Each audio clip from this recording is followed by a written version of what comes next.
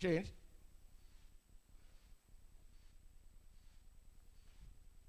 We're just showing you this is refinery council. All right, the areas that we focus on are agriculture, skills training, infrastructure, and small businesses, right? Go ahead, Joy. You focus it a little more, you can bring it up. Well, these are some of the projects that we have done and the cost of these projects. But you might not be able to see it, so it's a little shady. Could you go and get to another slide? We did some, sometimes you have to do something fancy when you're making a presentation. So this is how the pie chart showed how the projects were separated into what the categories. Agriculture, I think, is a major one. Skills training, infrastructure, because we have done many roads, and Mr. Len Blake will attest to that. You don't know. But we can't account for some of the roads because, as you fix the roads, the rain comes and the rains come and wash away the roads. So these are some of the projects that you don't really like to do much. But we like to do agriculture, training and that sort of thing, because we have trained over 6,000 persons since we have started. Could you change? Shift that. That's the same thing in a different. Go ahead, change again. Or the skills training. We have spent $1.9 million for adult literacy training program, and this was done through the Jamaica Lifelong Learning in St. Elizabeth, St. Catherine. Agriculture. We have done quite a lot of work in agriculture. We spent many $1 million in this area. Infrastructure. These are some of the projects that we have done in infrastructure. We have rehabilitated a number of schools, added to the size of the classrooms, quality of their labs, and so on. Go ahead. In agriculture, we did the Essex Valley crop production, which was quite a costly one. But our main, could you shift down to the water harvesting project? Go down further, John. Just shift it because we are running out of time. The water harvesting project, you don't have that on? Go down some more. Go down some more. Continue.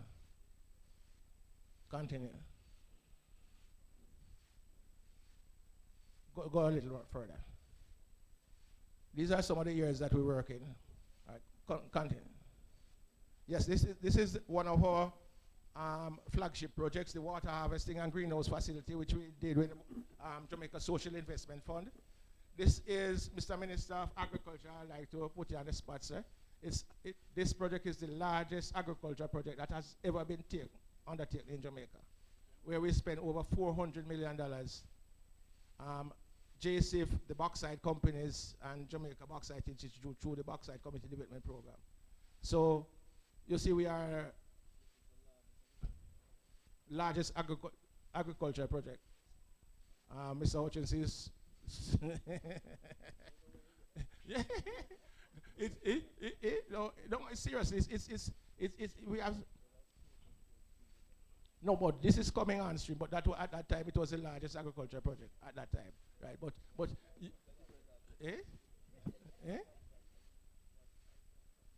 it was appropriate technology project where we use harvested the water using the mined out lands. We grade back the lands, got them shaped, lined, and we put the greenhouses around them to collect the water. So it was a symbiotic relationship with the greenhouses and the water harvesting. And we used solar system to pump the water to the farmers. And we had 8 of these sites throughout the bauxite mining area, where each site had 20 farmers, and each farmer had a 3,000 square foot greenhouse. So it has worked well, and it has helped the government to get the Ready to program back on stream. Because when the World Bank persons came, they were closing off the Ready one, and they came up on this project that we were doing, and they were so pleased that they asked JCIF to work with us to get back this program on stream. So this is what we are doing now. So I think this is what we can close off now, Mr. Chairman. So thank you, ladies and gentlemen, and I hope you got some information on what the Backside Community Development Program is about. Thank you very much, Mr. Osborne. At this time, we'd like to invite the Minister, the Honorable Pernell Charles Jr., Minister of Agriculture and Fisheries, to come and address the forum. He will also provide the context in which he sees the Castor industry and the development of the Castor industry in the greater plan for the development of agriculture in Jamaica. Please make him feel welcome. Thank you, sir. Good morning, farmers.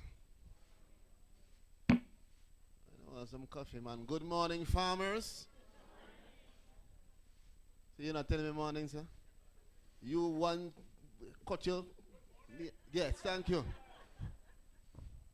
I see my friends from Moko and other places around Clarendon. I have to say a special morning to you. Of course, we acknowledge the Honorable Minister Hutchinson, our former Minister in Agriculture, and now in Transport and Mining. So no matter where you go, you're still touching castor bean and JBI in agriculture. And I have to say before anything else, whenever I'm talking to farmers, because you know, I'm still seen as somewhat new. It's been more than a year, but they still tell me I'm new to agriculture. So whenever I'm talking to farmers and I want to sound very serious, I say to them, as J.C. Hutchinson said to me last night, and that's it. Anything I say after that, they understand, they agree. So thank you, Minister. Of course, I want to acknowledge as well our host, Mr. Lindsay and the team from JBI, and of course, our good friends, Dr. Johnson from ICA, and Mr. Osborne, who just guided us through the largest project Jamaica has ever seen. But we acknowledge that and we thank him. And also our friend from IDB, who has graced our presence in Jamaica. We welcome you. We welcome you to Jamaica. Good morning. Now, I am actually going to be running off to St. Elizabeth, because as you can see, I'm going on a farm tour today, and I'm going to be looking on the drought areas. So I'm asking for your indulgence before I start to just permit me to speak and leave. And that's not my usual practice. When I come to an event, I treat it like going to dinner. I usually like to sit down, Mr. Simpson, and have my meal and go through the entire conversation after. But this one I'm going to have to grab the food and go. So see with me. Yes, yes, yes. Of course, I want to acknowledge the chairman of the JBI. I want to also acknowledge all of the team from RADA who I think should be here. I believe that we have Mr. Barnaby and Miss Grant here. Mr. Simpson, they're here? They should be here, as well as Mrs. Clark from the AIC and other members of the agricultural sector, members of the media as well, ladies and gentlemen. I'm very excited about this forum, because this forum represents the kind of partnership, strategic partnership that we need in agriculture. We are putting farmers at the center of our conversation, our decision making, our strategies, and anything to do with implementation. And I believe that acknowledging Jamaica black castor oil as liquid gold is a good start. It's a good start. But there's a lot of work we have to do to make sure that we organize ourselves, to ensure that we train and that we upskill so we can maximize the potential of this liquid gold. Strategically, we know that across the world you're looking at 75 to 100 million US dollars worth of opportunity in this liquid gold. That works out to more than our annual budget. 1.5 trillion Jamaican. And our budget was what? Anybody knows? 1 trillion. So it means that if you're looking into castor oil, you have a massive global opportunity. We haven't struck gold yet. But we do know the opportunities are there. And so there is more than enough reason to move in terms of developing our local castor industry. And I believe that now more than ever, when we at the Ministry of Agriculture and Fisheries, and rather Mr. Simpson and the team, are pushing our grow smart, eat smart. If you look back there, you see those lovely persons, and behind them you see the banner, the grow smart, eat smart banner. We are saying to Jamaica that in looking into the castor oil industry, which many of you have already been involved in, and some of you will be joining in, it is essential to understand how to do it most effectively, most efficiently, to utilize every inch, an acre of land, to find the best ways to extend the range of products, to find and refine the processing, to make sure that we utilize the research and the development to maintain our standards, to make sure that if we are looking into the effective ways of operating, we also know we need clean soil and clean seed. To work with ICA and other partners who have done the research and understand the distinctions between the different types of seeds and how it will fare here in Jamaica. And we've done a lot of that work. So a lot of the preliminary work is done for us farmers. And let me acknowledge you up here. I wasn't looking up there before. A lot of the work is done for us. We now need to make sure that we're pulling together, focusing our attention, giving the support to you, and making you do what you do best. Now, I am very interested in making sure that the agricultural sector remains inclusive. And by that, I need to acknowledge, for those who may be listening but cannot see who are here before us, that we have a really good mixture of men and women in this crowd. We have a very good mixture of very young, like this lady in the black and white. She could not be more than 25. I'm not going to pick on you. I'm going to how much? Who's 97? Could never be. Oh, okay.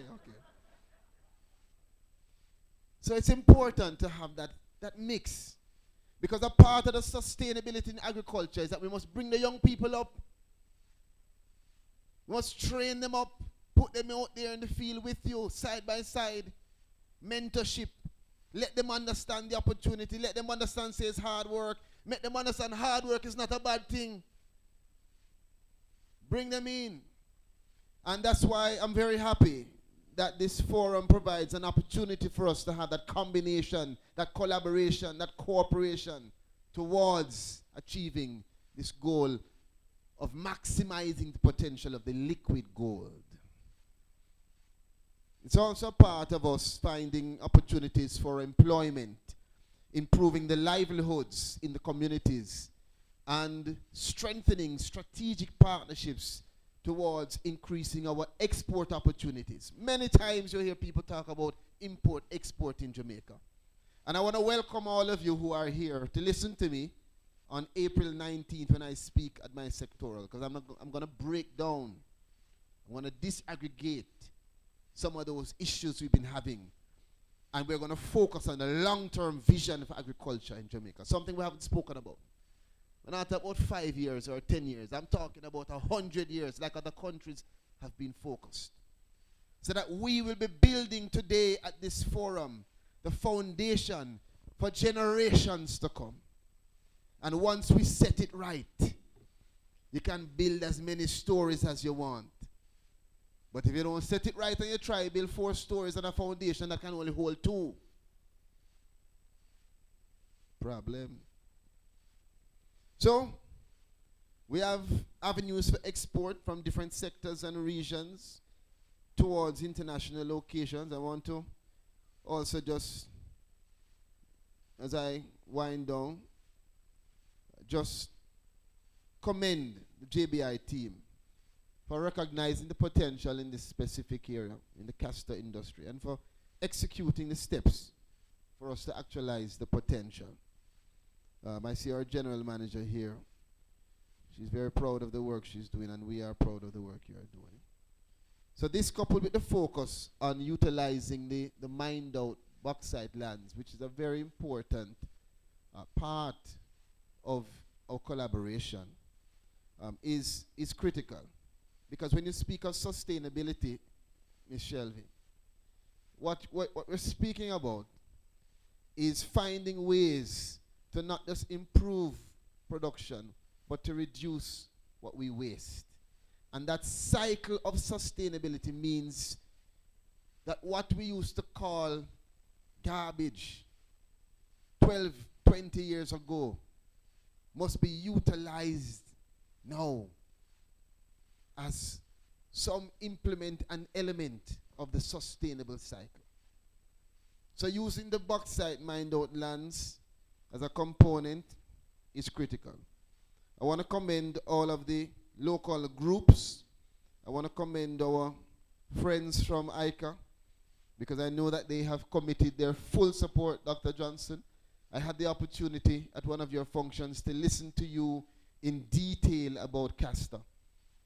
And I hope that today you will speak about those distinctions and the research that was done and why you choose this seed over the next, and how that's going to help us to achieve our goals more efficiently.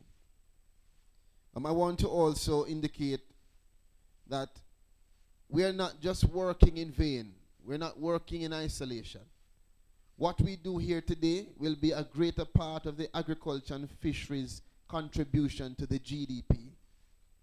Anything you do here now in terms of the discussion around planting or processing and creating products and niche products for the world is a greater part of developing Jamaica. Agriculture is the backbone. Last year we received less than 2% of the budget, and we were able to provide almost 8% to GDP. So if you ask me, investing in agriculture, investing in our farmers just makes sense. And that is why we're happy that we have received a little more this year, $21.25 billion to the ministry for us to push agriculture. It's a 19% increase from the year before. And we were calling for more. But we want to establish that we can work with what we have in the best way possible before we call for more. So I ask for you farmers, I ask for you stakeholders, as we push for agriculture to evolve in our country, as we move towards a new era of agriculture, let us reshape our minds to capitalize on the potential in the sector. Let us reshape our minds, adjust, recalibrate to make sure that we're working together. So whether you're from Clarendon or from Manchester, share the best practices for the benefit of Jamaica. Matter where you are. And as farmers, you understand, because J.C. Hutchinson told me last night that we learn more from the mistakes that we have made. And if you can share with a youngster, if you can share with a colleague, so they don't make those mistakes, then we're better off. Thank you for listening to me. Sorry that I'm going to have to run. I'm going to try and listen to the next speaker, and then I'll sneak out. Please act like you don't see me walking out. And again, thank you to all who are working and collaborating on this. I do appreciate it. And I'm looking forward to some of the farmers groups inviting me to come and see you in action. I know that many of you are not just doing castor oil. Like my friend here, you focus on a lot of different crops. I know you're 97, you do everything. So we want you to invite me so we can come and see what you're doing, work together with you, and try and inspire other Jamaicans to get into agriculture. Thanks again. One love.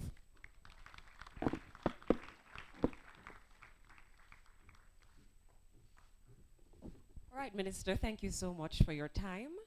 Now, before Ms. Kayla Grant comes to us, just a reminder to you, ladies and gentlemen, if you are able to place your cell phones on mute, vibrate, or silent, that would be highly appreciated.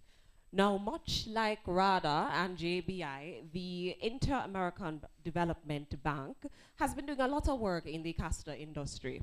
I now invite Ms. Kayla Grant, Senior Sector Associate, to tell you some more about the wonderful initiatives that they've been doing.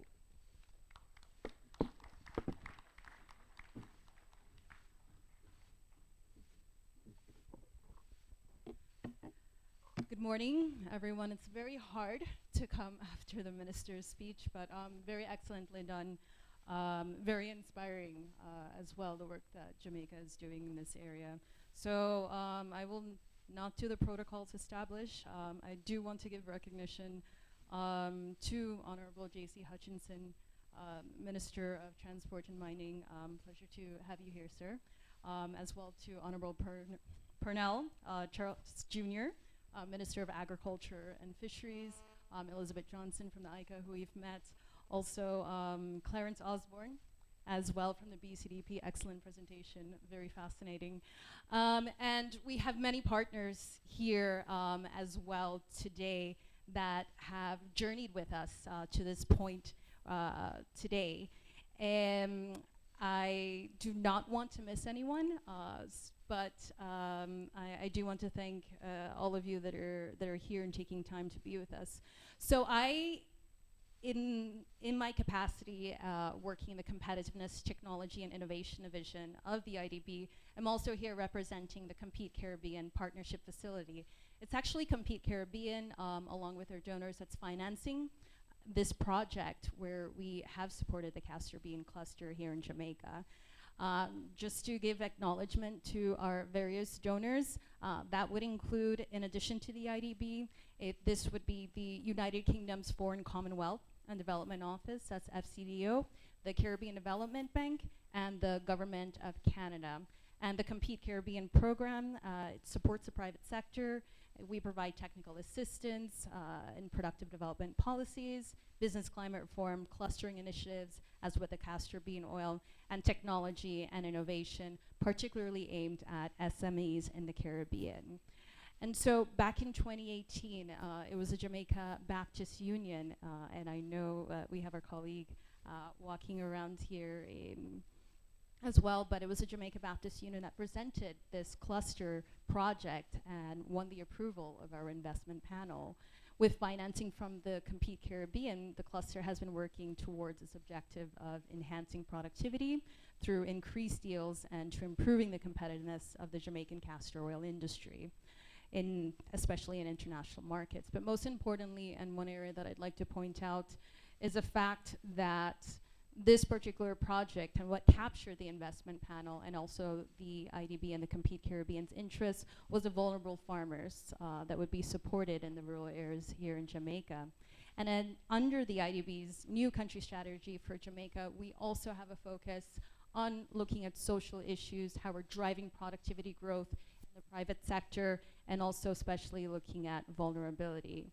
So for Compete Caribbean, this project represents an important progress in terms of the role that clusters play in advancing the economic agenda. This project squarely falls in line also with our president of the IDB, who has identified food security, climate resiliency and also looking at productivity and economic growth as key priority areas for the IDB. So you can look forward to future partnerships, especially with the Ministry of Agriculture, with ICA. We've been speaking with several others, such as the SRC, and also with the FAO, and how we can advance this important high-level agenda. And so I know that this will be mentioned a little bit later, but I really just want to acknowledge all the work that has been done and some of the achievements and commendable results that we've received. As the minister mentioned, there is a wonderful mix of both men and women who have been benefiting from the project. We've had farmers that were trained in business practices to efficiently monetize the shorter cropping cycle that the new castor bean represents. The agronomy training from ICA has been instrumental as well in demonstrating these new productive varieties that have been taking place. The agronomy audit on the new strains that was done, which yielded very important information regarding the variety, and also designed a monitoring and evaluation system for that. The pest risk analysis from ICA as well, and several others. This work has laid the groundwork for any stakeholder that's now going to legally import high-performing varieties coming from countries such as Brazil. This project also benefited from the UE, the Mona Institute of Applied Science, in terms of research and development. So within my division, where we're looking at competitiveness, technology, and innovation, we're often looking at cutting-edge technologies. You're also, I'm sure, hear a lot of buzzwords about drones and artificial intelligence, all of these things. But the question is how we can use technology on the ground to provide real support and access as well to those that are working on the ground. And so the research and development that's being done by UE currently is the fact that what they're doing right now is testing seeds that will determine the seeds that exist in the country, and then also how to move forward in determining the characteristics that's most suited for then taking it to large-scale planting. This consultancy will then be shared with the Bureau of Standards here in Jamaica with the goal of how we can collaborate to develop standards. What's important here is that this may move towards the development of a geographical indication and getting those certification marks for the Jamaican black castor oil, which ultimately boils down to more access within the markets. So I'd like to wrap up by also indicating the next steps and future opportunities. As I mentioned, the priorities of the IDB is focused on how we're supporting the Caribbean region in terms of productivity, private sector-led growth, social advancement, but also these aspects of food security and looking at climate resiliency. I would like to mention the Biggie program, which is boosting innovation, growth, and entrepreneurship ecosystems in Jamaica, which you may be able to access in the future. We will be launching soon another cluster call, but this is through the Development Bank of Jamaica, where clusters of farmers, or in this case a castor bean, if there are any further advancements, you would be able to apply to that new open call under the Biggie program. And so I'd like to wrap up very short. So thank you again, everyone that's here today, and we look forward to continued work with all of our partners here today. Thank you.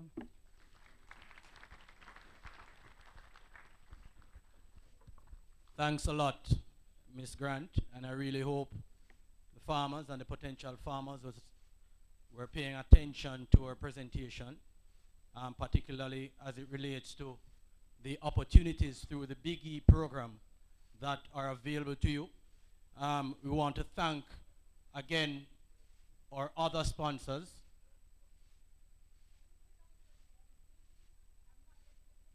Big E. It's a big with an E. 2 E's. Yes, Big E. Yes, so we'd like to again give a warm show of gratitude again to our sponsors. The Agro-Invest Corporation, they have a booth over there, so before you leave, please go and see what they have on display. The Jamaica 4-H, they also have representation here. Jamalco, they would have contributed quite significantly to us being able to attend here today.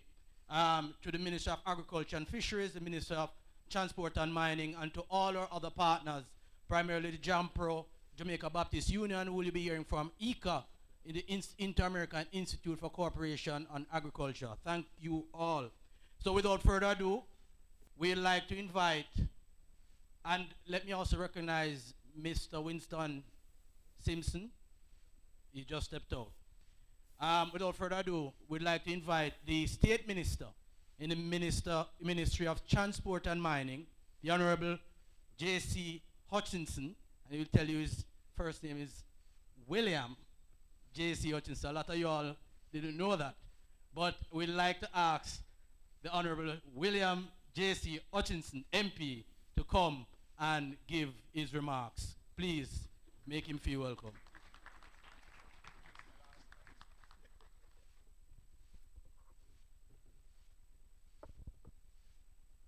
Thank you, Mr. Lindsay. Honorable Colonel Charles Jr., all distinguished speakers, let me put it that way, all those who are going to speak. And I deliberately say that because there is a name that I have here, Miss Yolande. I don't want to get the last name wrong. So I say all those who are going to speak. Stakeholders, investors, members of the media, ladies and gentlemen, farmers all, a very good morning. It is my indeed pleasure to join in this, the first Castor Industry Forum hosted by the Jamaica Bauxite Institute. I thank you all for joining us today and for the contribution you will make for a successful forum. I do not intend to make a speech, but I want to mention certain areas where I feel need to be looked at in the developing of the castor industry. I am one looking from the outside in because all the technical people are here, all those who know about castor are going to come and speak to you. So as an outsider, I just want to put certain things on the table as to how I think we should move forward. First, as we have been hearing, castor is actually black gold. But one of the things I want to see castor doing is filling that void that is left because of the decline in sugar, coffee, cocoa, and so forth to boost agriculture. There's this big void which we can fill. And so cane, coffee, cocoa, banana, everything has gone down. We need to step to the fore now and put castor on the forefront. Castor is one where we can have the very small farmer, the small farmer, the medium farmer, and the big farmer getting involved. And I want to look at castor being developed like the sugarcane industry, where you have the small farmers, big farmer, medium-sized farmer, all carrying their cane to a central point where you have a market. I take it now that we need to look at castor where we have to have it developed in a certain way. One of the problems we have in agriculture, everybody will plant, but where is the market? That is one of the biggest problems we have. People will plant castor. where is the market. So I am saying we need to look at this crop. But one of the things, as I mentioned to the minister a little while, castor is not established as a crop. It is not a crop in the Ministry of Agriculture or anywhere.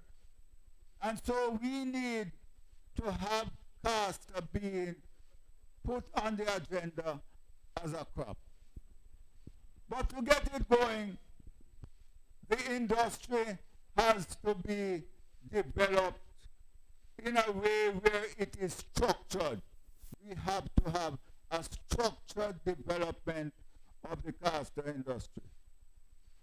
Because it is one where we have to start from the base. And when I say from the base, we need to start from those who are the farmers. And we have to have the farmers going into a group. And I'm glad to see that within the bauxite industry, we have a number of groups that are already established, right, Mr. Blake? It is one where we have to see to it. We have testing. We have to see to it.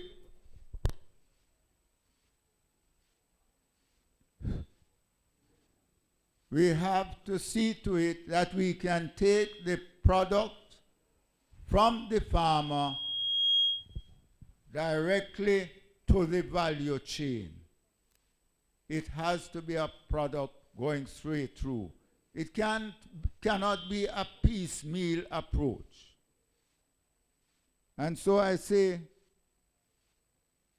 there are many areas that we have to look at in the developing of this industry. One of them is that we have to find a way where we provide shellers or areas, also dryers, because anybody going into castor now, it is going to be very labor intensive if you are going to use manual labor to shell the castor. We have to have shellers. And so I'm glad when we have those who are from the financial institutions who are here to guide us. And one of the things we must also understand is that when we are in groups, this is where you can get grant funding. It is one where you can also assist in counteracting pre-deal larceny. We have to look at the processors going from the farmer. The groups come together, and together they can deliver the product to the processors. With this, we can also have the crops being sold in bulk.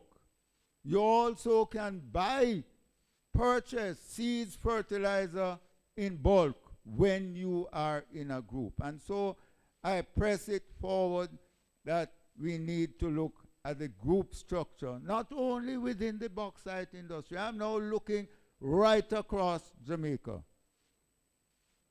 We also have to look at cold storage, either having cold storage in the different areas where we have the groups, or the processors need to have cold storage. Castor oil is used in skin, hair, soaps, massage oil, preserved leather, textile, drying, high-grade lubricant, all of these things. I want to say, and I know looking at the bauxite industry, I want to thank the Jamaica Bauxite Institute for having this forum.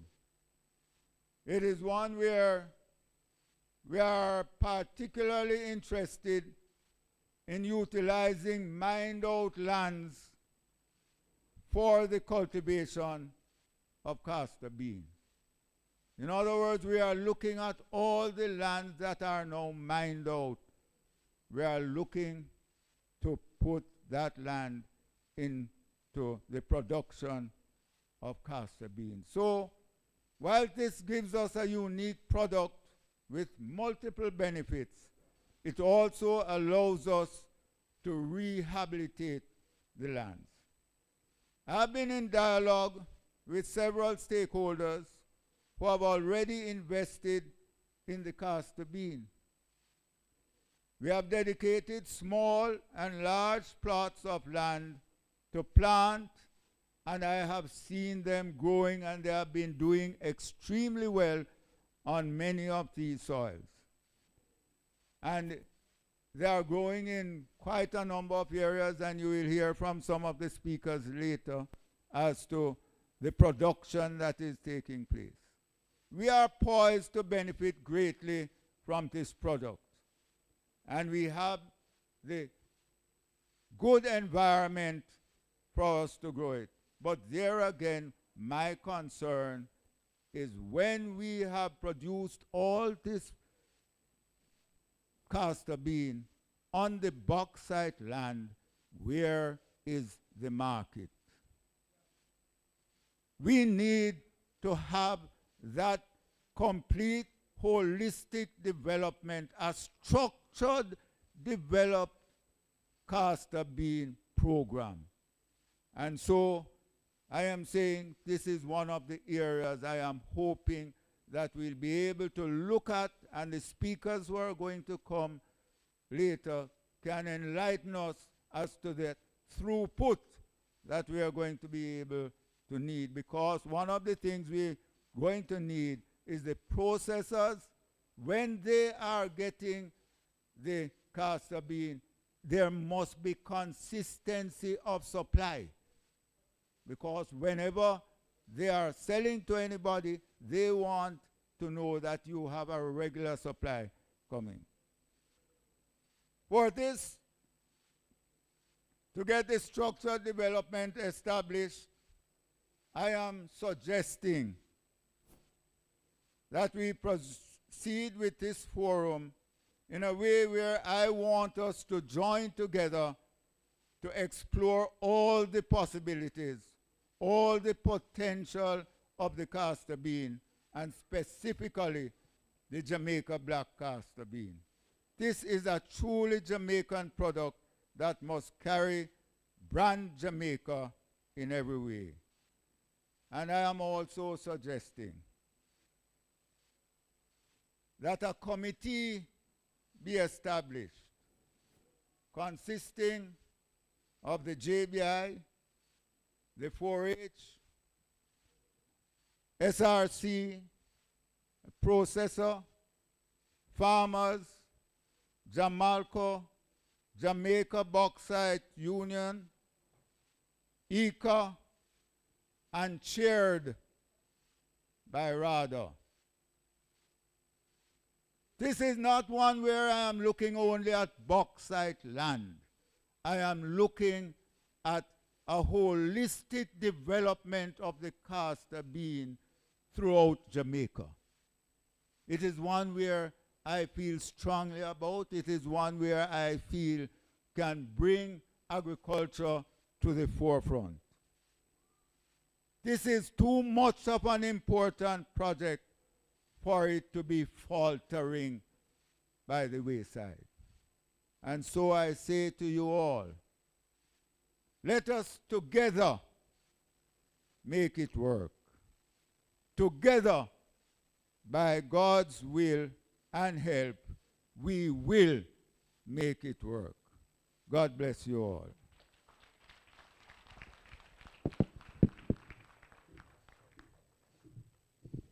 Thank you very much, Minister Hutchinson. A very inspired charge. And definitely, I can speak for the JBI and the partners and stakeholders who are in this room that we will be taking on that charge to heart, and we will definitely be moving to maximize on the benefits and opportunities in the castor industry.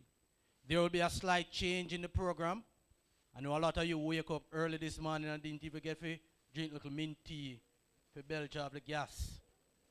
So we won't hold you too long because I don't want when gas go up in your head, you start blame the JBI.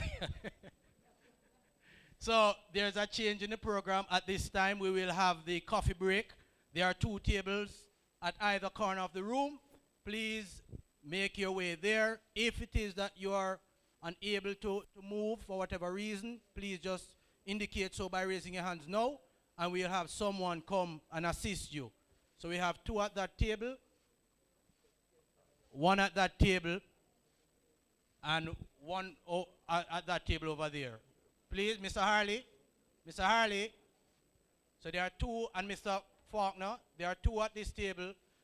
Miss Christie here, and over that table there. So we are going to assist those who cannot make their way to the tables.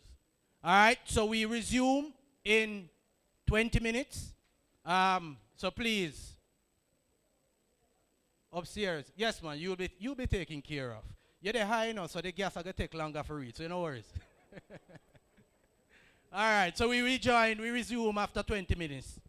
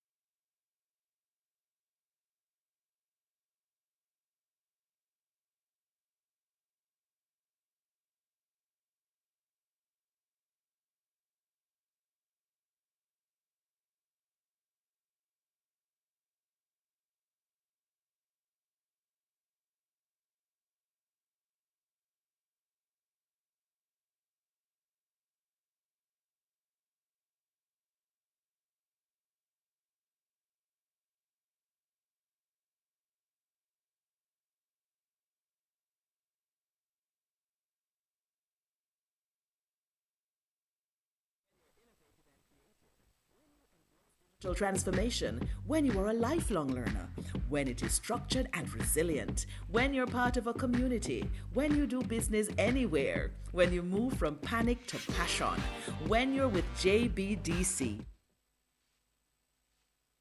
Whatever stage you're at in business, the Jamaica Business Development Corporation has effective solutions to help you succeed. JBDC, from concept to market.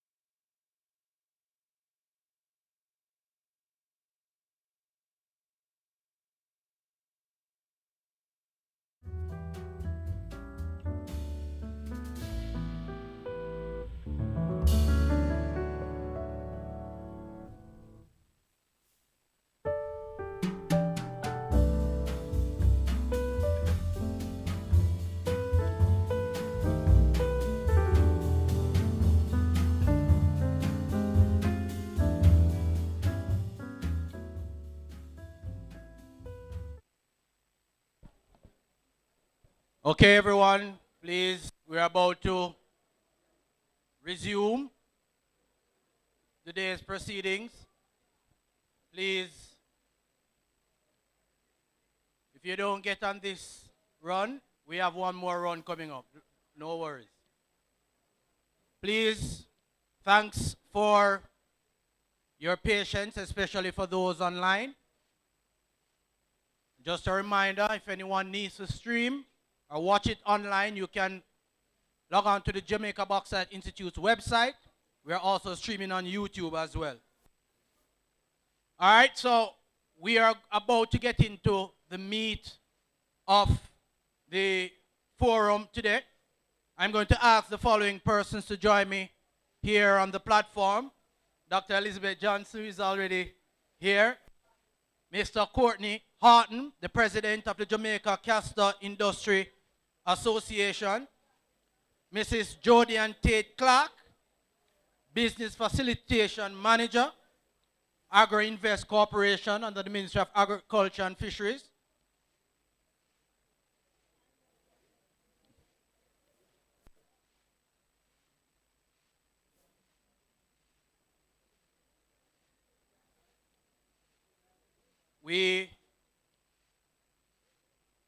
So this section or this session of the forum will be looking at the agriculture behind Castor. And in this session, I'm just going to ask everyone just to, as quickly as you can, find your seat.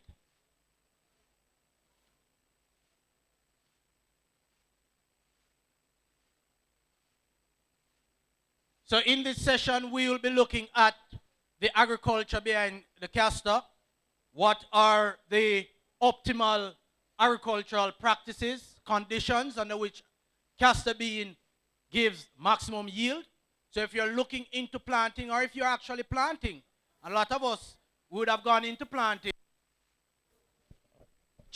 not knowing some of the technical information needed. And so because of that, a lot of us would have actually not fared so well.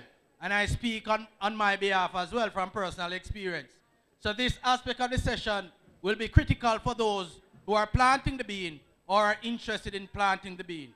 Before we start, we have our board member representative from the Jamaica Bauxite Institute Board, Ms. Sharon Hay Webster, who will be addressing the forum on behalf of the Jamaica Bauxite Institute Board of Directors. So please make her feel welcome.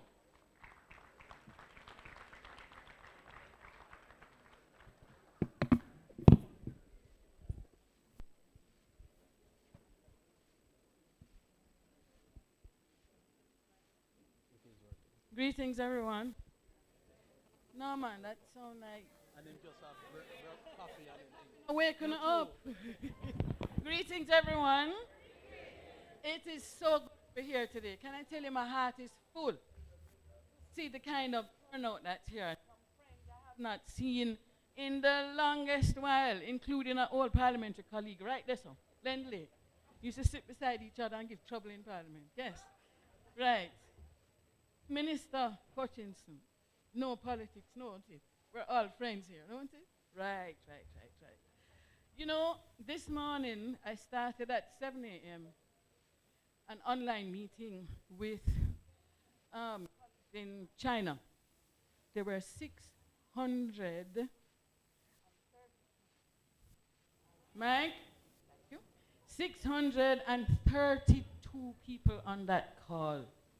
Can you imagine if we had had 15 seconds to say, black castor oil, liquid gold untapped? The turnout we have today means that every single one of you is a messenger for the possibility. Be you 97 years old? 97, you know, one of the worst things to happen in politics is to have a mic that's not working. Mr. Lindsay, will you do this to me? That one working? Not working either. All right, we have to cut. On behalf of Mr. Alston Douglas, Chairman of the board of the Jamaica Bauxite Institute, and I see my colleague here from the Mines and Geology, who is also a member of the Institute, Mr. Nicholson.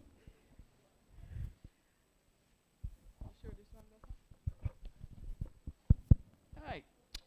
All right, see there, take kisses. Very good. Colleagues, again, on behalf of the board of the Jamaica Bauxite Institute, just a few words I want to have with you this morning. You know the skin is the largest organ of the body? Many of us don't recognize that, eh? And castor oil is one of the best treatments for that, be it outside or inside. When I was 4, my grandma had to sit on me. Remember this back to school thing? Oh yes, you just remember. Well, look here. Castor to me was the worst thing when I was a child, because all I could think, I literally ran around the house 4 times, you know, that to chase me, you know. And then she had to literally sit down on me to get me to take this thing. So from a child, castor has had a great significance. But as I get older now, and I wear locks like you see me here now, I will say to you that castor has made a big difference in the growth of the wonderful Empress locks. How me look? Things are gone, don't it? So I said that to just exemplify, we must listen very carefully now to the panels that are coming. JBI is a bridge. JBI and life after bauxite is real. I heard Mr. Osborne go through all of what we've been doing. Those of you who are not part of the clusters need to go look. I'll never forget. Is Margarita Isaacs here? Anybody here from Williamsfield Content Cluster? No? Up there, so? Okay. Tell Margarita I call her name. You hear? The first time I went to visit that cluster, colleagues, Margarita ran up to me and we had a big hug and catch up. But the key point that she made to us who had come to just see for ourselves what was happening is that Margarita used to be on 4 pieces of medication.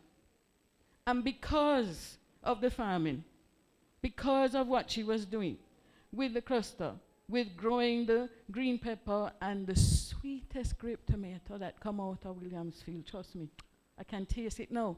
They're really nice. What you say, Mom? Yes? Yes.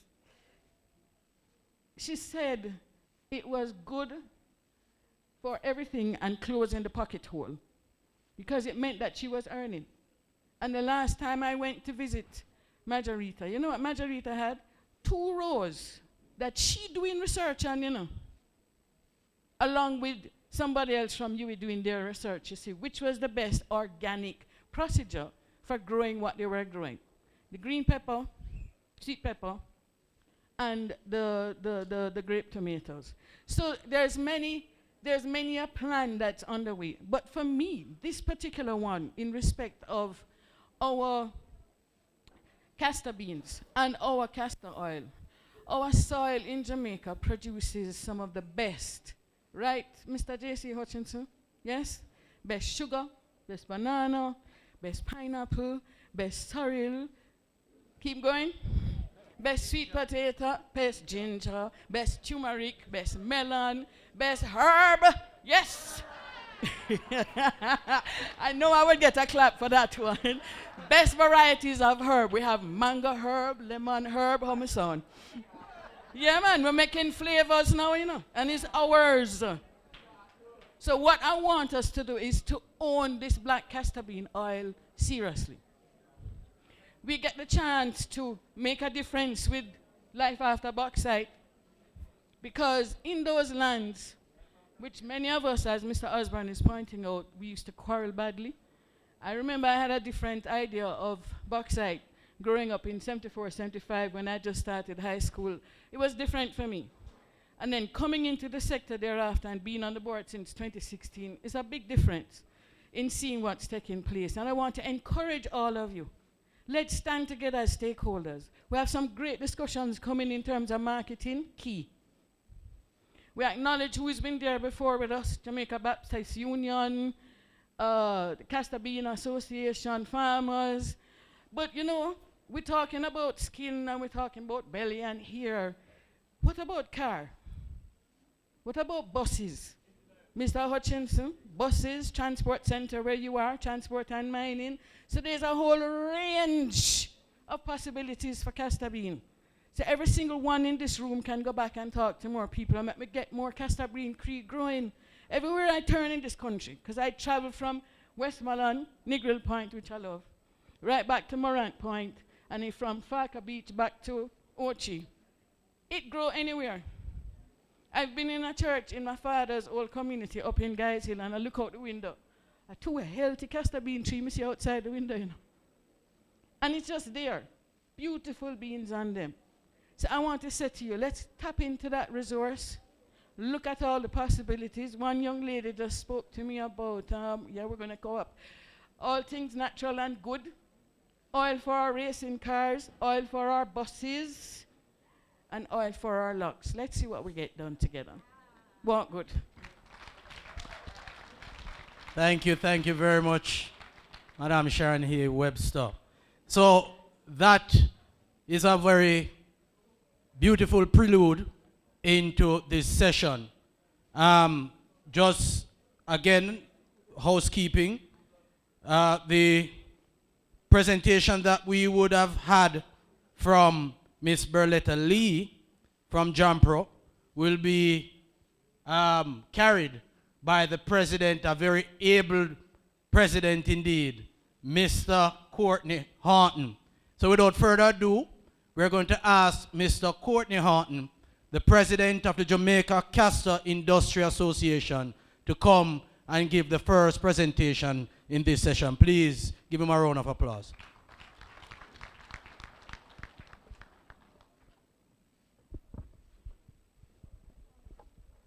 Good morning, each and everyone. That sounds good. Thank you, Mr. Lindsay. And I'd like to express gratitude and acknowledge the Honorable Minister Hutchinson. And this one is between me and him. Bobo skiwatan talala skiwa.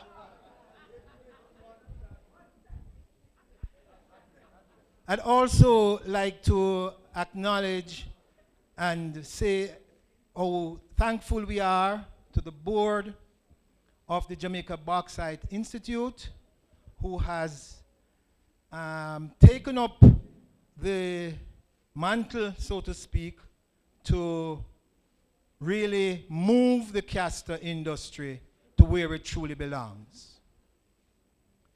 And I'd like also to acknowledge all fellow presenters, and I would also like to say a big shout out to all the farmers here.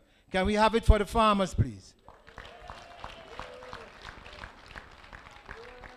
The farmers are the bedrock and the foundation of this industry. Without them, there's no industry. I'd also like to acknowledge all the processors who are here. Can we have it for the processors, please? Well done. Thank you. So without further ado, I will go into my presentation. I know it was said that we should be talking about the agricultural aspect of it, but from the perspective of the Jamaica castor industry, we have taken a broader approach to the entire industry. So I'd want you to just share the next 5 or so minutes with me. Can we have the first slide, please? Our vision is creating a totally integrated, economically viable, self-sustainable, zero waste, scientifically driven, agriculture-based industry from the Castor plant. Notice the Castor plant, not the castor seed alone.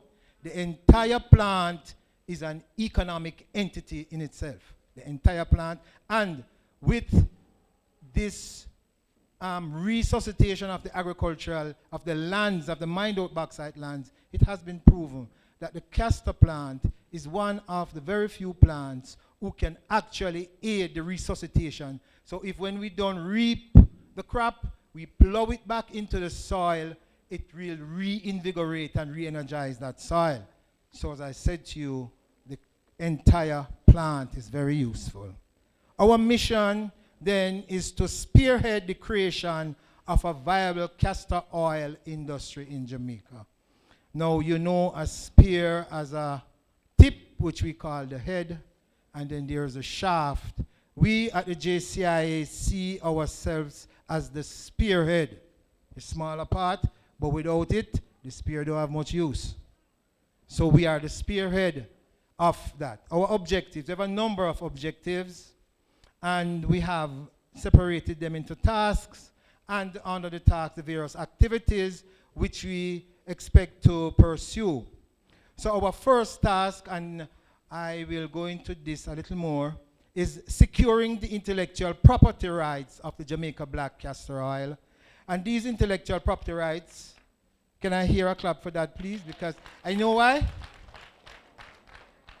I've heard it said, and we have anecdotal evidence, and we have research to show that the market, the global market for the castor industry is approximately $100 million and growing.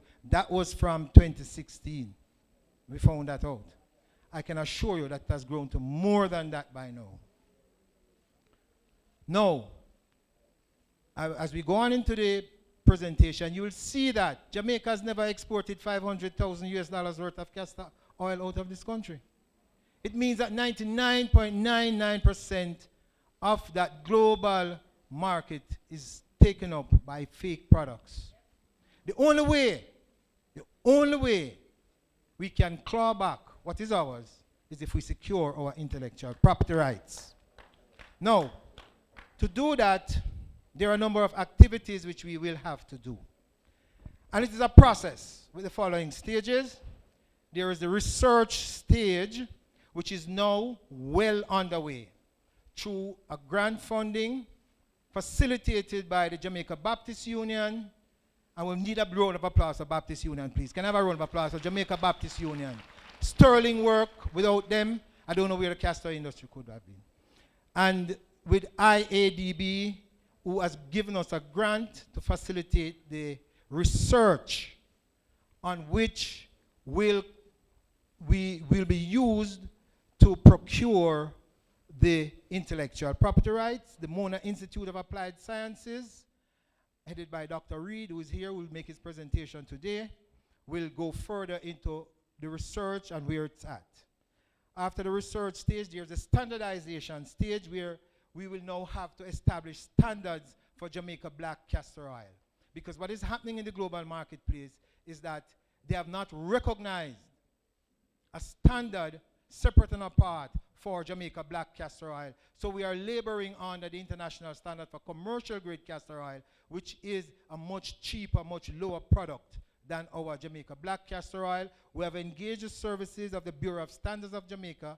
When this research is completed, then we will, in conjunction with Bureau of Standards, seek to establish the standard for Jamaica Black Castor Oil. That means that no longer will there be a willy-nilly approach into the marketplace, but that for you to get into the marketplace to be sanctioned and authorized, you will have to establish the standards so that we maintain the integrity of the product. That wherever that product comes from, we can say it has Bureau of Standards approval, and it is acceptable in the global marketplace. Then there's a registration stage, which will be done through the Jamaica Intellectual Property Office, which we have actually started talking to them, but we cannot proceed until the research has been completed. Can we have the next slide, please? The next objective is to protect market integrity. Now, the protection of the market integrity comes back to establishing the intellectual property rights, because even when we establish the intellectual property rights, this fight has only just begun. Because let me tell you this, the players in the marketplace now who's in control of that $100 million market, not going to walk away because we have gotten our intellectual property rights. They will not give it up. So when we secure the intellectual property rights, we must have strategic alliances with persons in international space who has the capacity to seek out those who are violating our intellectual property rights and protect them, and if needs be, take legal action to protect it. Next slide, please. Now, capacity building. This is key. Our agriculture sector for too long has been dogged by what I want to call an unscientific approach. Right? Lack of training which doesn't reach to all the places that it needs to be. So what we have done at the Castor Industry Association is to create a partnership with NCTVET and the Jamaica Baptist Union to develop curriculum for training and certification of industry participants. What has come out of that is that we have so far developed a level 1 module for planting, reaping, and storage, which has been completed and ratified by the NCTVET board. And we have completed a level 2 module for the processing, which is already being completed and ratified by the board.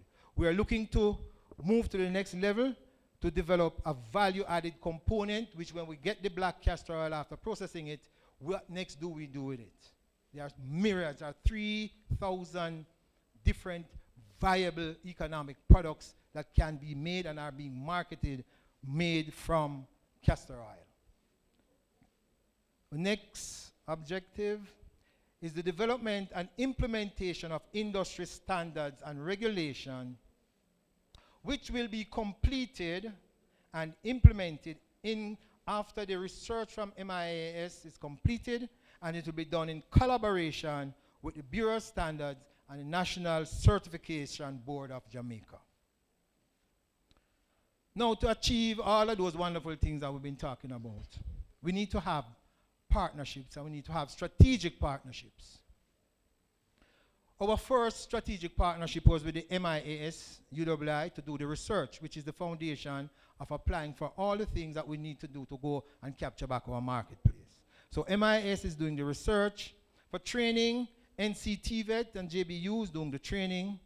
JAMPRO, who has been what I'd call our fairy godmother in all of this, is responsible for the marketing. And Bureau Standards, and we have a Caledona project working with Bureau Standard to establish the certification and the standardization. For our GI support, we have Jaipur Jamaica Intellectual Property Office, and there's a CARIPI project, which is Caribbean Intellectual Property Institute, I think it stands for. I think that's what the acronym stands for, which is helping us to along the path to getting the GI, which is the key one, the geographic indicator. And there's a Ministry of Agriculture and Fisheries who give us all-round project support, funding, and support generally, which comes from the Ministry of Agriculture. And then there's our compadres, our joint venture partners,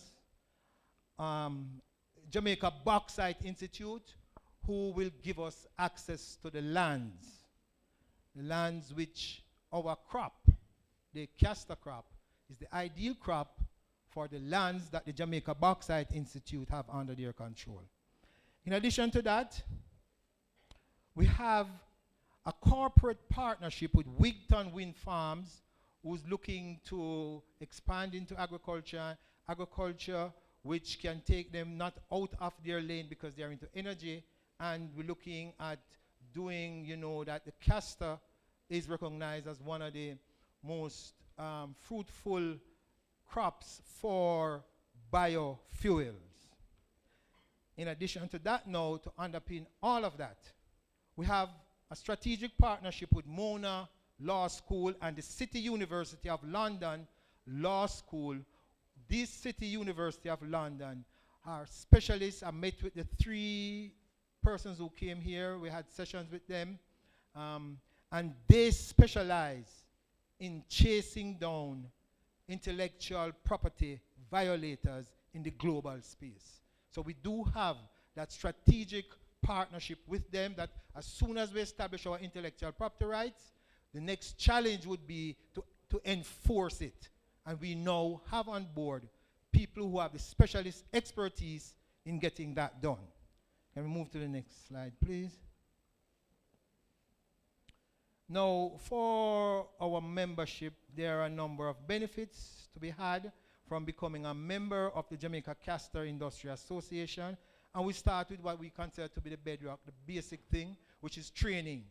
Training so that wherever you go in Jamaica and you run into a castor farmer, the process should be a uniform one, so that the end product is a uniform one. Okay? So we have processing consultation, castor growing consultation, market access, and seed provision. As a matter of fact, another member of the board will be making a presentation this evening pertaining to processing.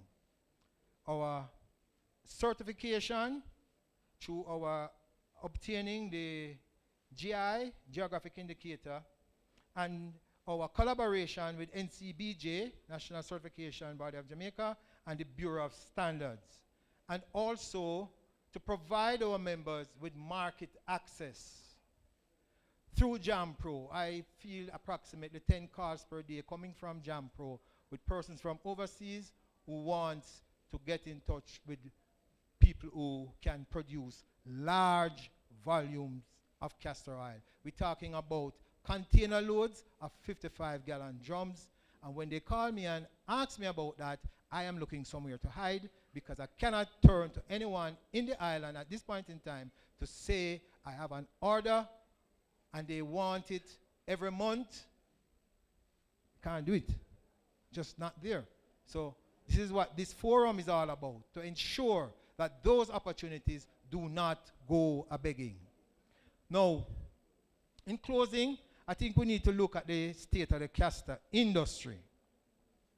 That graph you see there, the trend is not one which we should be proud of. It is not. What it says is that in 2014, we were doing we were exporting 180,000, say 185,000 US dollars worth of castor oil into a marketplace which has a value of 100 million US dollars. You see the gap? We need to do something about it. But the trend is worrying. Because when we go to the end in 2021, we see that it is a downward trend. It's a downward trend. We have to address this through partnerships and the vision of institutions like the Jamaica Bauxite Institute, who has the land, who has the capital resources. I don't hear anybody say no, so. Right? Right, board members have the capital resources, have some capital resource, and the capacity to bring all the players, all of you who are here today, because I'm sure you're here today because you see opportunity and you want to know how you can buy into this opportunity, how you can access this opportunity to improve our lives and to make Jamaica the place where we want to grow our family, do business, and raise our children. This, as it has been said over and over and over again, they call it liquid gold. Well, I name my product and my brand Black Gold because it is gold. Every single piece of that plant has an economic value. That's why our aim is to have a zero waste industry. And I'll not steal Mr. Terrier's thunder because he will explain to you the process of how nothing is wasted under a process that together at the JCIA in conjunction, Mr. Terrier has developed to see that we do not waste anything from this plant. Now, our primary challenges we're looking at, because we talk all the glory and we talk all the good things, but we also have to face the challenges, because that is what we have to overcome to get to the glory land. So I've broken it down into two, on the local scale and on the global scale. Myriads of problems on both sides, but we can summarize it as this. On the local scale, we just have no large-scale organized seed production. Just isn't there. Our industry has been built on wild harvesting. No industry can grow and sustain that kind of a model. We must get into organized, large-scale seed production. There are many models, successful models globally, which we can look at to see how we approach it. And I'm very thankful that Jamaica Bauxite Institute has seen it fit to host this, which shows their commitment. So we, all of us here, we need to hold JBI foot to the fire now to say that when we want the land,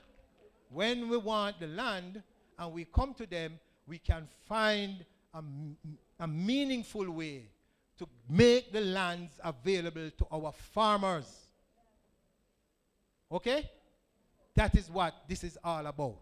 It's not about us coming here, sitting down, having a good time, having a good talk, and having a good feel good. We must get some results as a result of this. Now let's look at the global picture now. The global picture, as I pointed out before, is that the market for Jamaica Black castor oil is 99.9% dominated by fake products. Cheap oil bought from India or China, and charcoal is put into it, and they slap a label on it, product of Jamaica, and nothing no go so. We know that. The minister says $100 million is more than the budget for the whole island. Can you imagine if we could tap into that? We change our lives. So I challenge you now, challenge all of us to get it done. And I thank you. Thank you very much, Mr. Horton. And just to piggyback on the challenge that he gave to the Jamaica Bauxite Institute, one of the things that we are working out internally, Madam GM, is the establishment of land areas in the spaces that we operate that we can provide to small farmers in the cottage industry who want to come in. We will have to set up, through the support of the Jamaica Castor Industry Association and the other stakeholders who are currently operating in the space, at least as close as possible to get the standards that are needed for production. And within those spaces that we are going to sublease to small farmers, we'll be able to assist Dr. Howard Reed and the Jamaica Castor Industry Association with ensuring that not only are we providing land space and access to small farmers, but also we have a structure under which those farmers are producing to the standards that we need to get to where we need to go. All right, so Mr. Horton, thanks again for your presentation. At this point in time, I'm going to ask Dr. Elizabeth Johnson. You would have seen her here at the head table since the start of the event. But now she will be addressing the forum. And Dr. Johnson is from the Inter-American Institute for Cooperation on Agriculture, ICA. Please give her a round of applause. Thank you. And I want to say it's really a tough crowd to have followed. I mean, we have had a great morning of presentations. So I want to say hello to you all and to thank the JBI for having the insight to really bring this forum together, and to thank you for the opportunity to present a little bit of the work that we have been doing in Castor. So I want to to take us, I mean, we've had some interesting suggestions by previous speakers and also by Minister Hutchinson as to, you know, taking castor production to the next level. And I want to plant a seed in your head here this morning and share with you some of the results that we have seen with a new castor variety called Kika. And this variety was introduced. We introduced this variety as part of the project funded by Compete Caribbean with the Jamaica Baptist Union. All right, we were asked a really critical question here in terms of why are we not getting the results that we expect, all right? So the first thing I think everybody has already told us about the Jamaica black castor oil industry, and there is an unmet demand, all right? So if you just hit the, so here we have the opportunity to access 1.6 million just for Jamaica black castor oil.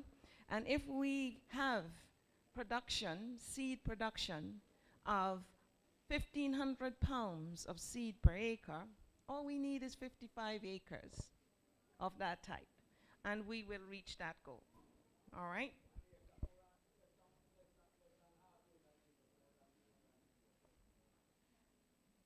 I want to see that variety. So, next slide, please. We have to talk. Next slide. So, we have been hearing about black gold. And this compound, this molecule, is what is that precious oil. It is one of the most unique vegetable oils, all right? Just by having unsaturated bonds there in B, okay, having all of these reactive sites A and C, this is what gives castor oil all of those fantastic properties we've been hearing about, okay? The cosmetology industry or sector is a small component of what castor oil can do. And I am amazed, Trini, if you haven't recognized or picked it up yet, but I share the exact same experience of being chased around the house on summers, after summer vacation before school, right? For castor oil, yeah, it's a purgative, right? But it gave us some of the most wonderful complexion, right? We didn't have acne. So it is really a fantastic product, and there is a lot of a market to capitalize on, and biodiesel is one of those areas, in addition to animal feed, because that plant has a lot of protein in it, as well as the seed cake or mass that's left after the oil is pressed out. It's poisonous because of the ricin, but it can be processed and you can remove the poison, right? And you can get fertilizer and animal feed and everything else from it. So yes, there is a lot of potential. And that market for castor oil as an industrial oil, as a biodiesel, etc., that's actually 1.02 billion US dollars annually. And the demand is still unmet. So there's a lot of opportunity. Next slide, please. So just keep clicking. So for this project, we were challenged by some of the most interesting castor farmers, and I must say, I love the people in the castor industry, because they're dedicated, they know what they're doing, they know what they want, right? And they're willing to try to get there. So what we found out, or what we were told by these castor farmers, all right, we did it all, and I mean they did it all. It's a fantastic project that was set up in terms of the support, the amount of organizations that were involved, etc. And the farmers did do what they were expected to. But still, we're expecting to get 2,500 pounds per acre, and we're not getting it. We did everything, right? Farmers, this here was one of the fields we visited, right? And as you can see, this farmer is into cropping, or he has his castor in the back and corn in the front, all right? And those trees are huge. They're big trees. So just harvesting those trees were really troublesome, all right? And the other problem was that the seeds or the fruits were shattering, okay? Now, the fruit of castor, it has 3 lobes, as you know. I ain't telling you something you don't know, right? Some 4, right? But the true varieties really have 3, okay? Now, can you imagine if even one of those segments shatters, right? And you lose that seed, you're losing between 25 to 33% of your crop right there, right? So that was one of the problems, okay? And all of these traits we're describing, huge trees, shattering of seeds. I mean, I don't know if you've ever been in, I am sure you've been in a castor field on a hot day and you're hearing this thing popping and seeds flying all over the place, right? And then when you harvest the raceme or the bunch and you put it to dry, next thing you seed popping all over the place as well. So by the time you really get around to pressing the seed or getting oil, you lose half your crop, right? Because you can't go and find those seeds. So we were tasked with, we need a solution, all right? So next slide, please. So we listened, right? And we looked for a variety that was short, right? Now, 6 feet is tall for me, but short. Plant architecture that was upright, not spreading and open. A short vegetative cycle, okay? Now, the thing on the positioning of the male flowers, that's kind of really technical in terms of where those flowers sit and to maximize the seed production on the top. Because if you've got male flowers intermingled with your female flowers, the females are the ones with the red ends, right? If you have them intermingled on the raceme, what you actually have is a space competition, yeah? So having most of the male on the bottom, the flowers, leave space for the females on top, right? We don't want shattering. We want indehiscence, all right?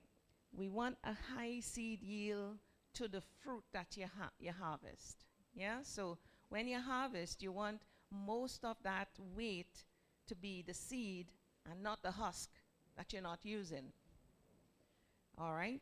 And high oil content, okay? So, believe it or not, we found something, Kika. We went through the entire process, did the pest risk analysis, etc. And now it's possible for any castor farmer to find a seed, a qualified or certified seed producer in India, China, or Brazil, and literally import seeds from the J-Swift portal. It's possible now, all right? It's not an easy process. I'm warning you, it's not a straightforward process, but it is possible, okay? So we took this Kika variety, all right, and said, all right, we need to see what this can do next to a known castor variety that was being grown by the farmers, okay? So there's something called Nordestina in Jamaica. It's not the true Nordestina. So I kind of shortened the name and call it Nord, right? So we grew Kika versus Nord all right, in a trial at the Bodles Research Station, we chose soil types that are representative of the types that farmers grow on.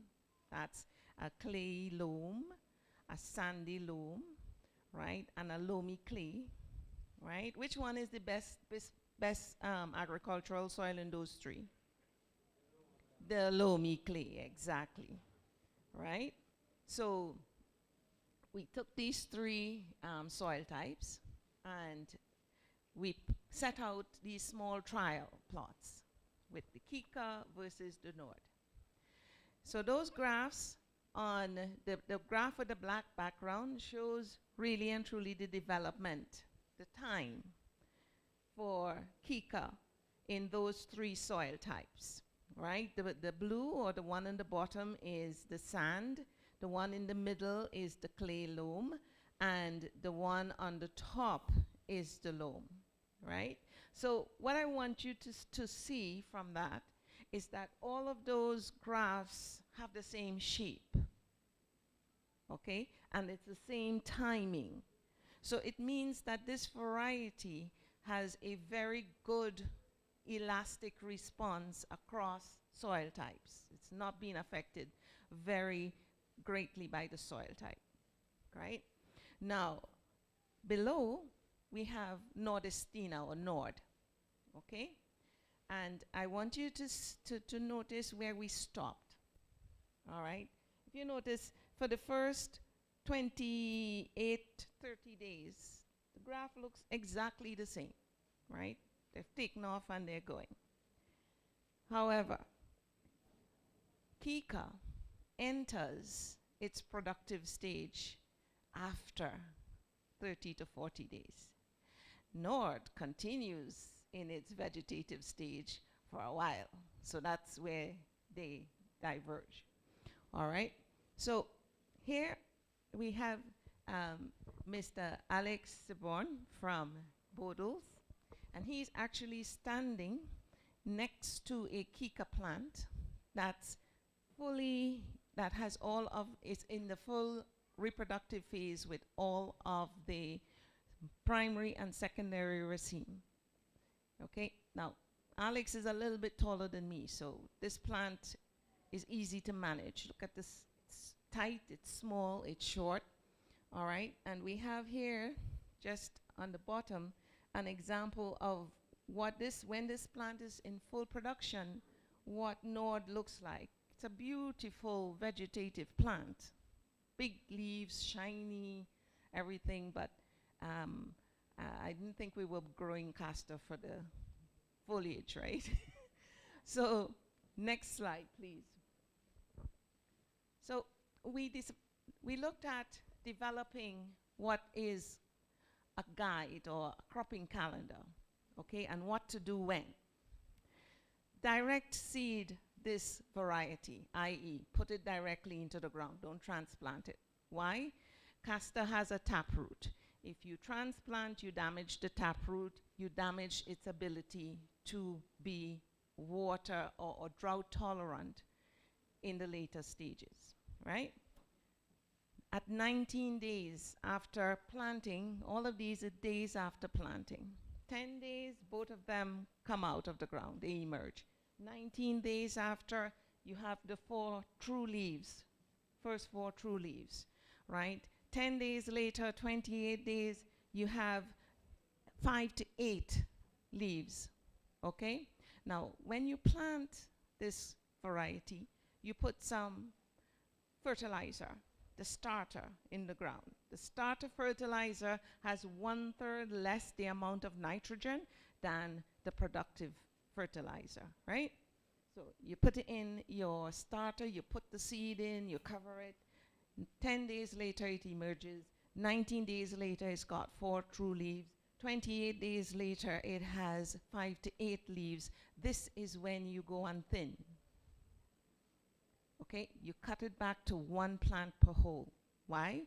If you leave 2 plants in, you have competition between the plants and you reduce your yield. Okay?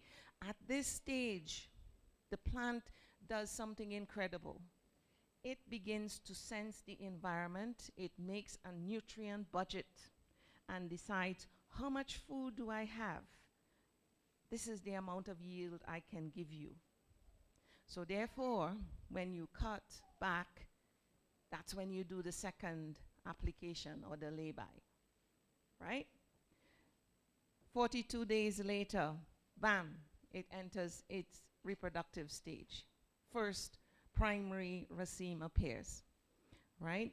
10 days later, 5 days later, 5 to 10 days later, you're seeing the primary or the secondary racemes appearing, okay? Now, at this stage, this is where the commercial production comes in, because you want to minimize your labor, okay, with this variety in terms of actually being able to harvest all at the same time. The first 50 days, okay, or 40 days of this plant is crucial. It requires food and it requires water. It needs about 500 millimeters of water minimum to give you optimum yield and also fertilizer. After your secondary racemes have appeared, cut out the water, right? The plant has developed a taproot. It is drought tolerant. And what happens? If you cut water, you stop it from making a whole lot of more tertiary more racemes. You let all of the energy go into building and developing the seeds on what you already have, and you actually synchronize those racemes to now mature at the same time. So the whole thing now becomes synchronized, and you then are looking at the development of your racemes to go 100 days later and harvest everything. Okay? Now, you can literally look at the development of your seeds, cut it. Okay, at 58 days, you can see here where it's very, very white, chalky white. There is no oil yet. Okay? By 63 days, you literally see the oil start developing in the seed. And this is from here on, the plant you can literally start harvesting if you really and truly want to go in and harvest a whole many times and go through the process of drying a little bit and what you could start at this point in time. Better to wait until everything is ready. This is not going to shatter on the tree. You don't have to worry. So leave it, let it all come dry, and then go harvest everything. Right? So by 90 days, this thing goes through the entire life cycle. You take the plant, okay, and you work it back into the soil, or you compost it, right? You make manure. You can literally now use this crop for two things, as an intercrop, and you have your organic matter for your next crop, right? Or, depending on where you are, because remember we are saying critical to this is water. So depending on where you are, you could go into another production cycle, planting more seed, right? So before we go there, can we have the next slide, please? So what should we avoid, right?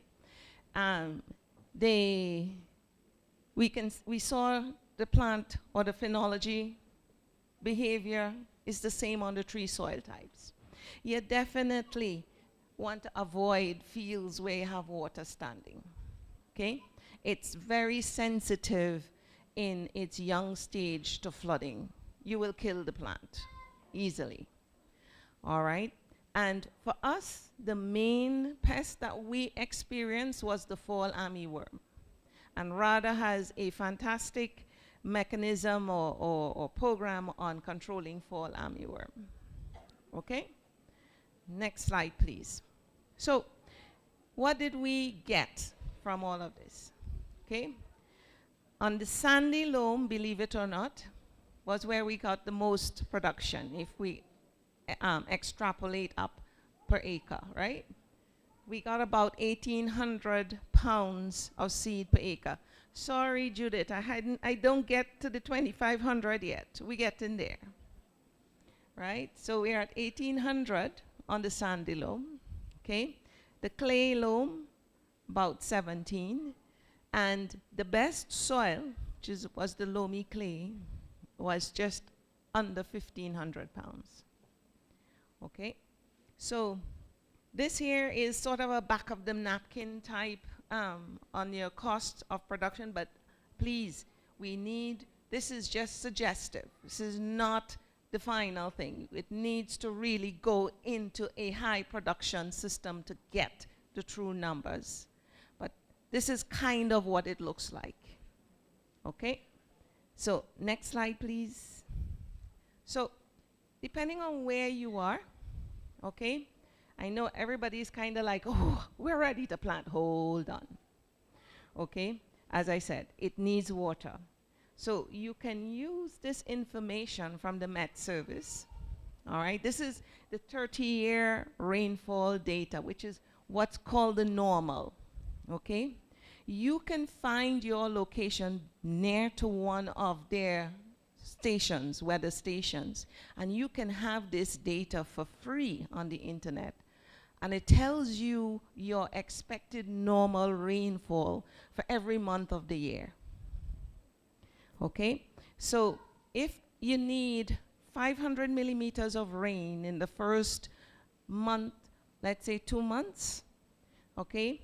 If you are in, what's that? Aldry, okay? Here, these are the months you can do rain-fed production, where I have green on the chart is depending on where you are, Amity Hall, Appleton, okay? These are the months you can do rainfall production for this particular variety. The red lines show where you can do, you will have to irrigate if you plant it to ensure that you have enough water by the time the plant gets to the reproductive stage. All right? And if you're in Alexandria, well, you know, St. Anne, you literally have to irrigate, do drip irrigation for this variety all the way through. Okay? But you can find your location near to one of these weather stations and you will know your normal, what to expect. Okay? The Met Service also puts out seasonal forecasts every 3 months, and they tell you if it's going, the percentage likelihood is going to be wet or dry. So this is important information for rain-fed farmers especially, okay, for timing your crops. All right, and this gadget here is something called a rain gauge, okay? If you want to know exactly how much water your plants are getting or your crops getting, this is a good investment. It's only $6,500 for one, right? And you can track that information yourselves. So that there is what I had to share with you today. I thank you for your attention.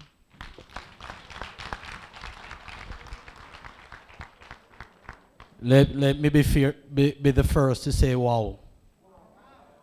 Give Dr. Johnson another round of applause. I mean, I have been working around or with Castor for the better part of what, Ms. Osborne, about a year or two directly, and I'm telling you, half of what you shared just now, I did not even know. So it shows the value of the information that you just shared. And I'm sure that a lot of other farmers here would have learned quite a lot from Dr. Johnson's presentation. We are going to have all the questions.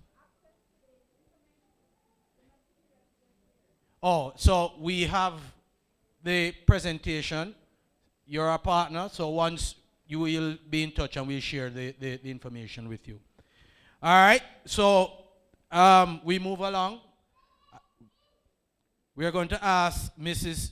Jordan Tate Clark, who is a business facilitation manager from the Agro Investment Corporation, to come and share with us what that agency has been doing and what are the avenues for support that the agency have for Castor farmers and those in the industry. Please, again, give her a round of applause.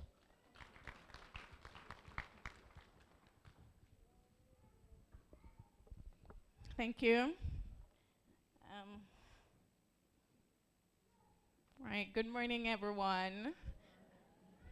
Honorable Minister Hutchinson, a special good morning to you. But to everyone here, good morning. All right, awesome. So I'm here representing Agro Investment Corporation. I'm not sure if you're aware of who we are, but by the time I'm finished today, you're going to know. All right? All right, so Agro Investment Corporation is the agribusiness facilitation arm of the Ministry of Agriculture and Fisheries. Our focus is on promoting, facilitating, and developing agriculture. Our main mission is to contribute to a viable, sustainable agriculture sector and socio-economic development by mobilizing finance, promoting investment, and by providing market intelligence, land infrastructure, and support services. You can continue. By promoting, we identify, package, and foster viable agriculture investment opportunities.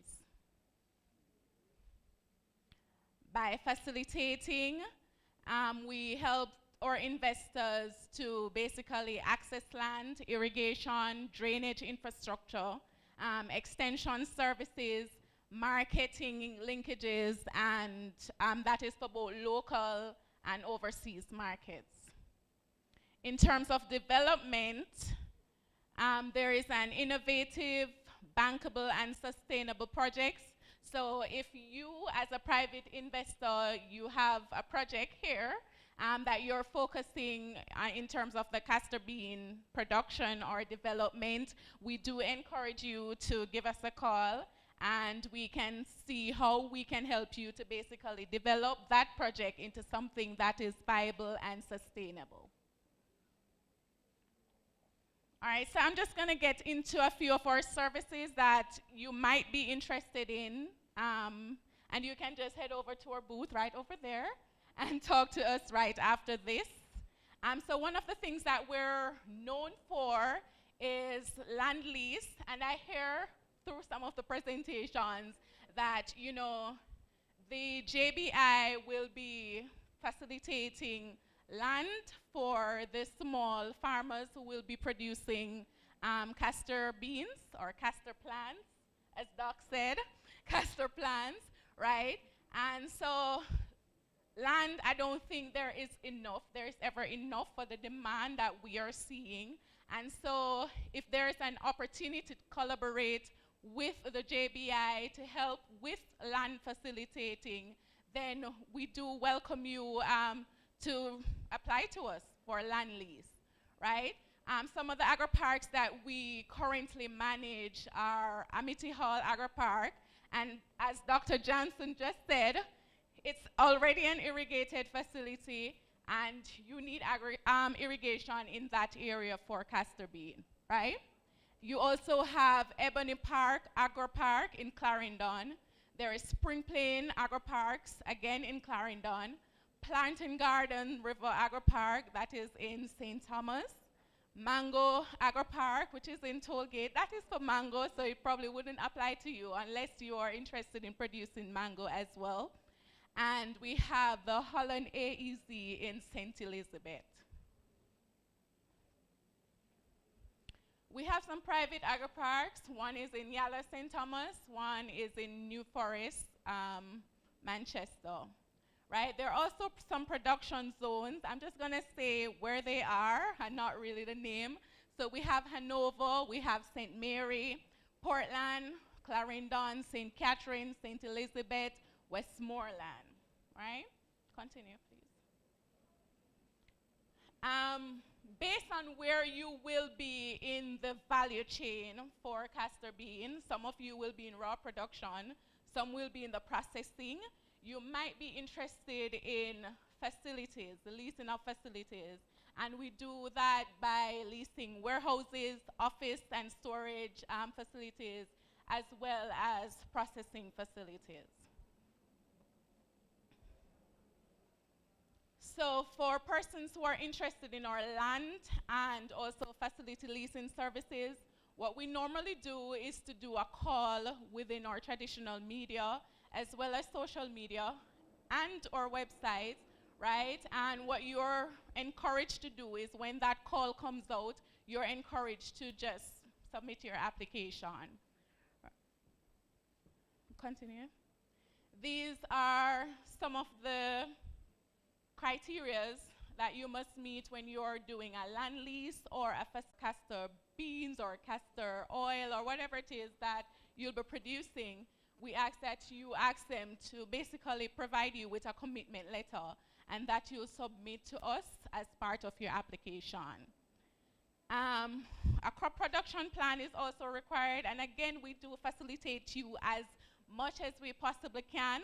So we have what we call part managers, and they will help you to basically complete the crop production plan. And then the others would be a copy of your ID and TRN. That is for both entities as well as individuals. However, if you're an entity, your business, we do recommend that you provide us, or we do require that you provide us with a certificate of incorporation. Continue, please. A free service that we offer is by way of what we call investment profiles. And investment profiles help you as the potential investor with general but important, we consider to be very, very important information. So when you're just starting out in any type of business, there are a few questions that you might have, right? You might consider it to be very expensive. You were supposed to approach a consultant to get customized advice. And so we thought of this and we provided the information that you would need via an investment profile, right? So if you go to our website at www.agroinvest.gov.jm, you'll be able to, like today, get a castor bean investment profile. So that gives you a good idea of, some of the things that you'll need to consider if you're going into castor bean production. All right? This is my baby, and this is something that we basically are in charge of in my unit, and that's the business planning services, right?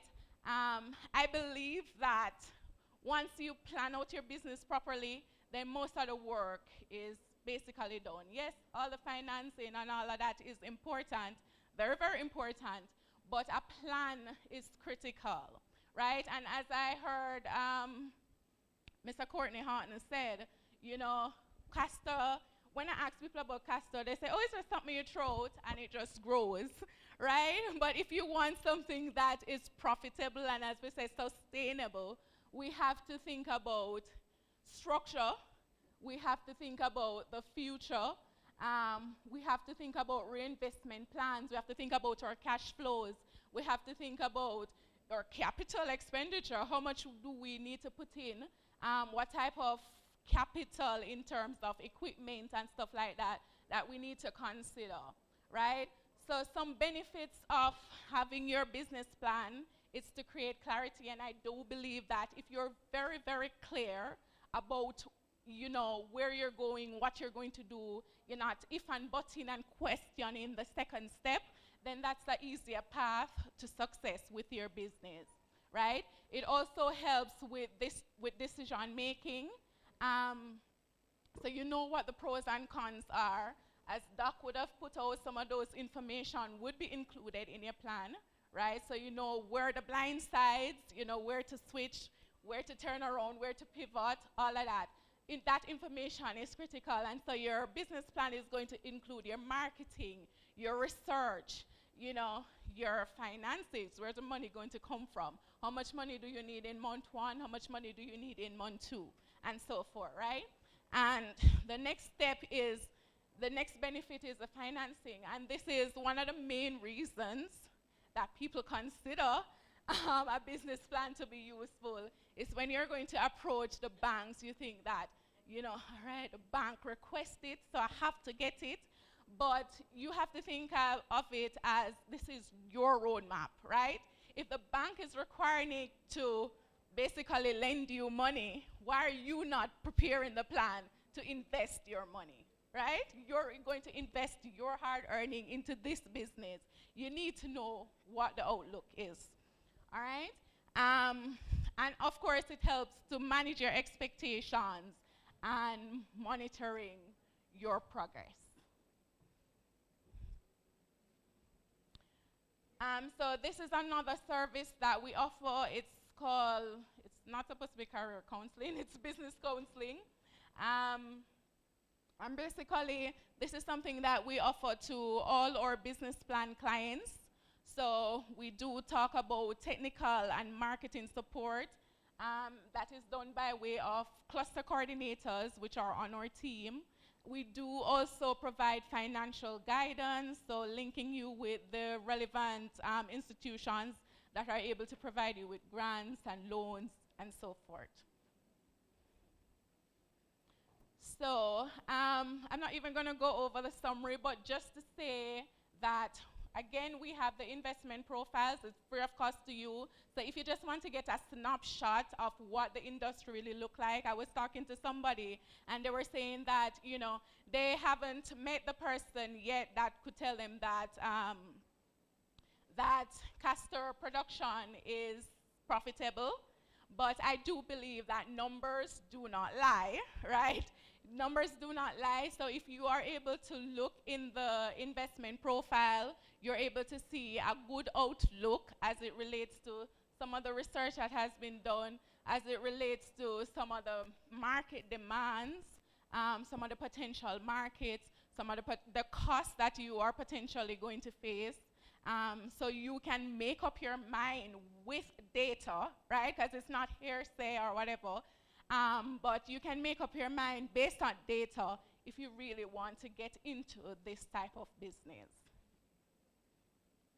All right, and so that's it for me. Again, you can find us at you can send us an email at info@agroinvest.gov.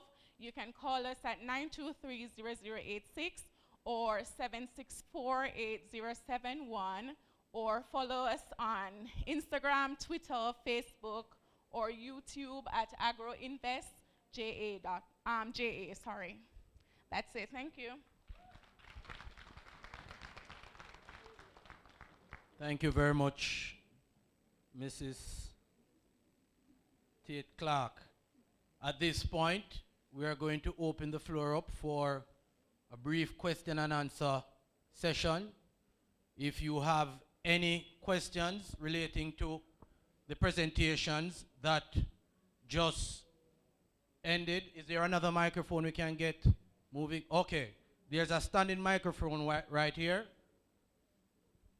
We are also going to take 2 questions from our audience in Streamland. So if there is anyone there who indicates that they have a question, you can let us know. Yes, sir. Oh, before you go, if there's anybody in here who would also like to sign up to participate in the Kika trials, you will call it, under ICA, their booth is over there. So before you leave, be sure to sign up to participate in that activity. Yes. Sir. Good afternoon, everybody. As I sit down and I listen keenly to all the presentation, but I want to know, firstly, when you plant the first seedlings, how many crops do you reap before you got to replant? Secondly, suppose you're living into an area where is no water, it's only rainfall. How do you get help to do your production in farming? Those are my two questions I have to ask.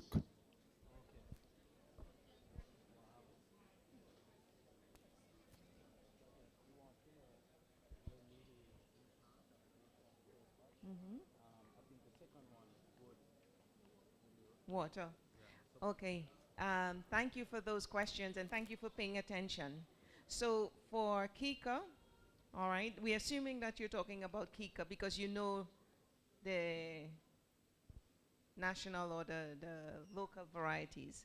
For Kika, once you plant and you harvest, that's it. You take the plant out. All right? So after 100 days, this is intensive, we're talking about intensive planting. We're talking about 10 to 20,000 plants per acre here. Your plants are at a spacing of 1 foot by 2 feet. 2 feet within the rows, 1 feet within a row, right? So that's why we're saying it is, because it's tight, it's small. Okay, so you go in and you take off everything, and then you can literally compost that plant. Okay, and you have your fertilizer for the next crop you're going to plant. All right, if you keep the plants longer, okay, what you would now be looking at doing is to try and to reinvigorate that plant. So you have to fertilize again, bring it back into production, and your yields will not be as good as the very first time, because now what's happened? Now you have a whole lot more vegetation to feed that's not going into seed production, right? So the plant, remember, the plant is always doing a calculation as to how much energy I need to put into vegetation and how much I can put into seed, right? What we want to do is to optimize the amount of seed that we get from this plant. It's a seed crop, right? So if we're looking at a seed crop, then for your best production, it's better to replant seeds. All right? And your next question was on water. As that information, that 30-year is online. It's free. It's the Met service that provides that information free of charge online. The how to get it, the website or the link is actually in the presentation. All right, you can download that info, and that's where what I showed is just a snapshot of the number of rain stations that's distributed across the island. I am sure there is one near you. You just have to go down the list and find the one that's near you. If you are in a region that does not allow you to get 500 millimeters, at least 500 millimeters in the first 2 months of your plant's life, then you need to drip irrigate to get that water. It's critical. The water needs of the plant for the first 2 months of life is critical for yield. If you don't give it enough water, you don't get the full ability, yielding ability of the plant. Okay? I hope I answered your questions.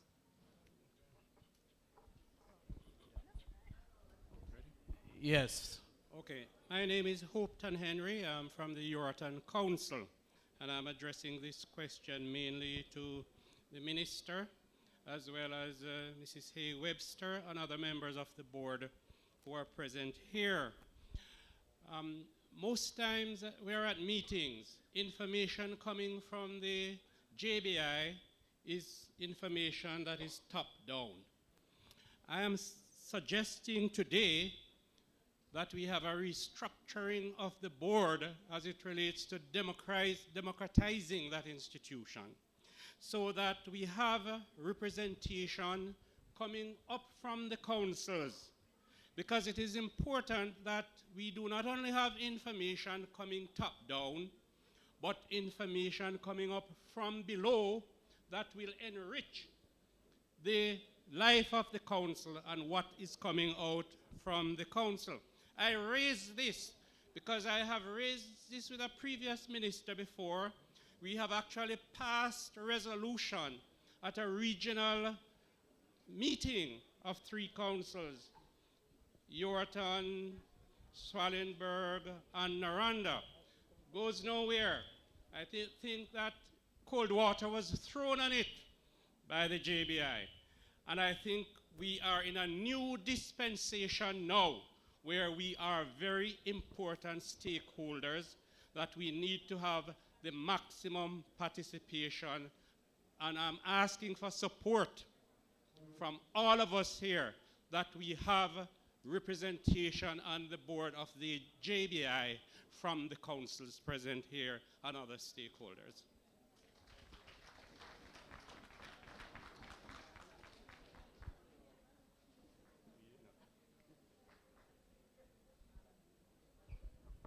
Yes, I would just like to say, I am one who believes in the formation of groups.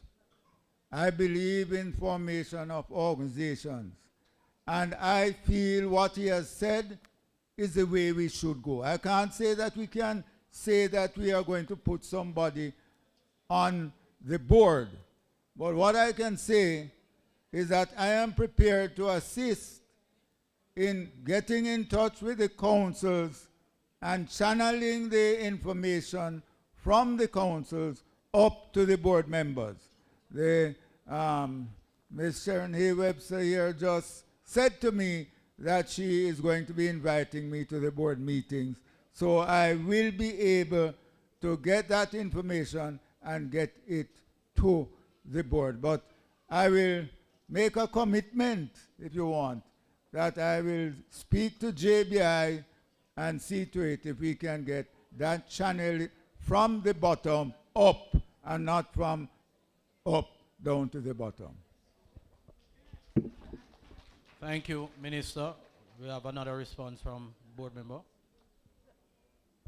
Just to add, Mr. Henry and colleagues here, when the subcommittee of the board, the BCDP, meets, Minister, we take the information that comes from Mr. Osborne and Mr. Halley. So we get the chance to hear that. Not so, Mr. Halley? Mr. Osborne? So it goes both ways. Maybe you're not feeling the response as fast, but I'm saying to you as an active member of that subcommittee that we do get the reports from the field. But I look forward to the minister's involvement on that too, because he, being at a higher level than me, can make some linkages that I couldn't make, especially in respect of policy. Thank you.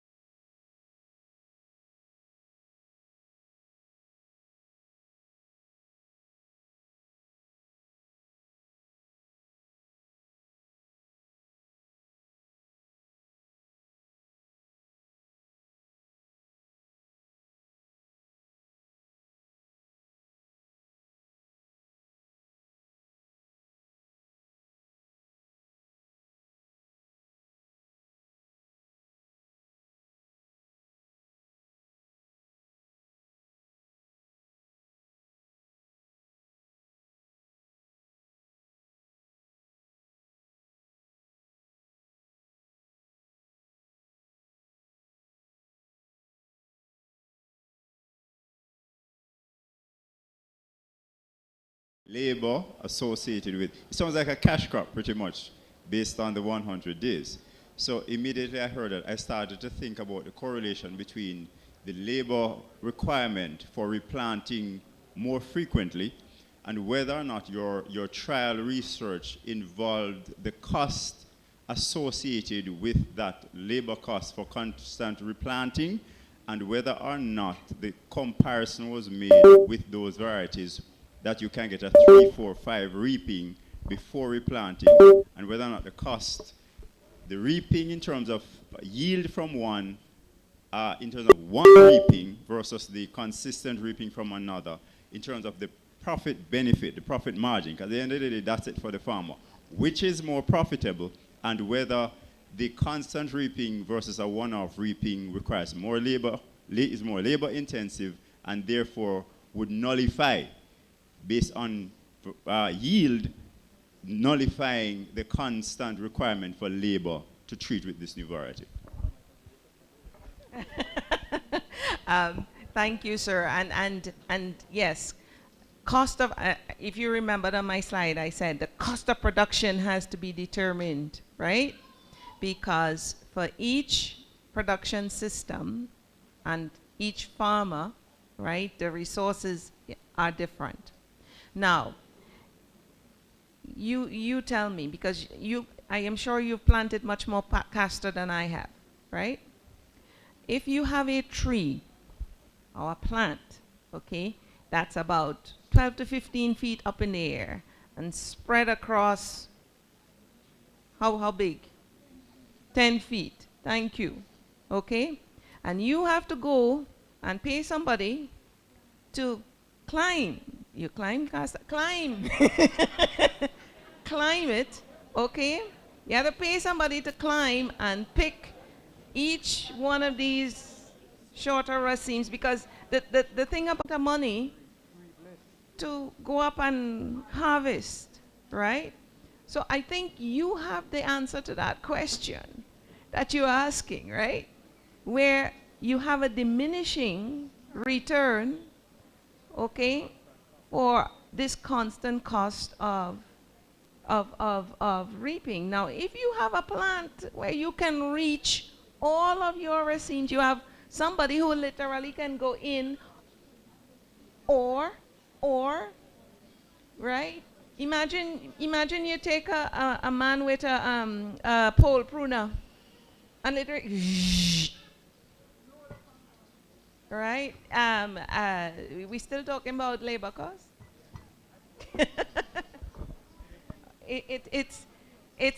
And that is where efficiency comes in, right?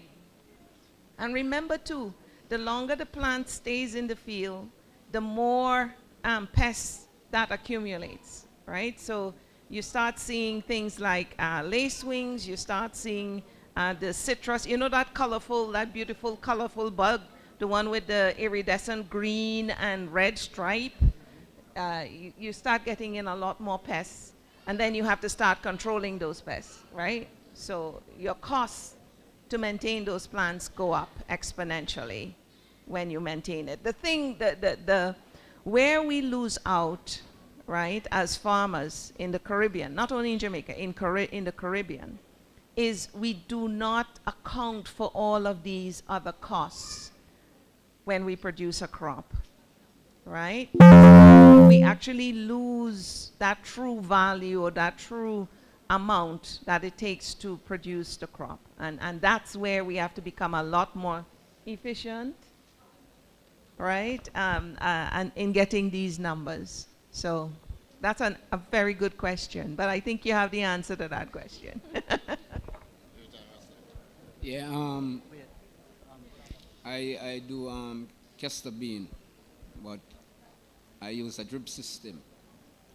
And my plants will last up to maybe 2 years with good growth.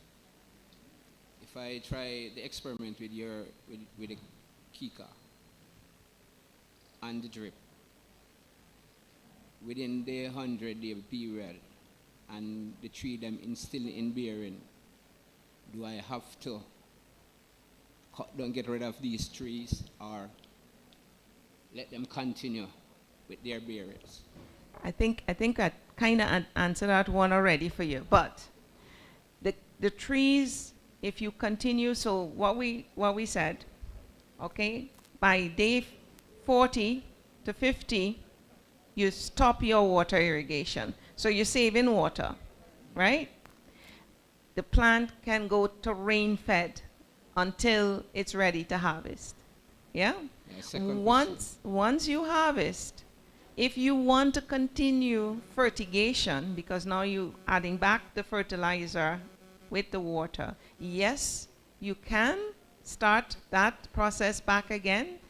It will take that time to come back into production, and you will get the seeds, or you will get production. Seeds will be smaller, right? And now you will have to start looking at pest control. Yeah, in terms of the clustering, when I do plant, I plant 10 feet apart. And when the trees them grow, they're spread out. With the kika, it seems like you have planted more closer together. Yep. Which to me, it won't give you that sort of bearing in terms of the size, because they are too close to the heat. They will absorb too many heat, and the heat will make the seeds them like a bit smaller. But when them have ear space to breathe, then I think the season will becomes more bigger. Yeah, let me ask you something. What you growing castor for? The vegetative part or the seed? No, I plant the seeds. You're planting for seed, right? Yeah. And when I plant the Castor, the Brazilian black, I can reap up to 2,000 pounds per half acre, or less than half acre. And that's fantastic, okay? And if you're successful with that and it's working for you, stay with that. Perfect. Thanks much. No probs. I'm just advising we are taking just 2 more questions. Apologies, but after this lady, the one behind, and that, unfortunately, that will be it. All right? Sorry about that. Yes, ma'am. Good afternoon, ma'am. My name is Pansy, otherwise known as the lady with the lamp. Today I'm here to ask you about the training. Young people all over, when they left school, they want to go into different type of production, but they don't have the training. They don't know where to go. So I'm asking you, where do all these young ladies who want to go into Castor goes for training? Okay, and my response to that is, if we're looking at growing the local variety, there is a module at Heart Trust on the NCT Vet online to where the entire production for the local variety is now available, as well as processing. Yes, so that's available. Thank you, ma'am. But as I come here, I write a little poem about career in agriculture. Come, young man. Come, ladies and gentlemen. Come, if we go down a country, lease piece of land, buy a hoe and a machine. You can buy bus, truck, build house, car, and they said, eat what we grow where we eat. And then there is career in agriculture. All right. Excellent.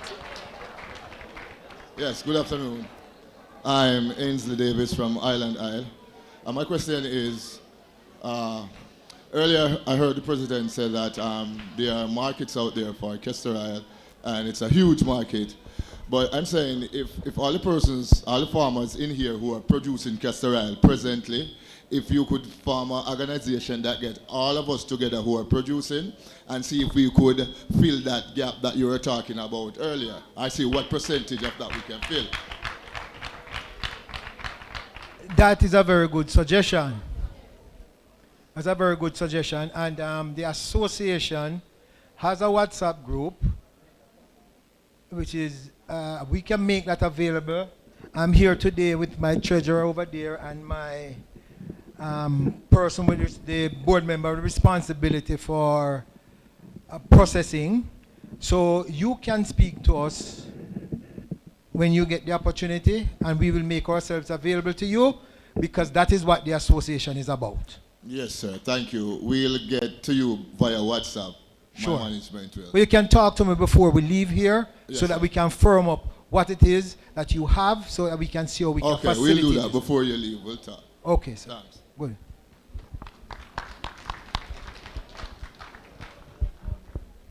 All right, thank you, and that brings us to the end of this session on agriculture. We'd like to once again give our panelists another round of applause for their knowledgeable and very experienced contribution to the day's proceedings. Without further ado, we'd like to ask the presenters for the next session, Dr. Judith Johnson from the Jamaica Baptist Union, and Miss Dania Bennett from the Jamaica Business Development Corporation. Miss Bennett? Oh, she's right in front of me. Again, give our panelists another round of applause and welcome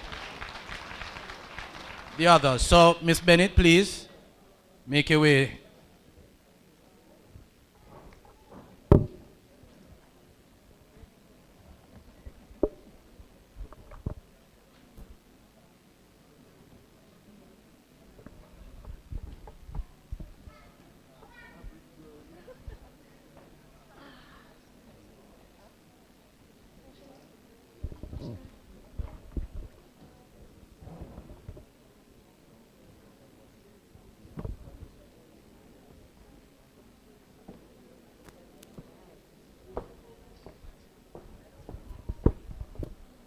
Once again, thank you so much to our presenters for the first session, and thank you so much to Mr. Lindsay, who has been such an able moderator.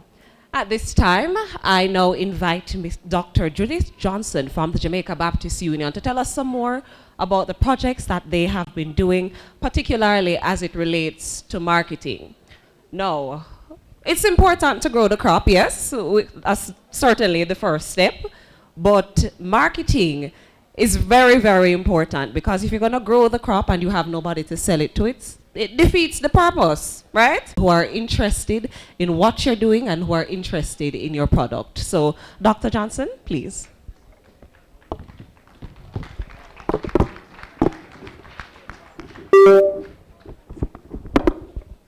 Good afternoon, everyone. I'm coming at a bad time because you're all hungry, right? But never mind. I really was asked to speak about the JBU experience, but we were slated under the marketing portfolio. So I'm going to speak to the Jamaica Baptist Union experience, okay? The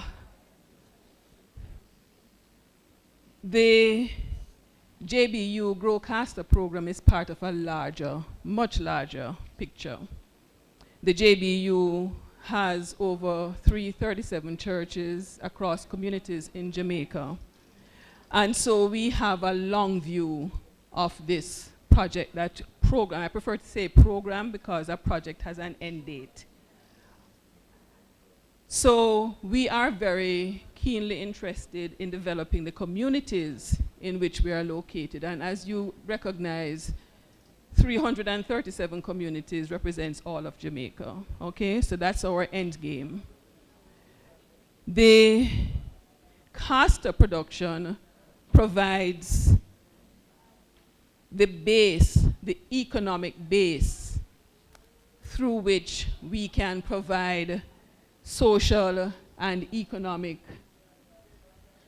opportunities for our constituents. In terms of a value proposition, we would say this about the program. It aims at creating economically sustainable and socially adjusted communities across Jamaica. And we do so bearing in mind that we have the capacity to use the castor, all of the castor, to produce products of high quality at international standards so that we can build economic capital, human capital, and social and spiritual capital. Now, in terms of program design, we identified between 2014 and 2017, we identified 1,000 acres across the country with 170 thereabouts farmers. So this was land not owned by the JBU, but this was land owned by these 170 farmers making up 1,000 acres. And why did we go this route? One is the reach, because we would be in a number of communities across the country. Two, it provides economies of scale. So if we were to approach a funding agency, it's 1,000 acres approaching a funding agency and not 3 or 4, okay? Because what you find is that when you go to a funder, they want to see a large project having impact for a number of persons. And so 2 or 3 acres owned by JBU would not have done that. And bearing in mind our long view, which is to develop sustainable economies across the country, we went for 1,000 acres. Now, in terms of how this works, the 170 or so farmers that are part of this group, we are legally bound by contract.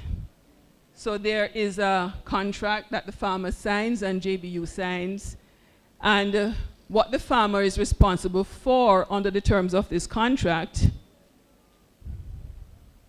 is the land preparation, planting, plant care and maintenance, harvesting, drying and packaging of the seeds.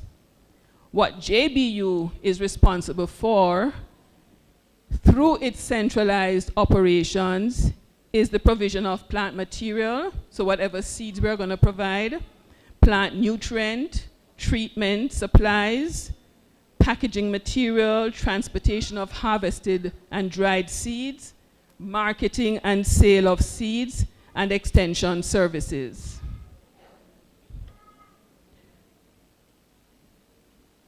So the first thing is economies of scale. The second is capacity building. And this includes research and development, farm crop management, and the training and development of farmers. Now, under research and development,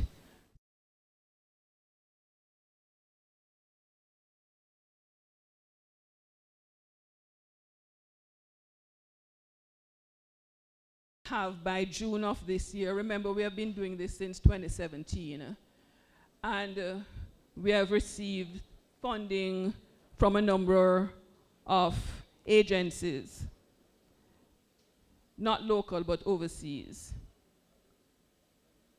We managed to raise $655,000 US that assisted us in putting into production between 300 and 400 acres between 2017 and 2020. We are now through that first plant phase where we have seen how the crop does on the commercial scale and so on and so forth. So Mona Institute of Applied Sciences plays a very important role in this whole situation, in that the information through their research will help us to identify ecological zones in Jamaica to help us determine where best to grow castor. And so that's one of the results that have come out of their research. They have identified about 220 ecological zones, so we know where best to grow it. In our experience over the years, we have found that, you heard that castor doesn't do well with a lot of water. So we have had farmers in Hanover, in Portland, in St. Mary who have had difficulty farming because it's always raining. It's always raining. And so, you know, the Israelis grow food in the desert. So you can't really grow anything anywhere with the right kind of technology, right, farmers? So we just have to do the research and have the science behind us to help us to do that. But on a general scale, if you want to get into it now, you know, those rainy areas where it's always raining, it's humid and it's moist, not a good place to grow the castor. So the research from Moon Institute of Applied Sciences will provide that information for us. It will also help us to identify what varieties, what best varieties to use. When we started our program in 2017, we did so using the Nordestina variety from Brazil, which had come into the island around about 2007. We used this variety because, based on research done by Cardi and the Petroleum Corporation of Jamaica, they identified out of their research using 2 of Jamaica's varieties, bearing in mind that Castor is not endemic to Jamaica, but that had been acclimatized to Jamaica over the years, okay?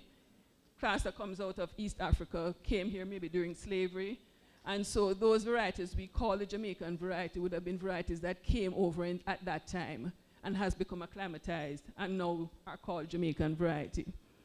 Now, the research being done by Moon Institute of Applied Sciences will identify, and I remember Dr. Reed telling us that for St. Catherine, I believe, at the time, and he hadn't concluded his work, he had already found over 20 varieties just in St. Catherine alone.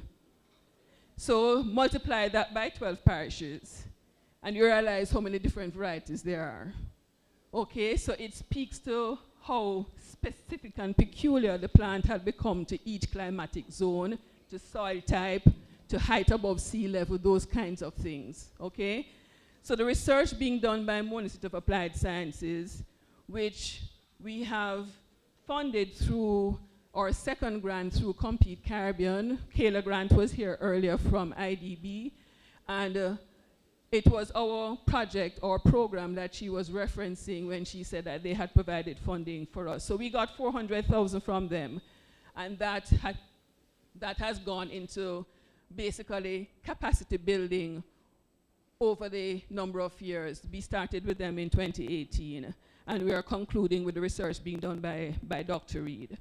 So out of the research, we will have that information. What Mona Institute of Applied Sciences will do is set up an herbarium, which will provide you with all the seeds that they have found, what the plant looks like, what the seeds look like. So any farmer will, at the time when it becomes public, will be able to identify all the castor varieties that they have identified across the island, and you can identify them by the leaf type and the seed type and so on. You will also be able to know which ones are non-dehiscent and which ones are dehiscent. So those that don't pop open, another reason why we had used the Nordestina is because it doesn't pop open, but it means that you're going to have to get the machine to dehull the seeds. But for us, we felt that if we were going to grow it on a commercial scale, we had to have a variety that was non-dehiscent. And Dr. Reed has found varieties that are local that are also non-dehiscent. So the value of that research, I can't begin to tell you how important that research will be at the end. We also, through incapacity building, the whole matter of management and transformation of castor waste into new products, the development of other new products from castor, and the standards for determining the Jamaica black castor oil, which Mr. Horton spoke to, which will lead to the whole matter of geographic indication. In terms of crop management, which is item B in terms of our long approach and capacity building, is that through our association with ICA, you just heard from Dr. Johnson I am Johnston, she's Johnson, we're not related. They have helped us in developing a cropping calendar. Our operations, when we started in 2018, we developed a manual for our farmers, and we developed a companion book for our farmers, because very important to us was the whole matter of keeping records, okay? So a farmer, I see one of my farmers here. Can the farmers who are part of the JBU program, could you just raise your hands for me if you're here? Litchfield. All right. Litchfield was one of the first places. Our first discussion and recruitment happened in Litchfield. But essentially what our farmers were required to do, even if they did not do it, was to complete this manual, which has their production records, their harvesting records, information on how to spray, or production cost sheet. Everything is contained in this because we wanted to ensure that we provided our farmers with information that would help them to be productive. So in terms of now, based on what ICA has done, we have now digitized this. So we can manage our farms digitally. And we also have in place where we have a farmers app that helps us to do that. So our field services person can go into the field, collect information on the particular farmer, input it immediately, and the information is readily available to us for us to use, okay? And also, the whole matter of a crop calendar, we have that so we can send, whether email or WhatsApp blast to our farmers to say, okay, you have planted, now this is the time for you to begin to do whatever with your crop.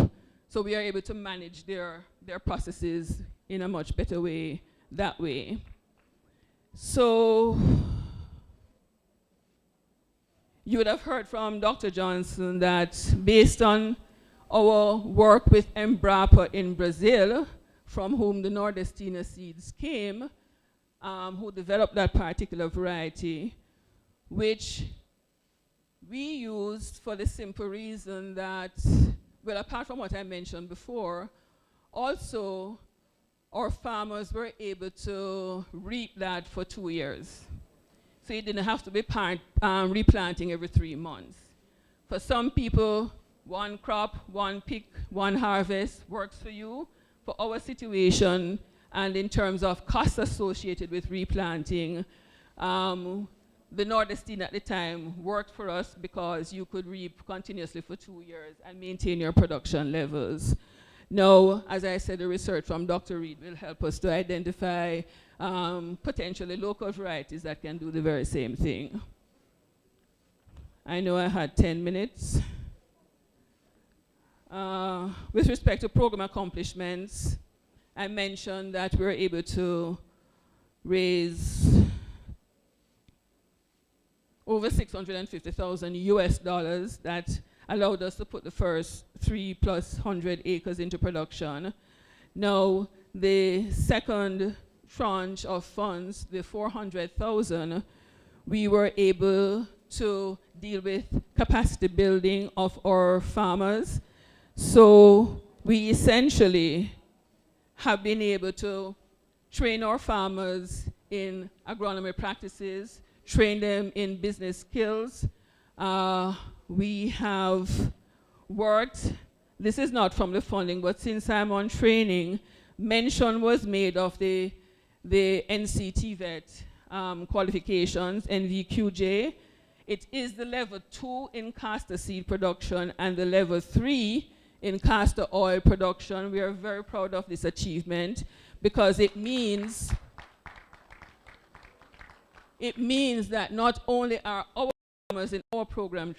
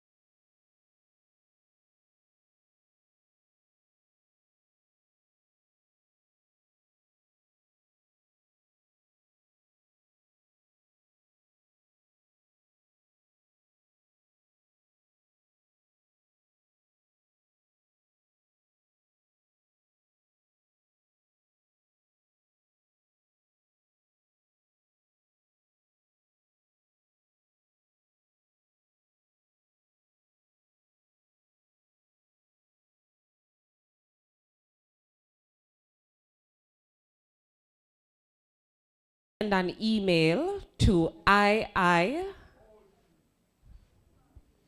that is iica.jm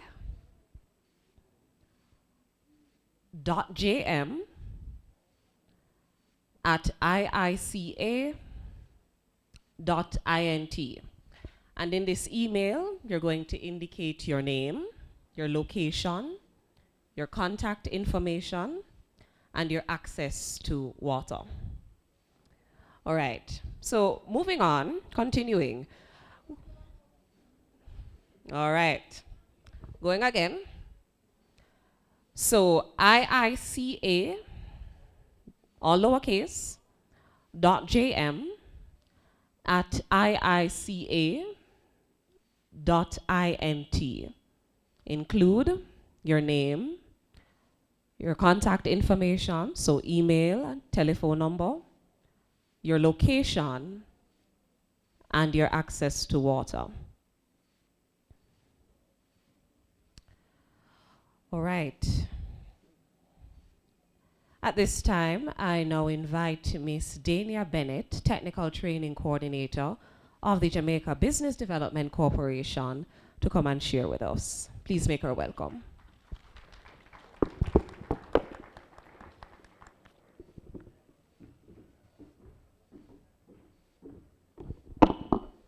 All right, good afternoon. Good afternoon, everyone. Okay, I just wanted to check to ensure people are awake and ready for the presentation. I will be keeping it short and spicy, so you don't have to worry.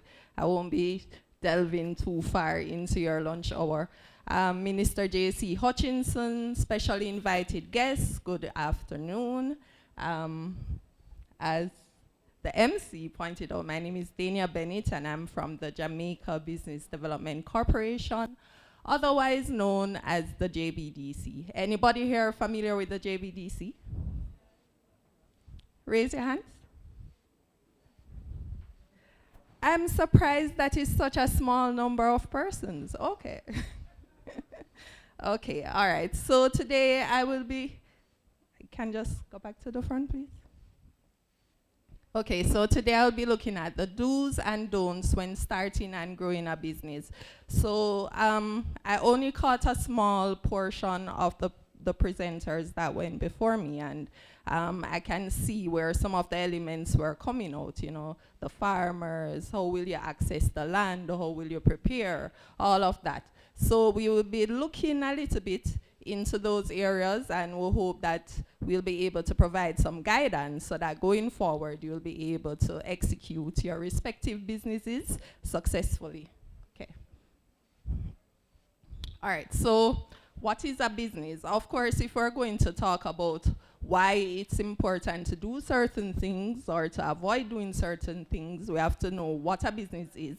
And it's more or less an entity that will be involved in commercial activities, right? Industrial, professional, whatever activities to produce goods and services, usually for profit.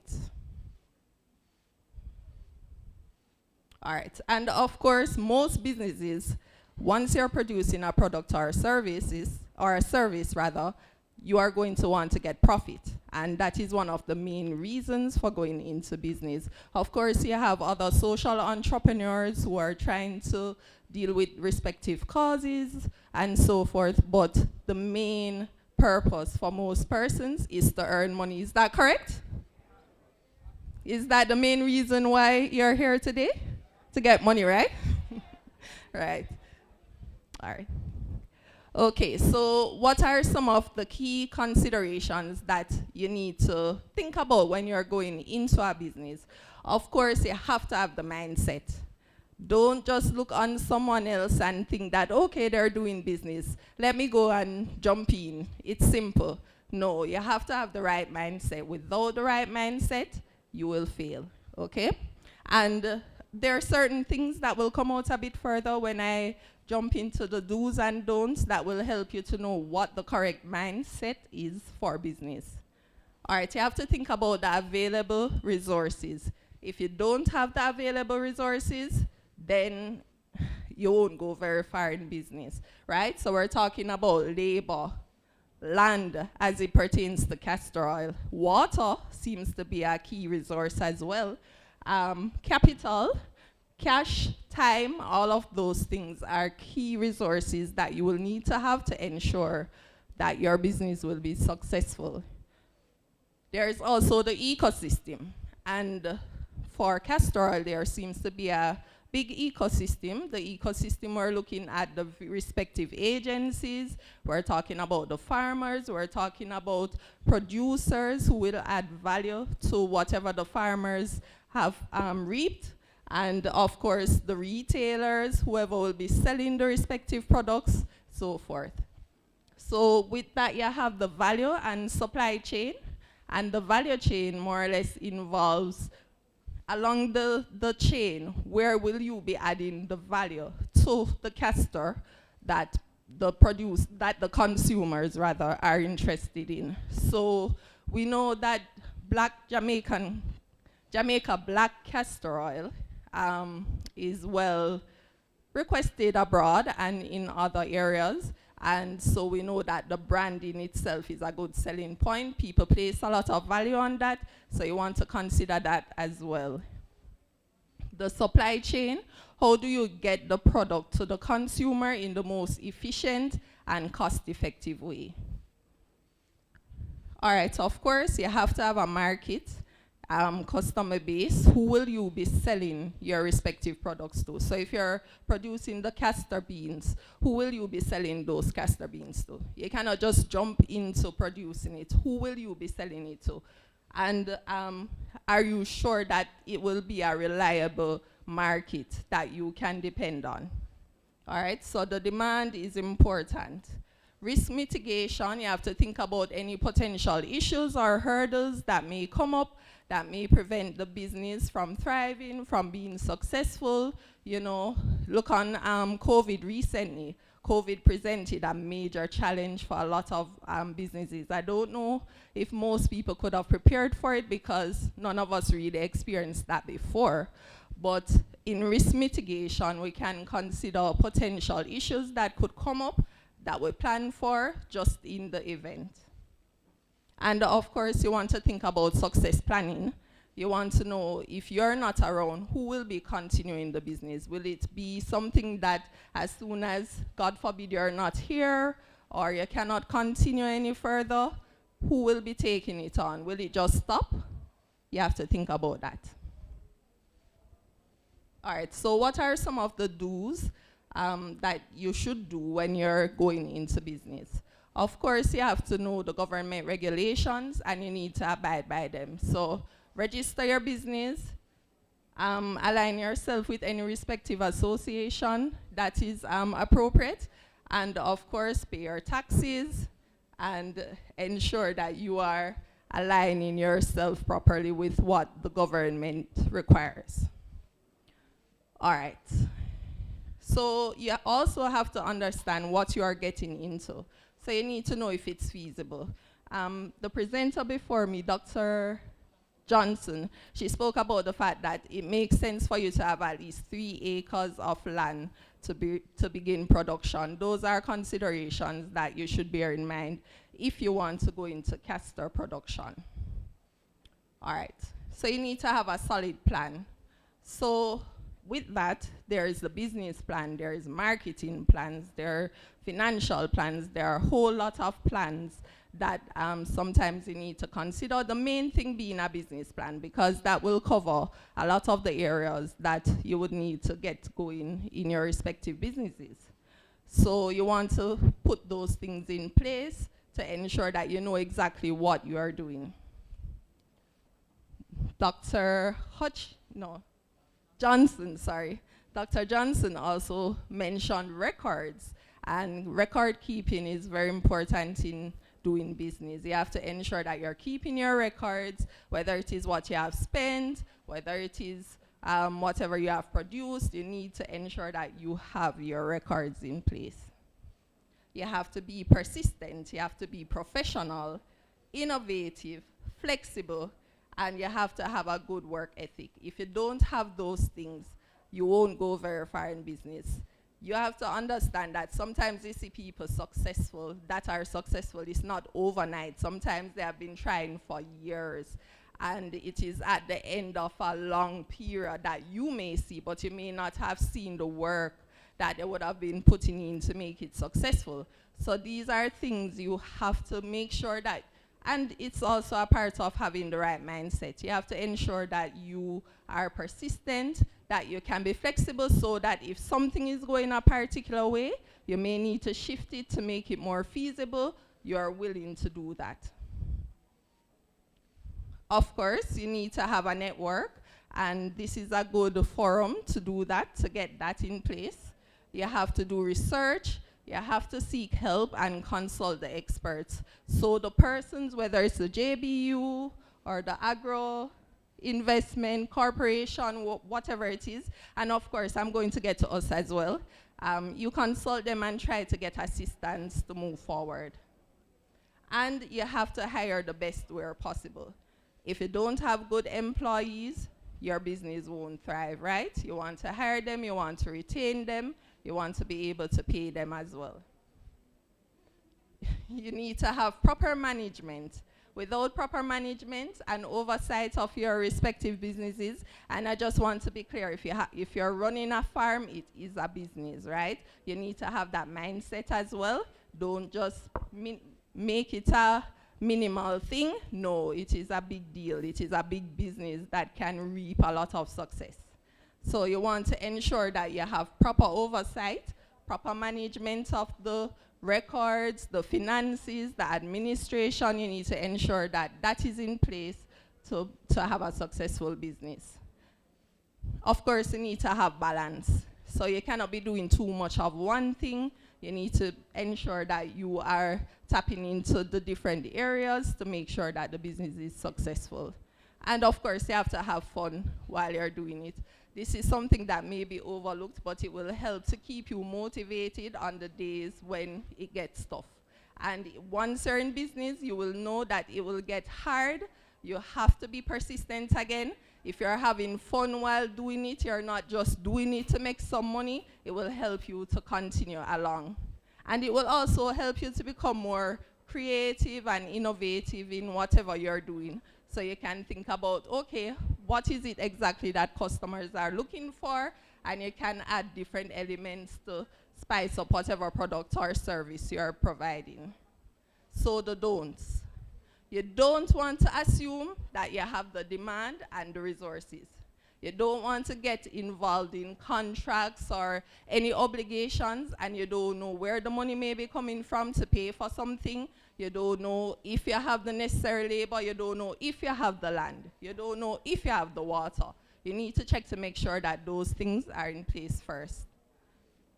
Don't underestimate also the resources required. Don't underestimate the fact that it may take up a whole lot of your time. Don't think that is something that you can just do it quickly and you're out. No, it will require time and effort. So if you underestimate that, you may not be able to put in what is required to make the business successful. Do not also box in your customer base. You may be looking and saying, okay, there are some producers in St. Elizabeth that I think would be good buyers for my beans. You don't want to just look and say, okay, these are the people that I want to buy my beans from me. You want to ensure that you're exploring potential opportunities that may be out there. So you can check to see, is it that somebody in Portland, somebody in Kingston may be interested in what I am offering. Don't spread yourself too thin also, because that is something that will happen with a lot of business owners. Sometimes it's just not one idea that you may have. You may have different ideas. You may be exploring different opportunities. You don't want to be jumping too quickly into other areas, because that may ensure that some aspects may be suffering in your different businesses. Of course, don't take anything too personally. A lot of us don't realize that sometimes in business, you'll encounter failure. Failure is something that is natural. It's natural in life. Most of us fear it. It is not something to be feared.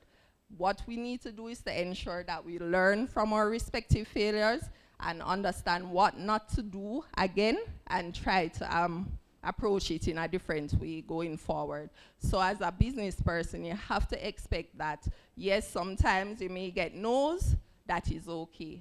You just try somebody else. Somebody else may be interested in what you are offering. Don't underestimate the competition either, because people may be offering something that may be similar to you, but they may have added a little bit of value that the consumer may be looking for. So maybe I want to ensure that my castor oil doesn't have the smell. A producer may be ensuring that when they're selling, they don't have that. So people may be opting for that. So whatever it may be, you have to think about the fact people are going to be competitive. You want to always stay one step ahead of whatever the other person is doing. Don't sit and wait to watch what they're doing and then respond. No, be creative, be innovative. Okay, so don't ignore due diligence as well. That is a part of ensuring that you know what your ecosystem requires, you know what the business will require and so forth. What is in the market? What is the government saying about castor bean production? You want to know those things. It's important. Don't also disregard constructive criticism. Constructive criticism is very important. That is what will allow you to grow, right? Don't be afraid of somebody telling you there is an issue. Find out what the issue is so that you can improve on it. When you don't know, people may just opt to stop utilizing you, stop using your products, and you're wondering why. No, be open to getting criticism. And of course, don't forget to contact the JBDC. For those of you who may not be familiar with the JBDC, we can go to the next slide, please. Right, so we're a limited liability government-owned company under the Ministry of Industry, Investment and Commerce, and our main responsibility is to assist businesses with entrepreneurship. We try to get them from concept to market. Right? So some of the key policy imperatives that we have are to enhance business development services, provide access to finance. No, we do not provide funding, but what we do is to try and provide the channels for you to be able to get funding for your respective activities. All right, we want to foster a culture of entrepreneurship, social value creation, and cross-cutting issues. All right, next slide, please. All right, so this is just a diagram of how we generally operate. As I said, we go from concept to market. We have our business advisory services department. So if you're interested in getting support, they will be the face of the organization that you will interact with to get business advice or for them to guide you through whatever project you're going to embark on to get to the end. Of course, we have our Things Jamaican as well, which is basically our marketing arm. You would love to get your products into our Things Jamaican stores, right? We have a store in the Norman Manley International Airport. We have one at Devon House. We have different areas.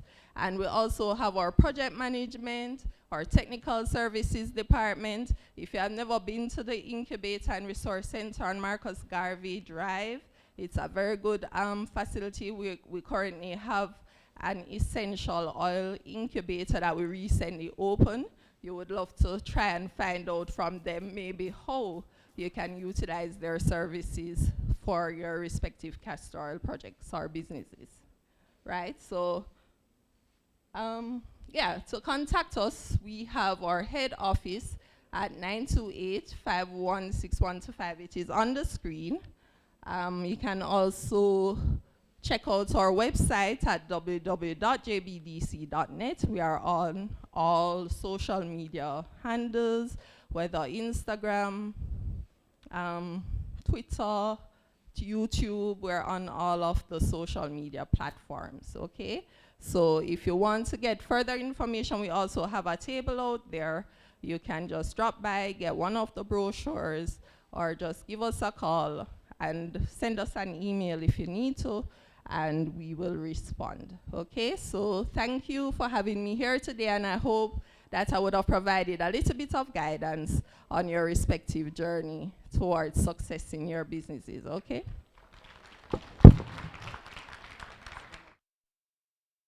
Thank you very much, Ms. Bennett. Thank you, Dr. Johnston. So the floor is open for the question and answer segment.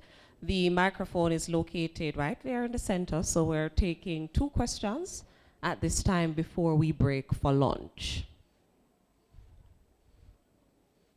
We're shy now? Nobody has any questions? Okay, all right. So we're heading straight to lunch then.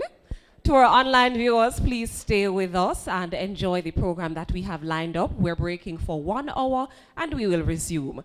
We're encouraging you to stay because the best sections are yet to come, access to land and learning how to process. So see you then.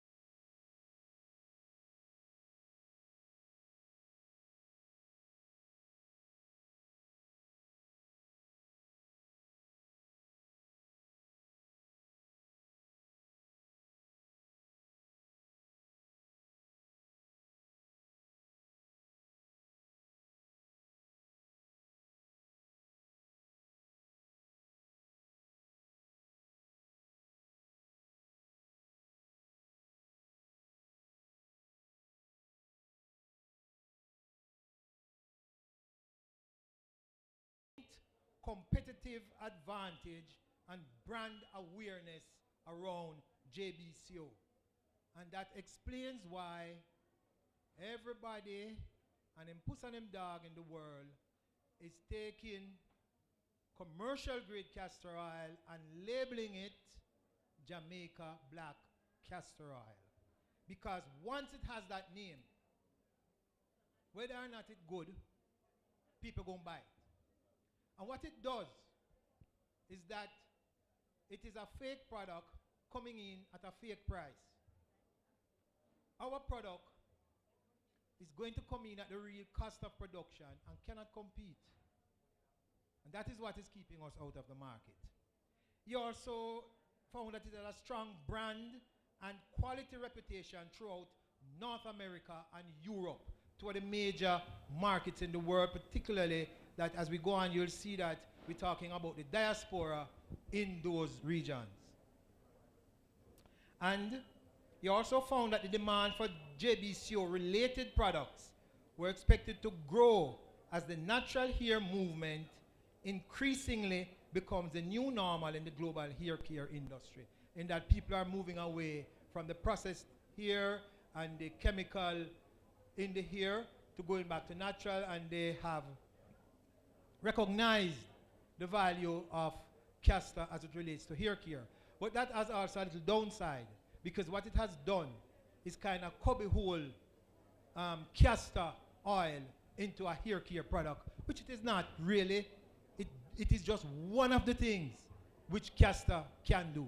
The castor oil is the everything oil.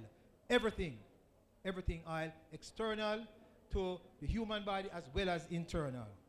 Other findings from Mr. Fagan was that in 2015, Black American consumers spent approximately 2.7 billion, not million, billion US dollars on hair care. He then forecasted that the 2020 sales would reach approximately 3.4 billion. He further found that the female Black Americans were the primary consumers of Jamaica Black Castor Oil and its related products, and that the industry growth was intricately connected with the natural hair movement. And this natural hair movement was responsible for an 18% plunge in the sale of chemicals, what you put in your hair, which we call relaxers. So you see the trend as to what is happening, what the demand is for the Jamaican Black Castor Oil. He further found that between 2013 and 2015, JBCO and JBCO related styling product sales grew by 26.8%. Whereas the other one was going down by 18, Jamaica Black Castor Oil was going up by 26.8%. Now, he also found that Jamaica Black Castor Oil received the accolade of being the Amazon bestseller and Amazon's choice distinction. Now, that is something that is worthy of note, because Amazon is the global marketplace. When a little product known as Jamaica Black Castor Oil can get those kinds of accolade, we don't need nothing else to tell us what we have to do. And those customers gave it a 4.5 star rating out of a possible 5. Almost perfect. They found it. No, listen good now, do you know? This is not our product, you know. This is the fake product, you know. Right? I have the personal experience of sending my own samples into the US market. And the response I got was that they have never seen anything like this before, because what they were buying was a commercial grade castor oil, which is nowhere near the quality of what our oil is. So we're saying that the market opportunity is there. We just need to position ourselves and prepare ourselves. Let's go to the other slide now. He went also to the UK, where we found that there was the UK Afro-Caribbean hair care market was very lucrative, and that the global Afro-Caribbean diaspora hair care market was valued at 684 million US dollars. Right? And as the previous slide showed you, that where was our product going? It was going up, increased by 28%, where the others were going down. It is estimated to rise to approximately 760 million by 2017. That's history. It's gone past that. Now, where's the potential for industry growth is, according to that study, was in the United Kingdom, Brazil, West Africa, and South Africa. I can speak to South Africa because my products go into South Africa, and I can tell you that the only drawback is the logistics challenges that we have, in that you don't have a ship where you can put it on and send it there, because you have to go all the way around the world and come back again before it gets there. And to put it on a plane, you remove all margins that you would probably have. So we do have a challenge there, but the demand for it in Africa is phenomenal, as is anything with the name Jamaica on it.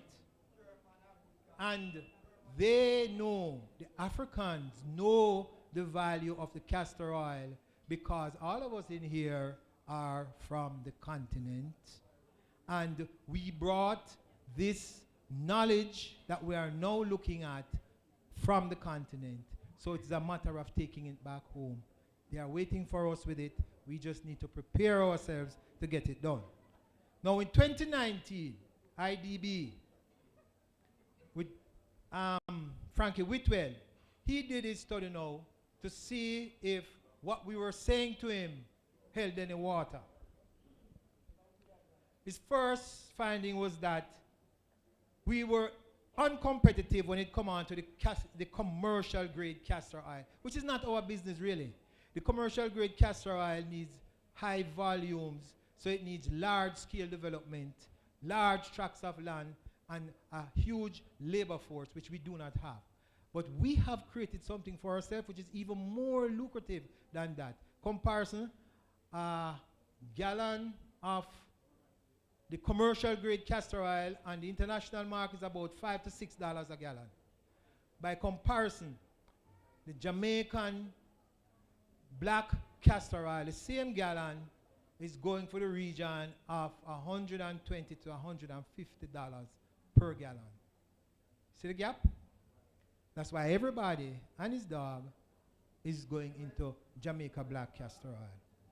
It also said that 7% of the US consumer base regularly purchase castor oil for cosmetic use. Now that's a huge finding, you know. Right? The US is the largest consumer market in the world. 7% of them regularly purchase castor oil. The annual demand for castor oil for cosmetic purpose had a retail value of 187 million and a volume of 4,253 metric tons. People, what that is saying is that we have a market in our backyard which has a demand of 4,253 metric tons with a value of 187 million US dollars waiting on us. Now hear this one. Oh, this one is very interesting. And I think this one is a little bit understated, but it proves the point. 71% of the JBCO sales in the US market does not originate from Jamaica. Now why I'm saying that that is underreported is that we know, based on his finding, that the value is $187 million. At no point in time have we ever, in the history of Jamaica, ever export 500,000 US dollars. We have never done that, right? So, I am saying that this 71% is low, but it proves the point. Going on to the next slide. He also found that 39% of US castor oil consumers are aware of Jamaica black castor oil. That is significant, you know. They know us. They know of our products. Right? He also found that 15% of sales in the US market are JBCO products. What it means is that 15% of all castor oil sales for personal care are labeled Jamaica Black Castor Oil. Do the math. And 73% of customers who are aware of the JBCO are willing to pay up to 30% more than the current prices. What it means is that even though we are up against fake products, there's still space in the market for us if we can get our products there. Because, and listen to this one now, this is the key one, because this is what underlines all that gone ahead.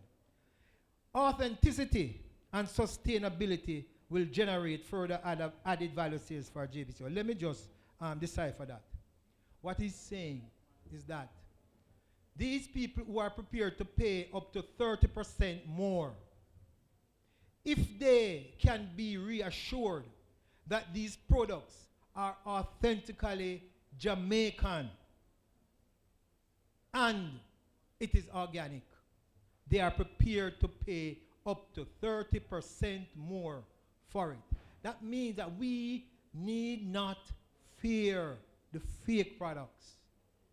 The market is saying that if we can prove to them that these products are authentically Jamaican, i.e. if we can certify them and bring it into the marketplace, they are prepared to pay more for it as long as they know it is Jamaican. Because when you compare what is the authentic Jamaica Black Castor Oil to the fake products, it's like cheese to chalk. There's no comparison. None at all. Now, the downside is that despite this rapid growth opportunity, there's no consensus on what JBCO is, i.e. we do not have a standard. And Dr. Reed will speak to that in terms of what the research is intended to do. And we are determined to set a standard for Jamaica Black Castor Oil, similar to a standard that is set for the commercial grade castor oil. So what is happening now is that we are being categorized under the standard of commercial grade castor oil, which is an inferior product to ours. So we are in the process of actually doing the groundwork to establish a standard for the Jamaica Black Castor Oil. So where does that leave us? It leaves us with potential opportunities.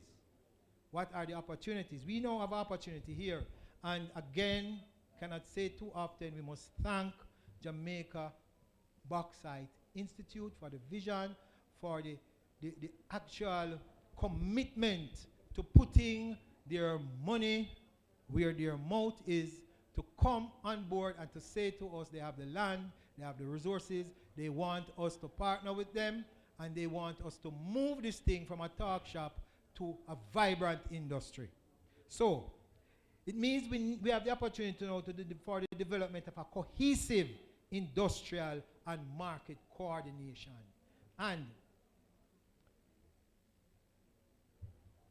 the Jamaica Castor Industry Association stands ready to be the catalyst, to be the leader, to be the spearhead for the development of this cohesive industrial and market coordination.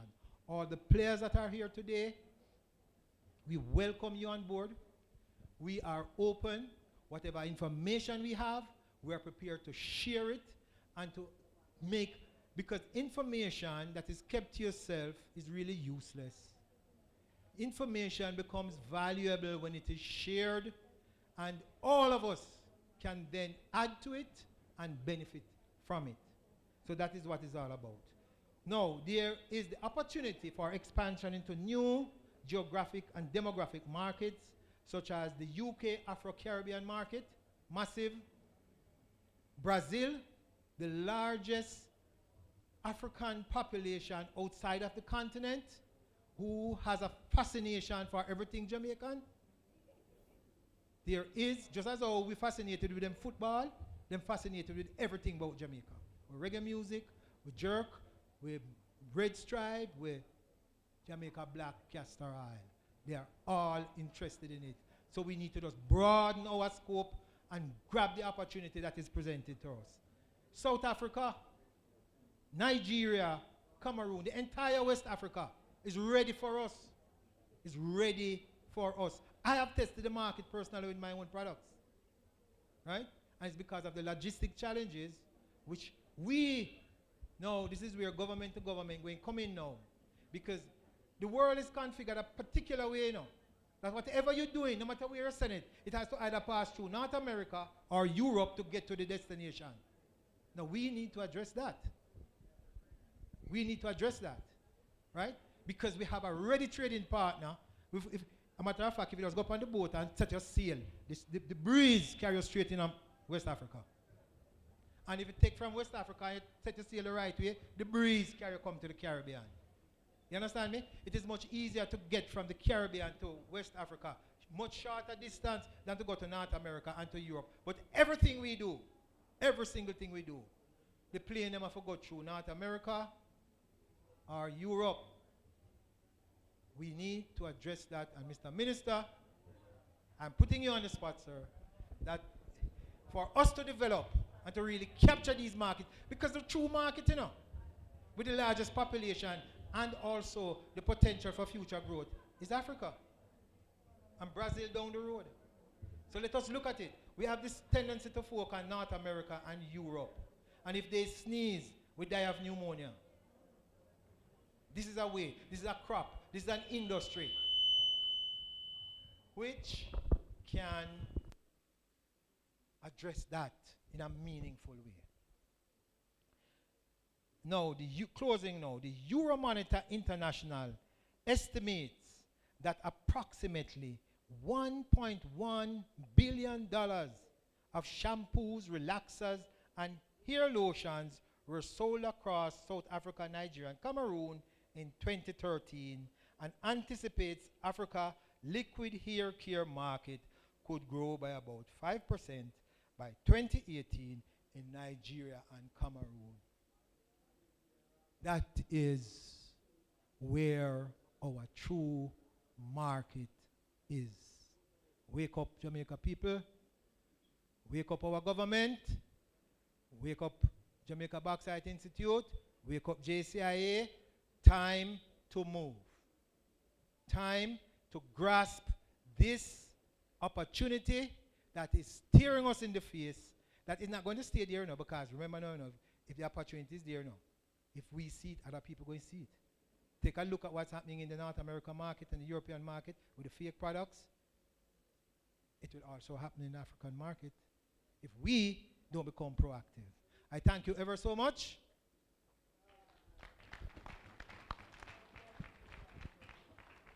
Thank you very much, Mr. Horton. The warnings are heard, and I'm sure will be heeded. At this point in time, I'm going to ask Mr. Valmo Winter, the CEO of Food and Agro-Processing Solutions, to come and give a presentation. His presentation and the presentations after him in this session will be centered on the processing side of the production chain. So please, ladies and gentlemen, welcome Mr. Valmo Winter.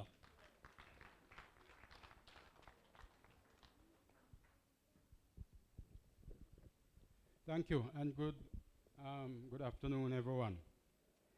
The reason why we are lagging behind is because of processing. The Jamaica black castor oil can be produced authentically without the with using modern equipment and not by just a traditional method. I got involved with the castor oil processing while I was at the Scientific Research Council. There was a processor. A processor was in trouble, or was on the verge of losing their funding. They got funding, I think, from the World Bank, and they had some issues. And one of the issues, one person from the World Bank, that representative from the World Bank that came to observe the process, got ill. And they needed some explanation as to why the person got ill and how it can be corrected. They came to the professor came to the SRC and asked for help.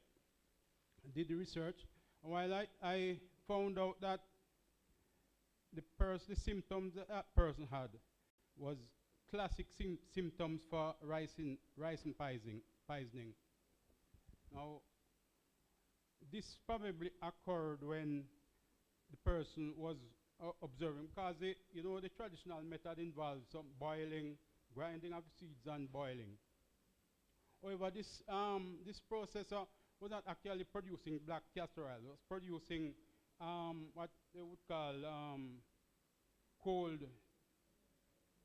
press castor oil. So the beans were pressed without being treated, and the extract was being boiled to refine. Because this boiling is a refining process, so it removes moisture from the oil after it is extracted. So obviously, some vapor might have escaped, and the person might have inhaled it, right? And they got sick. Next slide, please.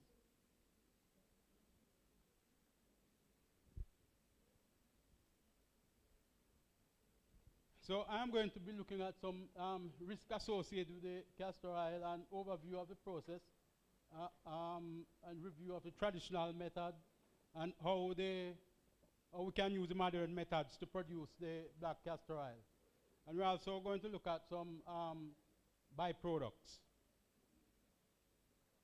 Okay, health risks. Castor beans are poisonous, and it contains the most dangerous naturally occurring poison known to man. 2 to 4 beans can kill a toddler. And so some processor called SRC wanting to find out something about processing. And I was explaining to them about how dangerous these castor beans are. And the person said, hold on, sir. Let me go and secure my child, because the castor beans were being stored in the house, right? And the child had access to it and so on. Next slide, please.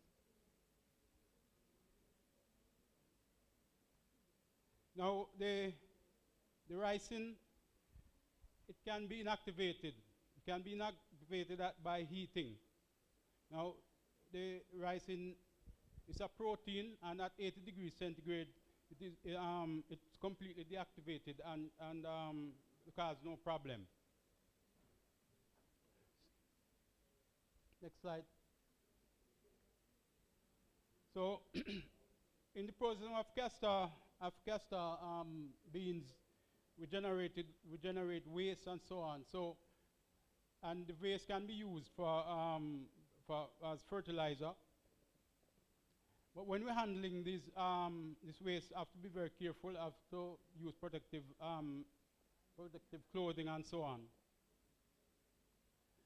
Next, please.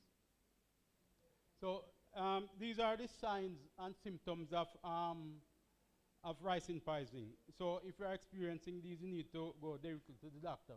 It's vomiting and diarrhea, severe dehydration, low blood pressure, seizure, blood in the urine, and that can occur in a couple of days after. Next slide, please. So let's overview the process now for castor oil. And this is the industrial process. It involves harvesting, drying, dehulling, winnowing, degumming, winnowing, pre-treatment conditions, that's roasting and boiling, extraction, filter, degumming, neutralization. And after the filtering, these are for if you are producing refined castor oil. Now, you would, if you're doing black castor oil, you could stop at the filtration process.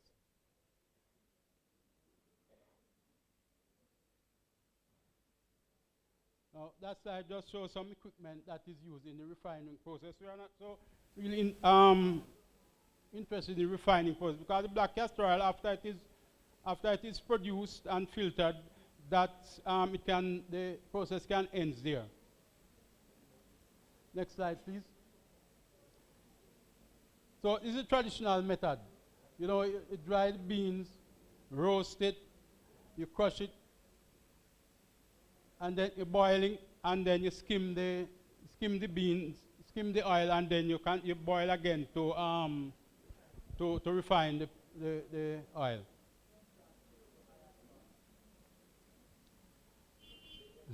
So that's one variation of what the black castor oil look. The color of the oil depends on the roasting. So if you want the oil to be black, you have to roast it. You have to roast it long and at high temperatures. Next slide, please. The traditional method is tedious. At 5 to 12 hours to do a batch. It is inefficient. It's only average about 19%, 19.4% by weight. While if you're using modern equipment, you can get up to 45% yield. So these are the equipment that is used to replace the traditional method. It's a dehuller, which is really removing the husk from the seeds, and the winnowing machine separates like the dust and so on. And then next is the seed roaster. Now, if you are doing if you don't want black castor oil, you don't need to roast the beans. You can boil the beans. You have to heat the beans somehow to inactivate the ricin before you start processing. So you can boil the beans and then extract the oil. Then following the extraction, then you have the filtering of the oil, and then you have your black castor oil. You can also centrifuge. Now this is just a simple flow diagram showing you how the process takes place. You have the option. The dehuller is optional because most times some processors they got the beans well prepared already. Then it goes to cleaning. So you want to make sure that you remove all stones and gravels and so on from it. Then it goes through the cooker or the roaster. Once it goes to and then depending on how black you want your oil be, you can roast it for a longer time or increase the temperature of the cooker. Now then you go to the pressing, which is a screw press, and it generates the waste and also the oil. And after that, then you go to the filter press. Now you don't need to, if you're doing black castor oil, you don't really need to go to have a refining process. This is another diagram showing you the equipment that is needed for the production. You have raw material, the screening machine, the fryer, the cooker, and the high-star. Now, in lining up all these equipment, you will need an elevator and high-star to transfer the material from one machine to the other. Next slide, please.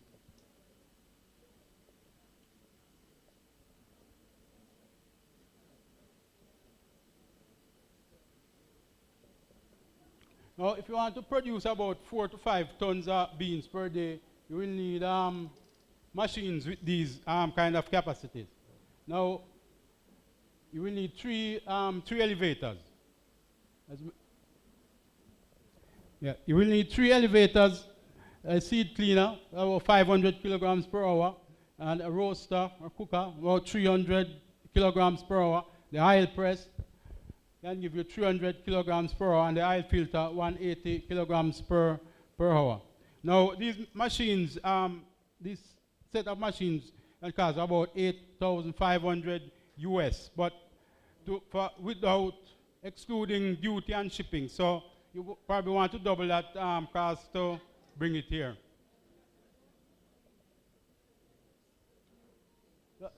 It's just one type of seed cleaner showing there.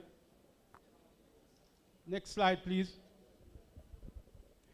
Now, one very important aspect in processing castor beans is that the beans have to be dried.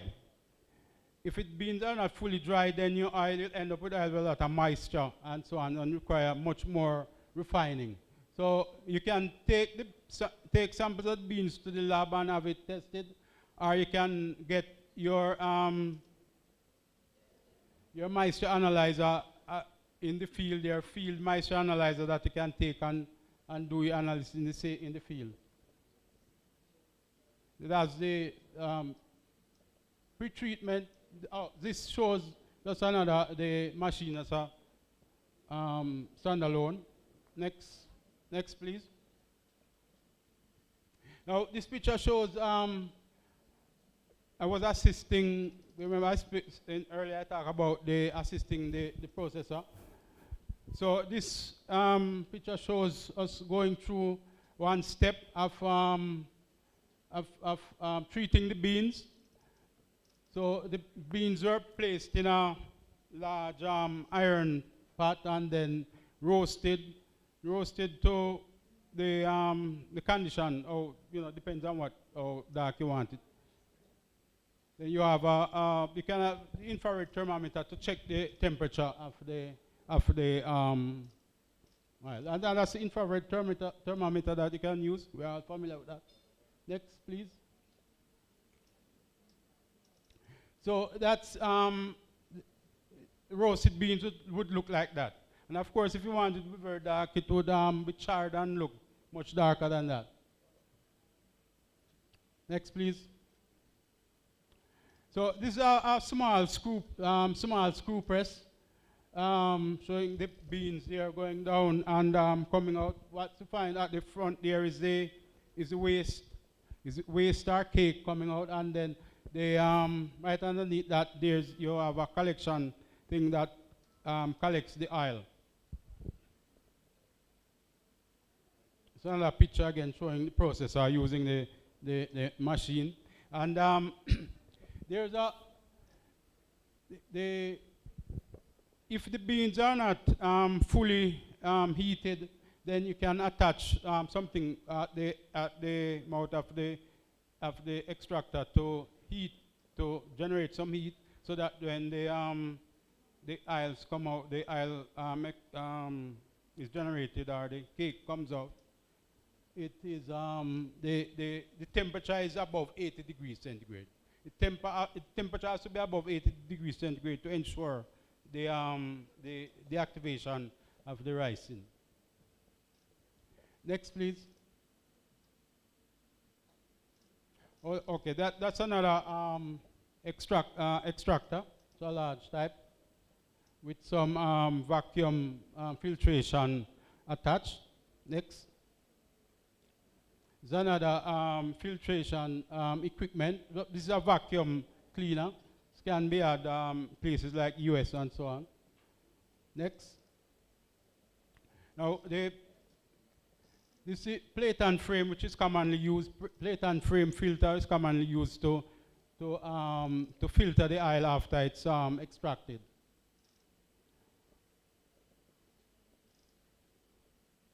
Oh, that's just a formula showing how to calculate the yield. The yield is equal to the amount of beans, the amount of oil over the amount of beans times 100, and you'll get your yield. Next. Now, in the process of the castor oil and the black castor oil, and using the modern methods, you will generate what's called a castor cake, and the picture image on the left there shows how larger type of machines generate the cake in that form. and the cake can be used as fertilizer, can be composted or treated with this, combined with soil to have your fertilizer.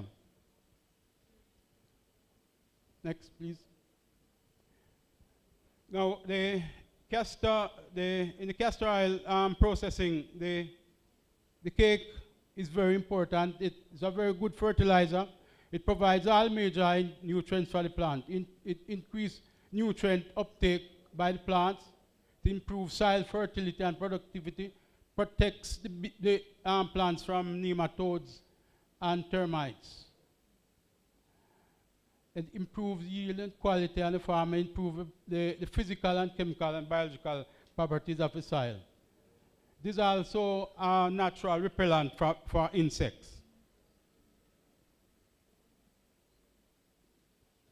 Now, you have to be cautious when using the castor cake as a fertilizer.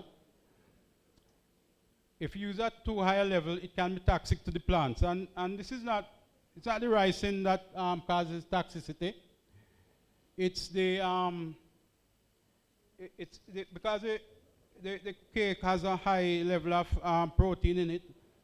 It mineralizes and produces nitrogen. And nitrogen produced at a high level, and that is what is toxic to the plants. Your usage level is about 4% cake by volume to soil.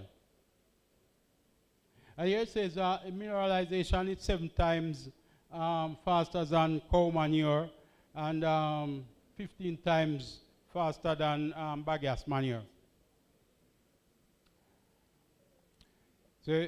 So now, how can SRC or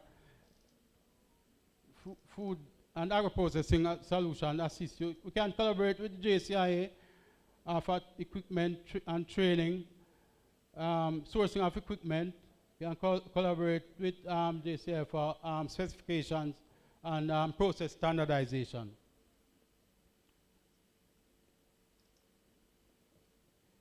And that slide showing how you can contact the SRC for information regarding assistance in processing castor oil.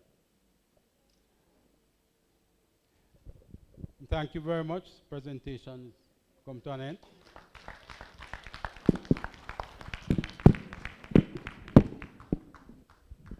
Thank you very much, Mr. Winter. Very valuable information indeed.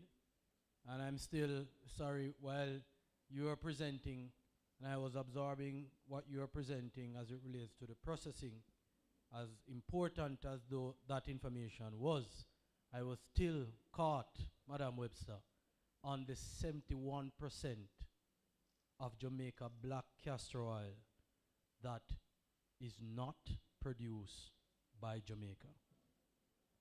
That statistic that you shared, Mr. Horton,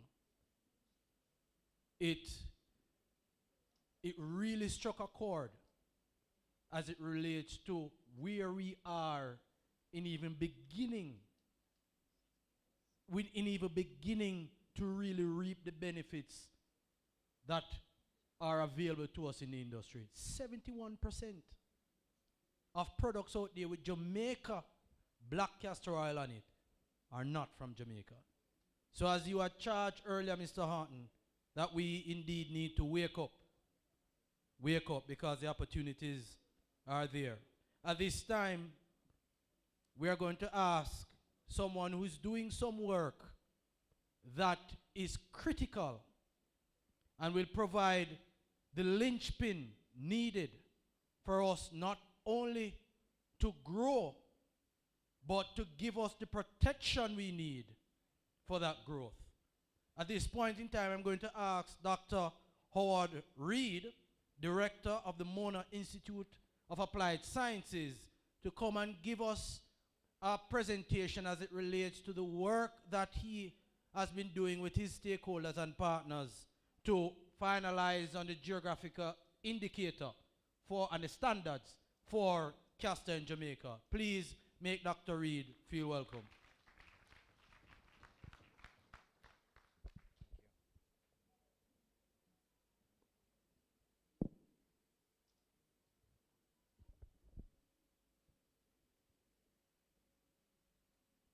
Honorable Minister, J.C. Hutchinson, Mr. Master of Ceremonies, distinguished ladies and gentlemen in the room, friends, good afternoon.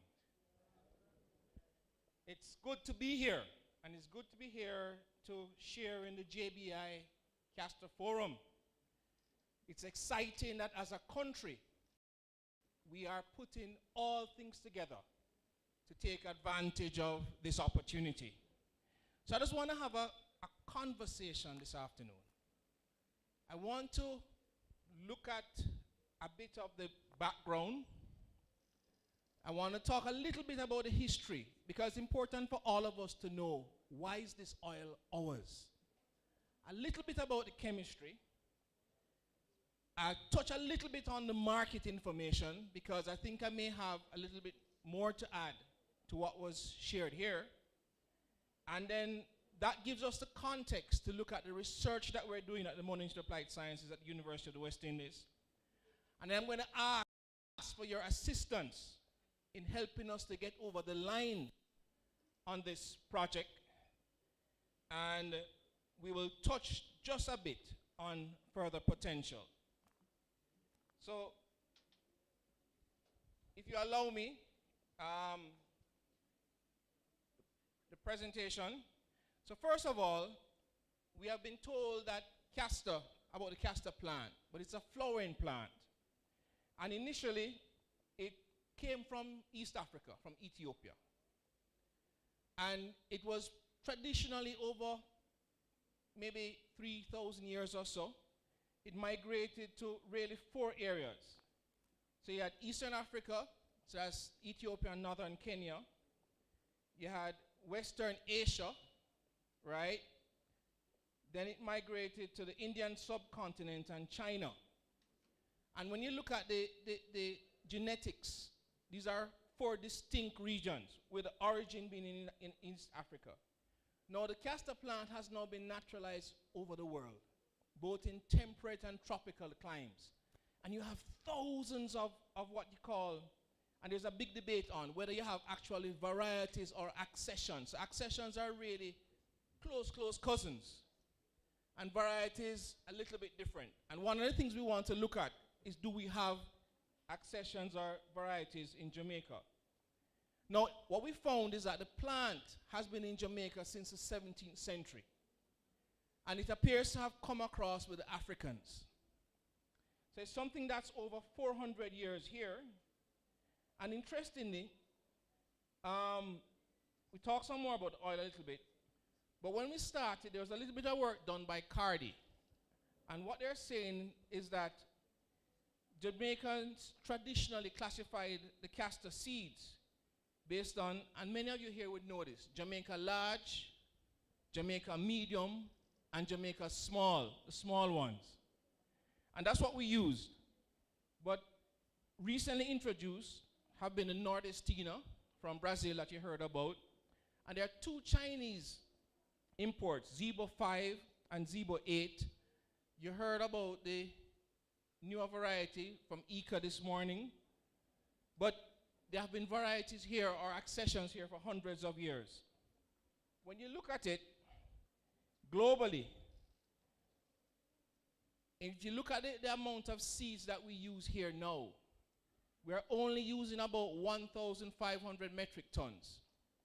And what I might have to share a little bit is that the data that I've seen indicates actually that the amount of Jamaican black castor oil exported from Jamaica is actually about $5 million US. Right? And in terms of the global market, what the Whitwell study did, they looked at the US market, and it indicated that Jamaican oil there was 28 million, and the 71% that you speak about is really 71% of the US market. But the US market is only 10% of the global market. So the actual market is about $300 million. And if you do the math, it means that maybe about 2% of the global demand is made in Jamaica. So it's even much greater than we have been talking about since this morning. in terms of, so I mentioned that to say the smallest producer in the top 10 or so is Angola. They produce 4,000 metric tons. And we only use now roughly about maybe 1,500 metric tons, which will take up about perhaps 2,000 acres. So it means if we're going to have the kind of industry that we're looking for, we have to claw back that market. So that is why the importance of the standards and the GI. And that will allow us now to expand our acreages. The other thing I want to talk about, and Mr. Winter just spoke about the good things about the waste. So if you look at the composition of the seed, along with the moisture, it has protein, fiber, oil, ash, and when you extract that, sometimes up to 50% of the waste is protein. That can not only be used as a fertilizer, but it can also be used, if we can remove the toxins, as animal feed. So you have a product that potentially is what these days you call a circular industry, where there's no waste at all. And a lot of the stuff here is extremely valuable, so it's not waste. So as practitioners in the industry, we have to make sure that we organize ourselves to ensure that we earn from every single part of the production process. Now, castor oil was first used in Egypt about 1,400 years ago, and you'll see stories about Cleopatra and castor oil, right? And then it migrated to China, and roughly about 830,000 metric tons was produced in 2017. But the key factor I want you to note here is that 85% of that came out of India. And that's important because a lot of the imitations come out of India and China. So if we understand that they produce a lot of seeds, they produce a lot of oil, they produce it cheaply, it tells you about our competition. And as a country, we have to set ourselves to compete against them. Now, Mr. Horton spoke to you about, in the next slide, on castor oil.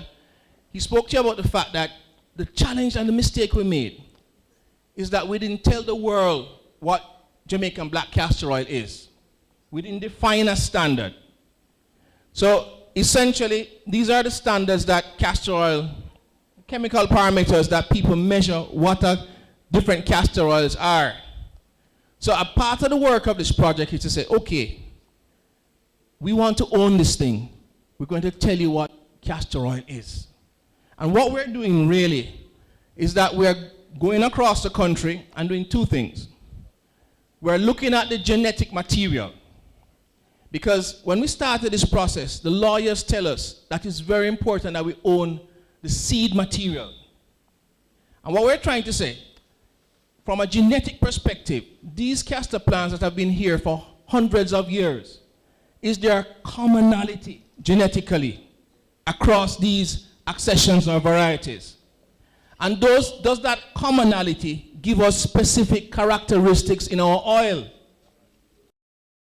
So it allows us now to say, if you want to call your oil Jamaican black castor oil, it must come from Jamaica. It must have these genetic characteristics. It must have these oil characteristics. It must be made this particular way. So that's a summary of what we're doing. And what that allows us to do now, because those persons who are earning $295 million are not going to roll over and die. We're going to be taking away from them something that they have been earning from for many, many years. So they're going to push back hard. And we have to be in a position to have the science to say, exactly, this is ours and this is why it's ours. Right? So that's in sort of summary what the project is about. Some more parameters in terms of chemical parameters in the next slide. And just to touch on the different kinds of oils that you find around the world in the next slide. If you look at castor oil, next slide please. Right? So as you heard, the vast majority of castor oils are commercial grade castor oil. And commercial grade normally means out of China and India that it's extracted using hexane and a screw press. So it has in an impurity, hexane, which immediately you test for it. You know that's really used in sort of industries like paints, etc. And that, as you see, is about $5. So mechanical and organic solvent extracted castor oil. There's another kind of castor oil which some of our processors here sell. It's called cold pressed castor oil. Now it has two kinds of prices. You have a bulk price, which is $6.50 approximately, but this price jumps way up when it's on the shelf in a bottle. So what we found, and we partnered with the JBU Castor cluster, and when we went there, we said, okay, there are persons here who use different types of castor material, castor plants, and they make cold press. So what we don't want is that when we make an industry, anybody is left out. So what we're doing in the study as well is making a Jamaican cold press standard. And all these standards are being done with the Bureau of Standards Jamaica. And this will be the first cold press standard in the world. And having Jamaica on it, it will give us, I think, a premium position. And what I want to say, we'll talk about the JBCO price a little from this. But when you go on the shelf, based on the Frankie Whitwell study that Mr. Horton quoted to you, JBCO, well, cold pressed castor oil is the second highest valued oil in the world on the shelf in the supermarkets and stores. It's only 30% less than Jamaican black castor oil. So it's also potentially an extremely valuable product for all of us in this room and for our country. So it's important that we note that. When it comes on to Jamaican black castor oil, we find a range of prices. You find as low as $75, but it goes high as $140. But this is an important point, I think, for the persons in this room to note. When the JBCO does not originate in Jamaica, it's sold for $20, roughly. Now, this is our competition. And it means we can't go into the world with blindfolds on. We need to realize that when we come with the GI, and I'll tell you what a GI is soon, and our standards, these are the prices that people are buying at. So it also means that we have to be competitive in our productions. You heard Dr. Johnson tell you about economic size. Or we have to come together in cooperatives. But we have to realize that we're not sitting here on our own, and we have to organize ourselves. And there are two other kinds of oils, and those are really, we don't have to spend too much time on them, but they're also cheaper. But the important point here is the significant difference in price with JBCO and the difference in price with our competition. Next slide, please. Now, just a little bit more about the history. So, it really is a village product in Jamaica, as we know. And part of the problem we had is that this good thing that we had, which was the healing balm on the plantations, we kept making it only as a cottage industry. But we migrated, and everywhere we went, we took the oil with us. So in the 18th and 19th century, I've seen British naval documents which speak about the superiority of castor oil from Jamaica as far back as 2 centuries ago versus the oil coming out of India. So it's not story made up, eh? It comes from a long time. And as we migrated to different places in the 20th and 21st century, the oil has now crossed over. So it's crossed over primarily in the wider Afro-Caribbean populations and in the diaspora. And it appears now to be crossing over into mainstream. So it's growing at, I think, 5 to 6% per annum.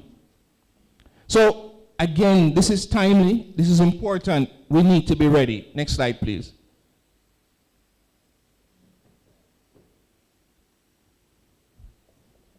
Next slide. So just to sort of summarize some of the uses you heard. So it's a cosmetic, hair care, promotes hair growth, moisturizes the scalp, strengthens the hair, prevents hair breakage. And this is what we know growing up in Jamaica, right? For cosmetic uses, it's antimicrobial, antifungal. So it does a lot of good things for the skin. It reduces scars, it treats acne. It is what you call a humectant. It brings moisture to the skin. So it's an excellent additive to cosmetics.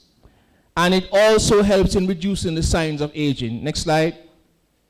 It also has what you call cosmeceutical properties. Those are cosmetics that also have some health benefits. So if you look, joint pains, menstrual cramps, scarring, anxiety, relax, and of course, from a long time, is what we used to get for washout. Right? So it's a great laxative, and in fact, part of spreading it was after summer holidays when you eat all the mangoes. And you have to wash it out, you know? That's right. All right, so just to summarize now, commercial grade versus JBCO, you're talking about a price difference of 5 to 75 to 140. Market size, depending on the studies you look at. So the Fagan study says 100 million. Other studies say 300 million. So the market size is at least between 100 million and 300 million. That's 0.1 billion to 0.3 billion. 96% at least, maybe more, produced outside of Jamaica. 2 to 4% here. But if you look at the others, we don't produce any of that. So it tells us where our competitive advantage is. Next slide, please.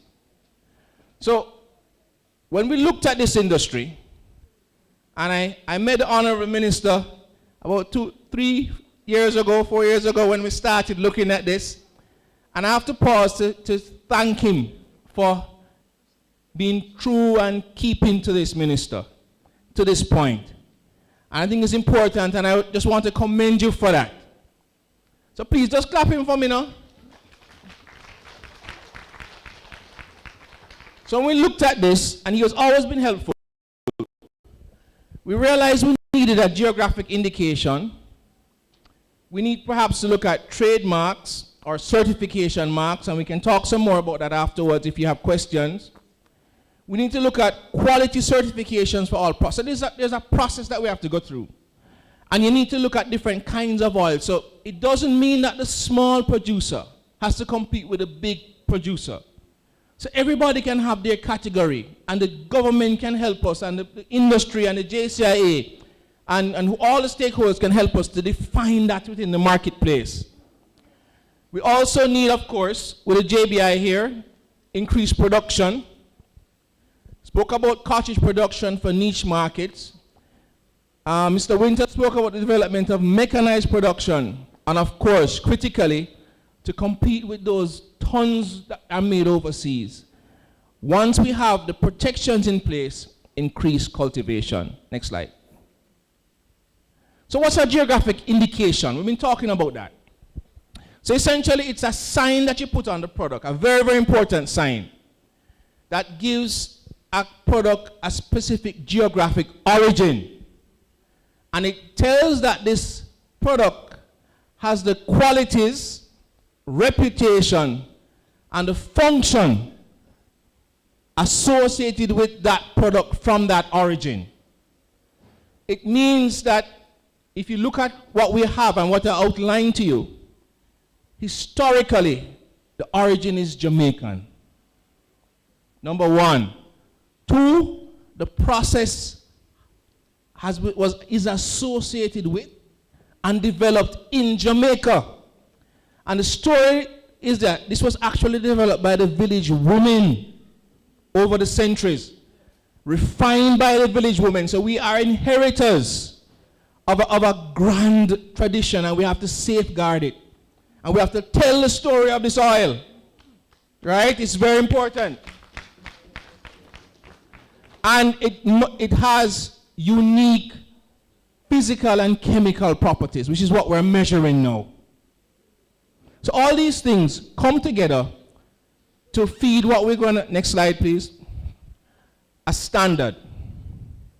So the work that we're doing now, and I said that we've had some challenges. COVID gave us some challenges, both in supplies, equipment, moving around. So we're hoping to finish at the end of June this year. And in terms of this information will be fed to the Bureau of Standards. And the Bureau of Standards then will form what is called a standards committee, where the stakeholders will participate and will set a standard based on the laws of Jamaica as to how we set standards. And that is the agency that does that. Now that standard now, once we're able to say to the world, this is Jamaican black castor oil. And it may not be just limited to the oil.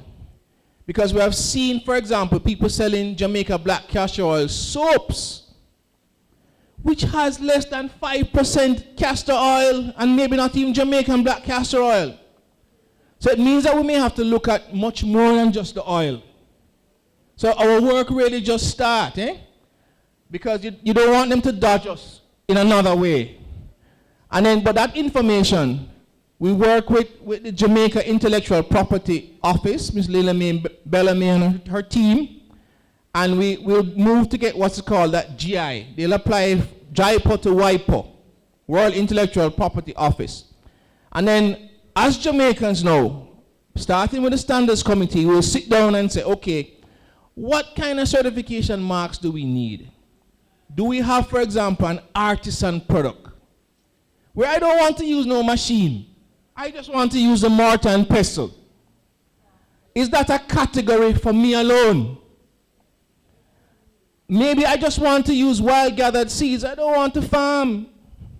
Is that a category? Maybe I want to just be an organic farm. Maybe I don't want none of those things. I just want just plain Jamaican black castor oil. So that's the next level in terms of certification marks. Next slide, please. So we have a grant that we've been working with, a Compete Caribbean grant, and I'll talk some more about that. And essentially, we have 3 deliverables when you put it together. The standards for JBCO, the cold press standards to make sure that everybody is taken care of, nobody is left out, and thirdly now, the circular economy, that we have no waste. So we're looking at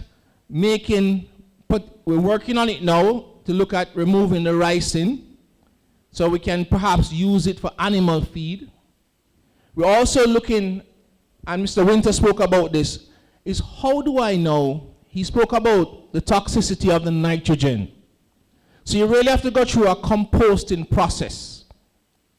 So we're developing a process that we can share with everybody. So whether you're a big farm or a small farm, or have a whole heap of resources or none, we'll give you a process that you can employ at your factory or on your farm. And you use both the castor husk and the castor, what they call a castor meal.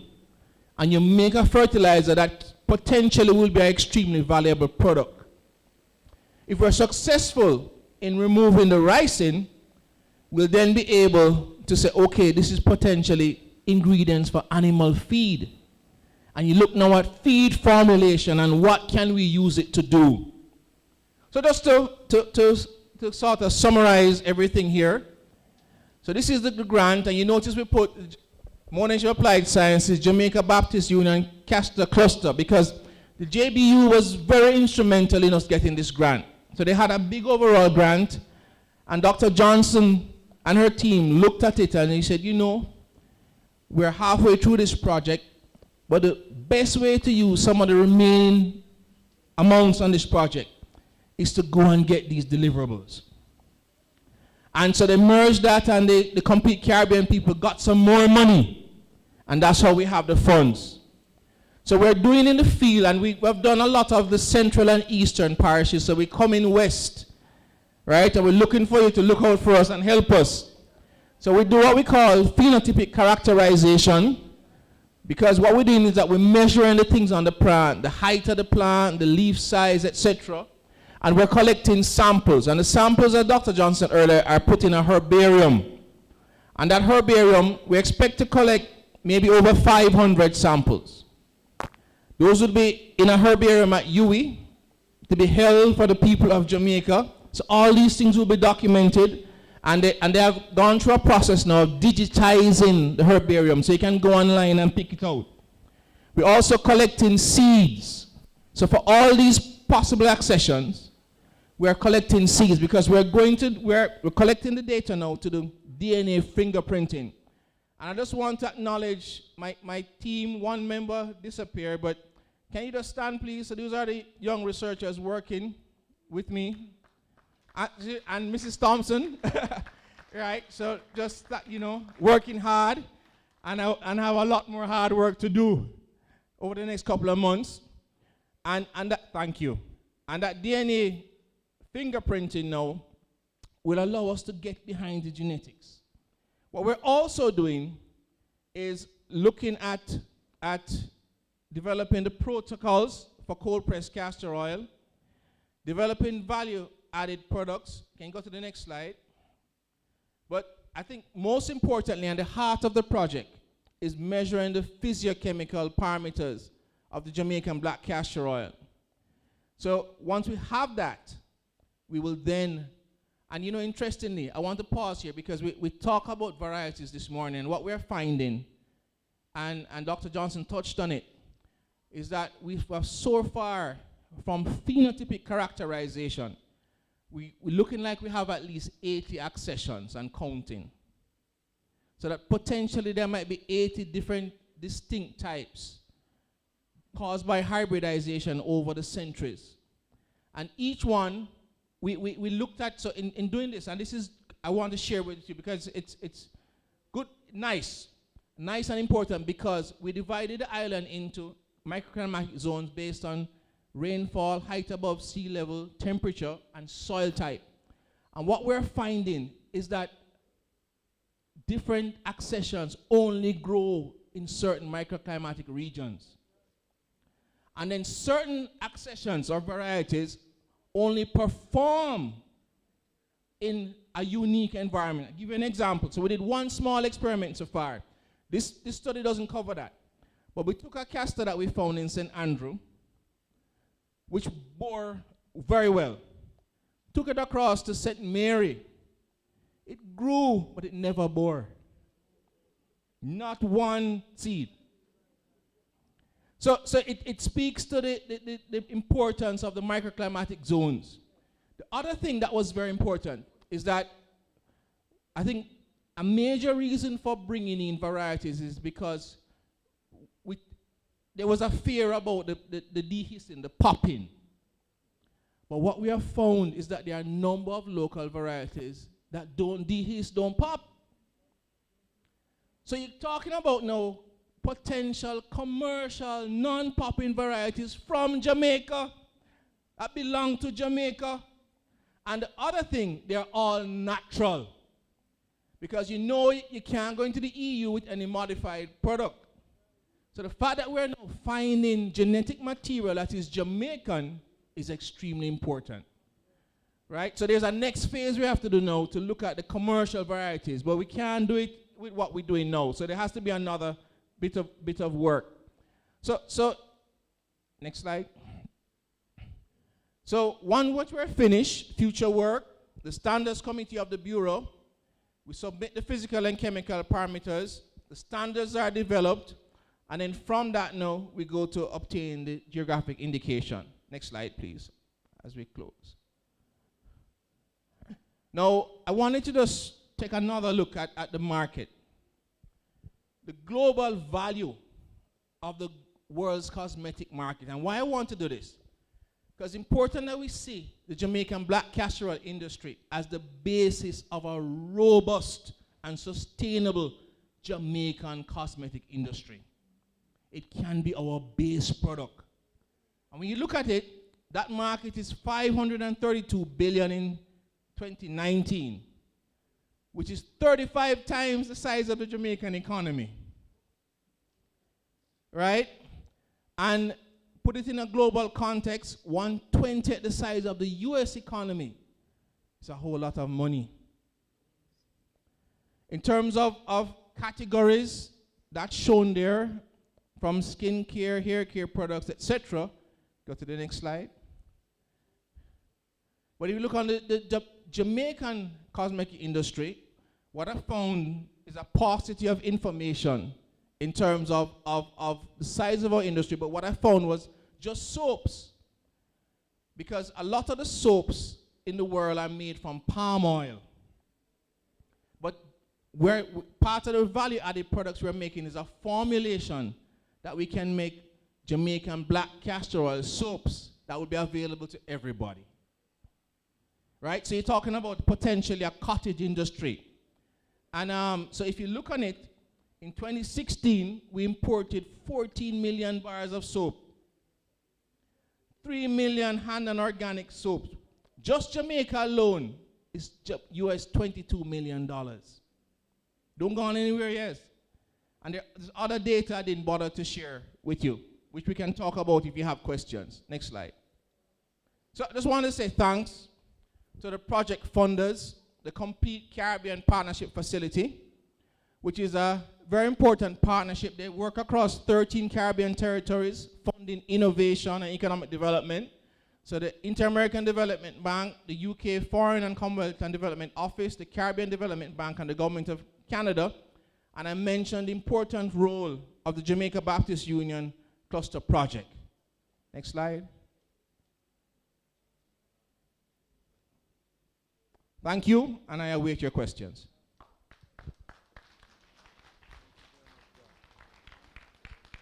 Thank you very much, Dr. Reed. That update was a very critical one as we contemplate the next steps right now in growing the industry, as you said, beyond the cottage nomenclature into a formidable ministry that can sustain or add tremendous value to Jamaica's overall position. I'm going to ask now Mr.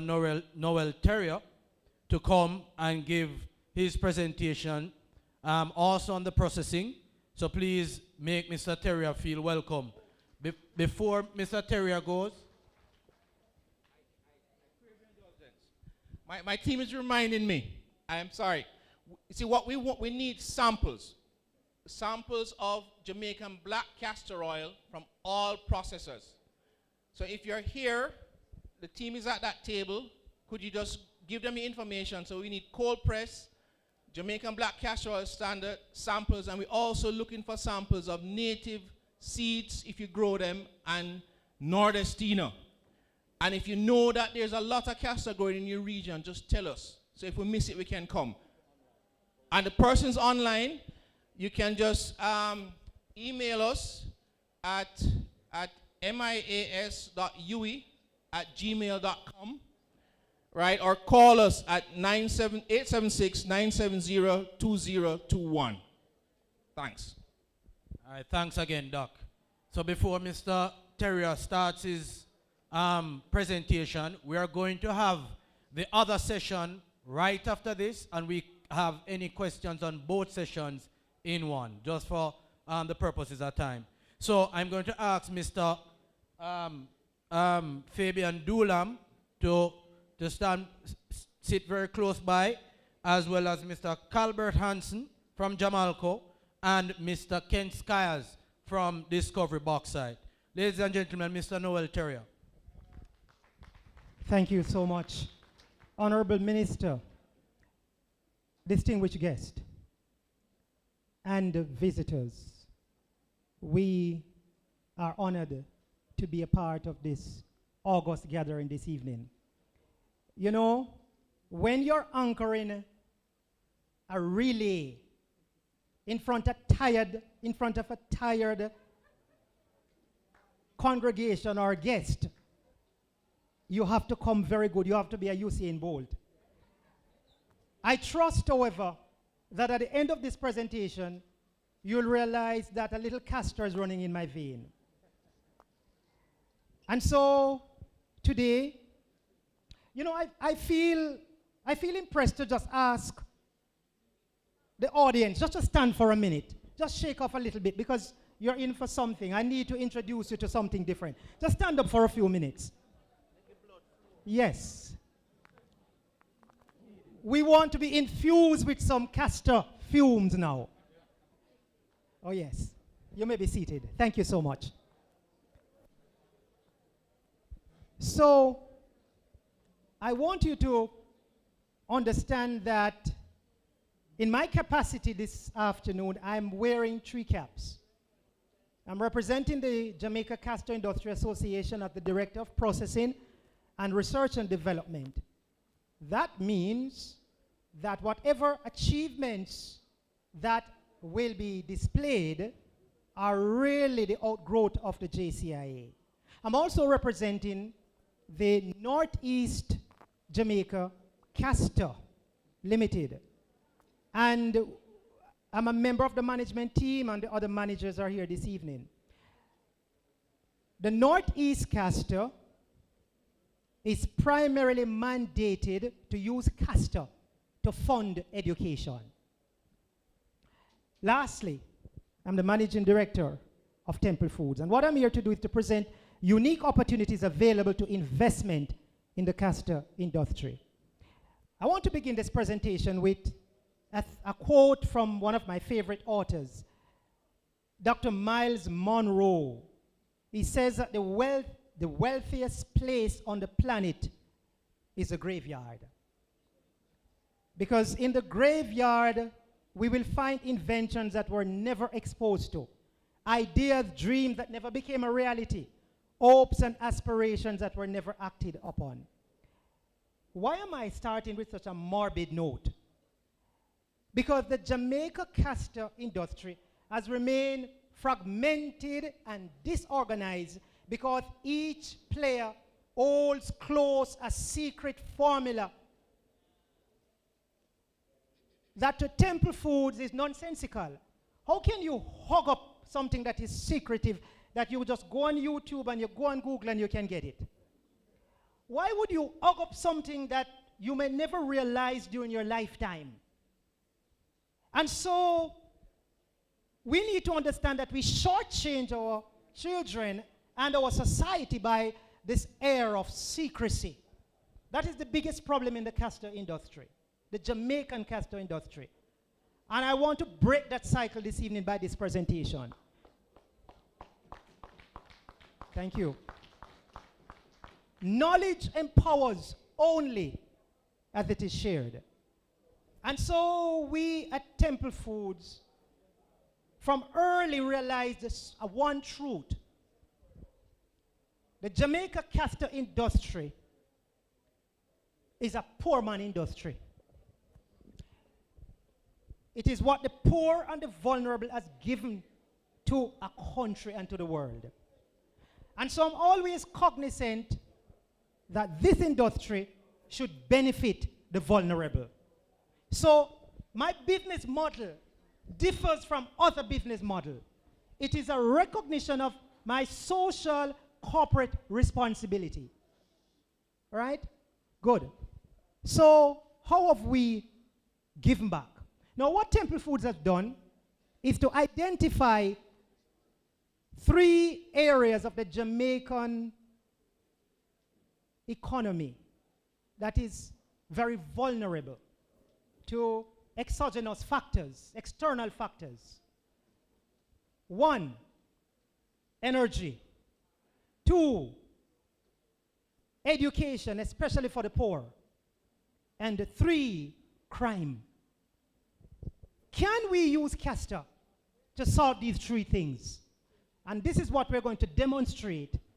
Our small company has done that. So we begin.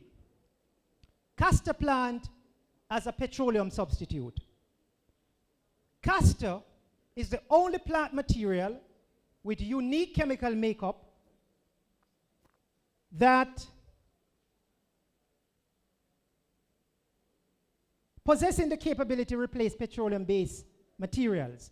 Here is an example on industrial lubricant that Castor can be employed in. But look at this. You go to the next slide and let us. Okay. This is a pair of Nike shoes that is made from castor oil, from plastic, from the castor industry. Because the castor oil can be chemically synthesized to form a biodegradable plastic. It means that we can end the pollution in the Kingston Harbor, Mr. Minister, through castor. Let's move on.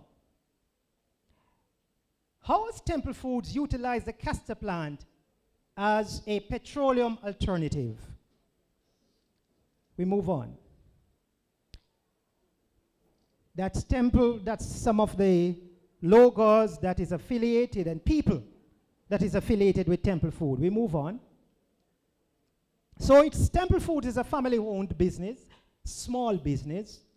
However, it employs zero waste processing of local oil seeds for food and energy. It's privately funded. It's a pilot-scale research and development outfit. So we put a premium on research and development more than we do on production and sale, for a very good reason. And we will explain that later on. And our mantra is to create so much out of so little. And we favor patriotism over profit. So while we have sat down and we have listened today about the billions that can come in, it is important to recognize that we have a house that needs to keep in order. And so we have turned the spotlight inwards to look at how we can accent, how we can enhance the quality of life of the Jamaican, the poor and the vulnerable, with the use of castor.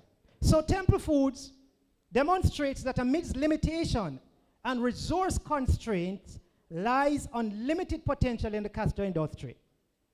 And so what we do, we reinvest the proceeds from our oil production and sale of oils into research and development that impacts the social and economic construct of Jamaica. So progress despite constraints. So these are some of the fuel alternatives that we have created from the waste of the castor. Gases, kerosene substitutes, fuel pellets, and that's a little laboratory that you're seeing that we created. Now I want you to look at that picture very carefully. That picture shows the amount of waste generated after a production cycle. Over years showed the amount of oil in comparison. Now when we move to the next slide, we're going to see something very shocking. We are seeing that when you begin to process castor, if you begin by harvesting the castor with 420 pounds of unoiled seeds, you only get 4 gallons of oil. But you end up with 190 pounds of solid waste. In other words, it means that 91% of your investment is going down the drain unless you use it. Good. Let's move on. The other slide, please. And so what Temple Foods has done is to create a zero waste process system for castor. This is a closed circuit system that allows nothing to be wasted, not even the ashes. Let's move on. We have modified, we have designed or engineered alternative cook stoves to open fire roasting of castor seeds. This is how it's normally done. And this is what we are bringing to the market. We are catering to the needs of the small processor. We are protecting him from smoke inhalation. and other forms of asphyxia by creating these models. Other slide, please. We have designed and engineered a Castor cooker alternative to the wood fuel cooking. So here is it now. This is a Castor that is being boiled the traditional way, but we have gone ahead and we have built this cooker.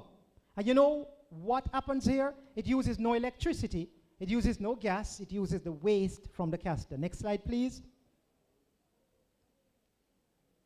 And so we call it the Temple Tea Castor cooker. Next slide. This is a picture of the burner. It's needed to be turned out a little bit, turned around, but that is one of the burners, and that's a Castor waste that is being used as a fuel. So we are using it to replace wood, LPG, and that's the waste. That is your cake right here that we are burning. All right? Next slide, please. Now, there is also another video right here that you can, this is the Castor cooker now in operation. If you click on that video, Mr. Operator, you will, yes, okay. So that's your waste. Now, this particular cooker is able to combust all varieties of Castor waste, either straight or blended with little fuel pretreatment. It is a totally off-grid solution. It uses no electricity. It is low maintenance. It has no moving parts. It is easily fabricated with locally available materials. It is vented to prevent smoke inhalation. That's the vent right there. And it decreases fire hazards by safe containment of fire. It affords the user greater control over fire intensity. Next slide. Since last year, we have integrated independent power and water supply. And I hope, Mr. Minister, that you won't send other individuals to us as yet until we have proven that this wonderful. Now, what this has done, we had to downsize, obviously, because we are an entity that has never been given a grant funding by no one. We would have rather borrowed to invest back in Jamaica. All right? And so our model is small. But what we are doing is that we are demonstrating on a microcosm what can be achieved on a macro level. And we are showing that it is feasible. All right? Good. So we have incorporated rainwater harvesting. We have created solar dryers for the Castor right over here. And that's one of the tanks that holds the water. And of course, the solar electricity. Now, what are the benefits? Next slide, please. Of an operation of this magnitude, of this nature. It reduces processing overheads. You want to create a business that is profitable and efficient. It increases efficiency of the operation. It improvement in wages. If you're saving something and if you're concerned about your employees, then you will raise their wages because you're earning something more. It decreases dependency on imported petroleum. It improves resilience against external shocks. It decreases operational downtime. Of course, there are some drawbacks, all right, to doing that. But the drawbacks are minimal when compared to the advantages. Next slide, please. Now, the education. How can a business contribute to the educational foundation of a country? This is exciting. Follow with me. Through strategic partnership, Dr. Johnston, we have been able, what we have done is to share that information that we have gathered. Just a little bit of the information that we have gathered. And we have dispensed it and worked alongside Dr. Johnston in creating what we believe is the world's first training module in Castor processing. Nowhere else is such a module existing. And we say kudos to the visionary, Dr. Johnston. Now, let's move on to the next slide and let me show you what are the advantages. Because of this collaboration, specialized jobs have been created. There is a potential. Look at this now. Castor oil extraction technician, castor oil refining technician, castor oil process technician, machine services and maintenance technicians, castor waste and co-product technicians. And then there is training and equipping entrepreneurs in the setup of plants and plant-based nutraceutical extractives.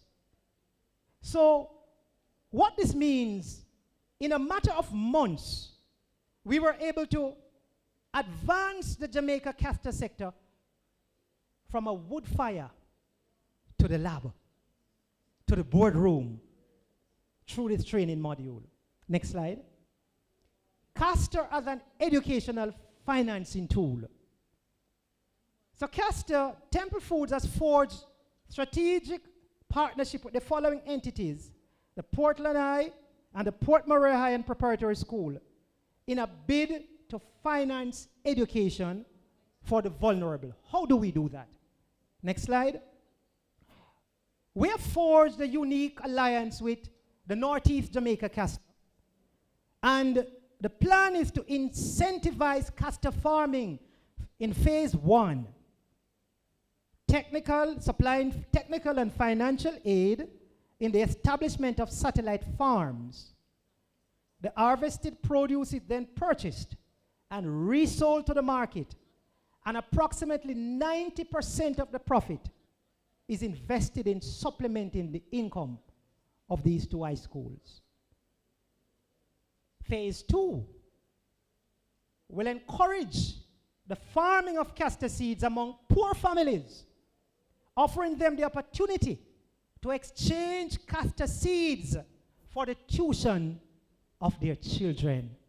So castor will become a currency.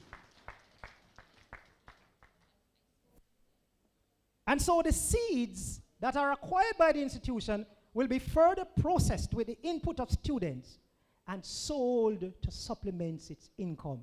So there is even further revenue being generated to assist the student with a stipend. Good. In addition to that, the knowledge that we have gained, experimenting and research, we have documented them. And we are now in the process of publication of 3 castor manual, 1, 2, and 3. The next thing that we have done is that we have partnered with the Bureau of Standard, JAMPRO, in also putting together a comprehensive castor manual. Next slide, please. Castor as a crime-fighting tool. How do we do that? What we have done is that we have successfully integrated, and I had some of them here with me today, at-risk young men in the castor process by employing their giftedness in the engineering of all the technologies that have been described. So what you saw built here today with 50 other stuff have been engineered by these guys from off the street. And so the concepts that have been visualized by Temple Foods has been actualized through the use of their hands and brains of the potential gangster and scammer. It means that Castor has the potential to be a better crime plan than anything that can be offered. And I challenge you on that. Because crime plans tend to deal with the crime after it has occurred, but Castor will deal with the prevention of the crime. Next slide, please. So this is all some of the young men that have been involved. And next slide. Here is another group. You'll notice this is the age that are normally involved in criminal activities. So Castor has the potential in crime prevention and in also negating the dysfunctional male representation. That's a problem we have in our society. Castor has come to the rescue. How? Firstly, it creates employment. It channels the energies of youth into productivity. It builds strong work ethics among the youths that are included. And it includes vocational and career options for the young. It also has to do with the creation of affiliated industries and entrepreneurial activities. So it means that the young man who is planning on going into scamming, if you open his mind to the possibilities that exist in Castor, then you can give him a suitable and workable alternative. And look, we have achieved all of this with little governmental investment. Next slide. You know, as I close this segment, it is important to be reminded of a few things here. The value of Castor.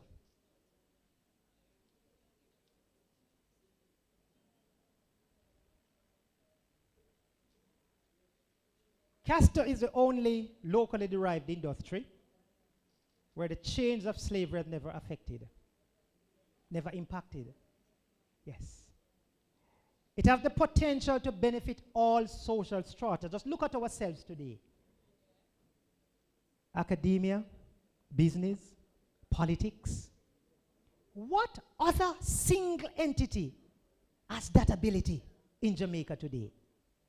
To bridge the gap, to glue the different strata of our stratified society. Only Castor.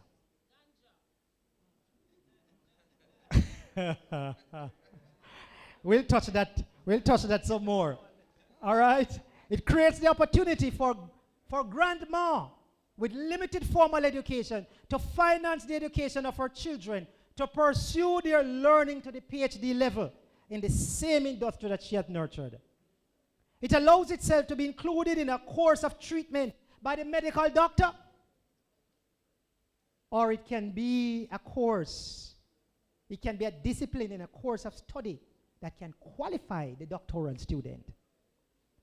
Castor adapts itself to be a renewable alternative to petroleum-derived fuels, so guaranteeing JUTC drivers their work and commuters their destination, even if OPEC ceases.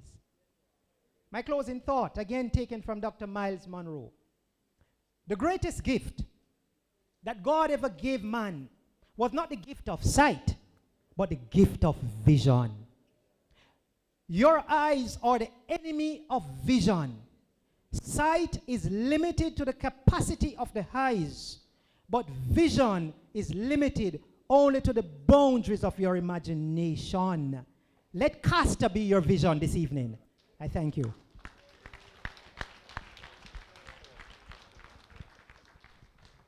Absolutely powerful. After that presentation, Mr. Terrier, we need to recommend you for a Nobel Peace Prize. Give Mr. Terrier another round of applause. That was a powerful presentation, and what I admired the most about it was the perspective that he introduced that we did not previously consider. The use of those young men and young women and the external benefits that you're bringing into the industry before it has even started to coalesce in a real way is a testament to your vision and that it is not limited by your sight. I'm going to ask now, as we run into our final session for the day, Mr. Fabian Dulam from the National Lands Agency, Mr. Calbert Hansen from Jamalco, and Mr. Ken Skiles. I see him lounging upstairs. We are ready for you. So we are going to ask Mr. Dulam to come first. Mr. Hansen. And this session will outline for those who are interested in finding out how you access land, what are the avenues available to you to access land in the production of castor or more or less any other agricultural product. And we are going to ask Mr. Doolam from the National Lands Agency, the very apt agency, to start off this session. Mr. Doolam, please give him a round of applause. Thank you. Good evening, ladies and gentlemen. Farmers, I'm happy to be here today. This forum have enlightened me in a lot of information regarding the castor oil industry. And one of the key components in this industry, as we see, is land, because you'll require lands to produce the end product of the castor oil, right? So in my being here today is to really give you an idea of the divestment process that undergoes under the National Land Agency, right? And under the divestment process, what we want to do is to define to you what our term of divestment is. And that is the disposing of property by means of lease or sale, right? So there's two means of which properties can be disposed of. One is lease and the other is sale. And basically what it means is that by means of lease and sales, the persons who express an interest in acquiring property for a particular use, whether it be residential, and in your case, agricultural, commercial, industrial, and recreational. So these are some of the uses of lands. And in particularly, another aspect of our divestment is the handing over of property, namely to other government agencies, by acquisition, by leasing, right? So in doing our sale and lease, we engage with a number of different stakeholders, right? And my colleagues here to my left, they would also be part of our stakeholders in terms of lands. Now, the Estate Management Division manages lands and is responsible for the divestment of all lands owned by the Commissioner of Lands. And when we say Commissioner of Lands, we are the custodians of government properties. That means we manage government properties, right? So I'm going to take you through the steps in the divestment process, right? And step one is the application process. Now, we have an application form that we have standardized within our agency. And if you look on the screen, you can see a sample of the form. But you can also go onto our website at www.nla.gov.jm, where you can also access this form, right? Persons may use this form to apply to purchase or lease. And we have two sets of properties. We have what we call crown lands. These are large tracts of government lands that we refer to as crown lands. But we also have what we call land settlement properties. And those are properties that the government now subdivides, and we provide to farmers at concessionary means. And then this is done over a period of time, no interest. So those are two forms. So with this form, you can apply for these types of properties, right? Now, in doing an application, all applications are acknowledged, right? Once you send in an application, we write back to you saying that we have received the application and it's being processed. So we give you a notification in receiving the application. Now, steps two involves our internal research and investigation, right? Now, first thing, if you see a tract of property anywhere and you're seeing it vacant, and you say, okay, this property seems vacant, you want to know the status, then you make an application. Now, once you make that application, it falls on us to determine if that particular parcel is owned by the government. So what we do, we conduct investigation, right? So we have to determine if the property is owned by the government and can be made available for divestment. Because even though government-owned lands, some lands are reserved for specific uses, right? So The availability has to be determined. Where the property is not owned by the government, once you make that application, then what we do is that we notify you that we are not the owners, right? If we find that there's another entity that owns it, we may refer you to that entity. But once it doesn't fall within our purview, we notify you that it does not belong to us. Where the property is owned by the Commission of Lands, we carry out the internal research.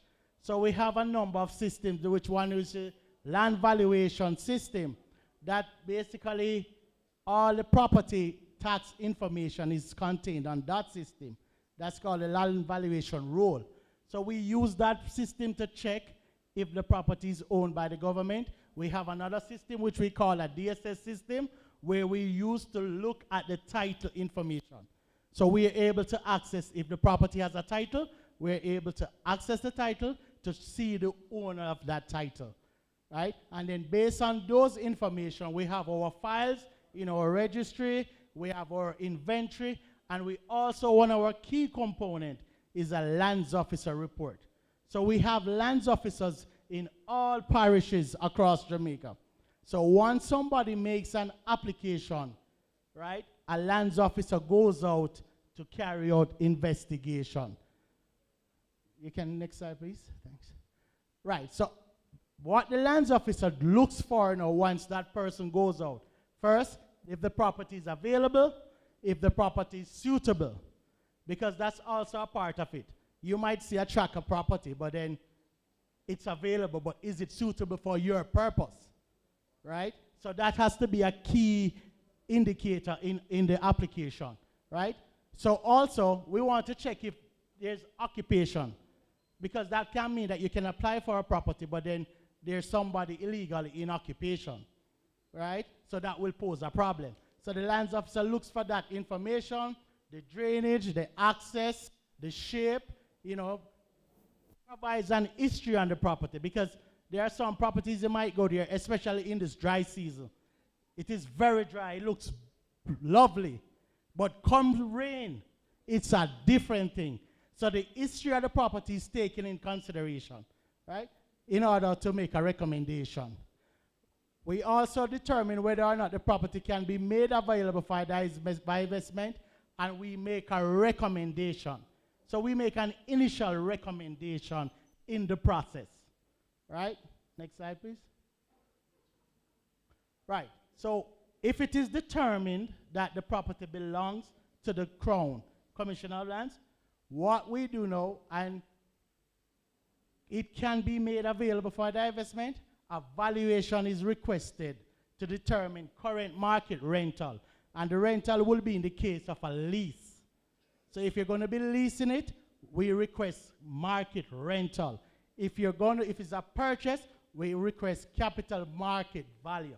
That's the current capital market value, right? So basically that will give a determination of how much we will be charging in relation to the property, whether by sale or by lease. At the same time, we may not need to write to an external government stakeholders. And let me explain that. Remember I said that we're custodians and lands are reserved for other purposes. So you might see a piece of land, it's owned by the government, but we have it in trust for the Ministry of Education. Now, you might say, but Lord, man, the ministry, on school, if you go build a long time, but all know we can't say nothing now go on, and we want it for use. Well, what we can do, we can write to the ministry. If it's for a lease situation, the ministry can say, okay, we don't need to use the property for another 10 years. We can give you a 5-year lease. You can go ahead and execute a 5-year lease. Then we can enter into an arrangement. So we have to seek comments from other agencies, ministries, department, agencies, with respect to the lands that we manage. So even though it says Commissioner of Lands, lands are in trust for different agencies and entities. All right? Next slide, please.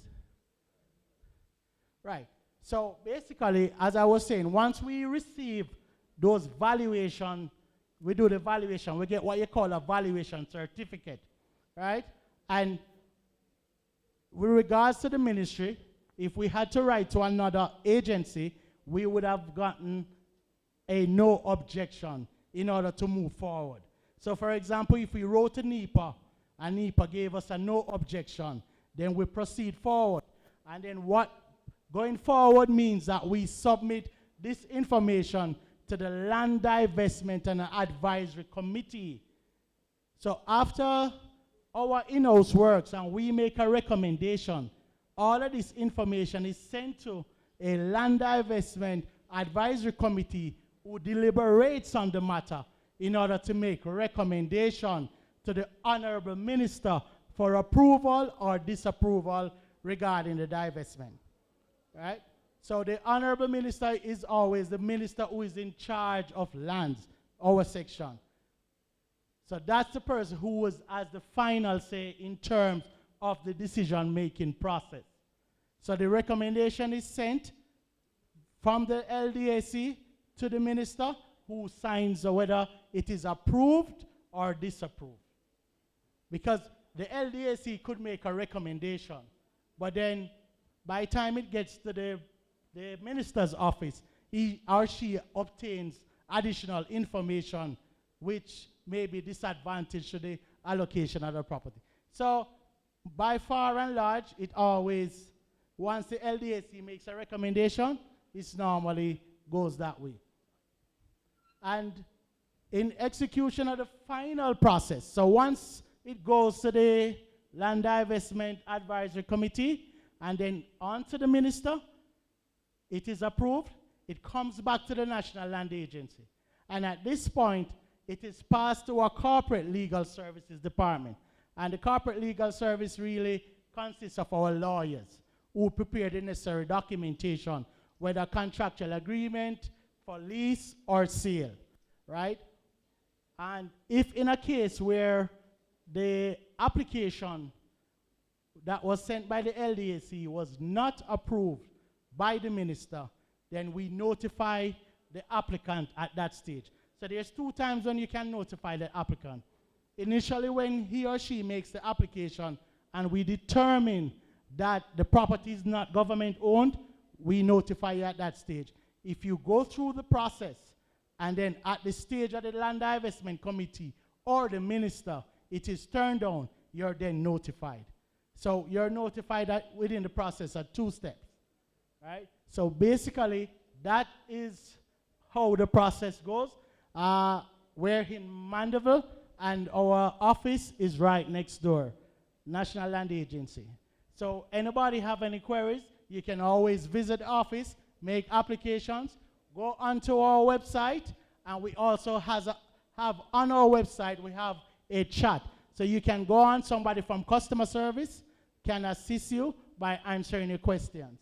All right, thank you, ladies and gentlemen. It was a pleasure being here. Thank you very much, Mr. Dulam. So you have gotten that information. So if you are interested in leasing any piece of land to venture into Castor, you now know one of the avenues to do so. We're going to ask Mr.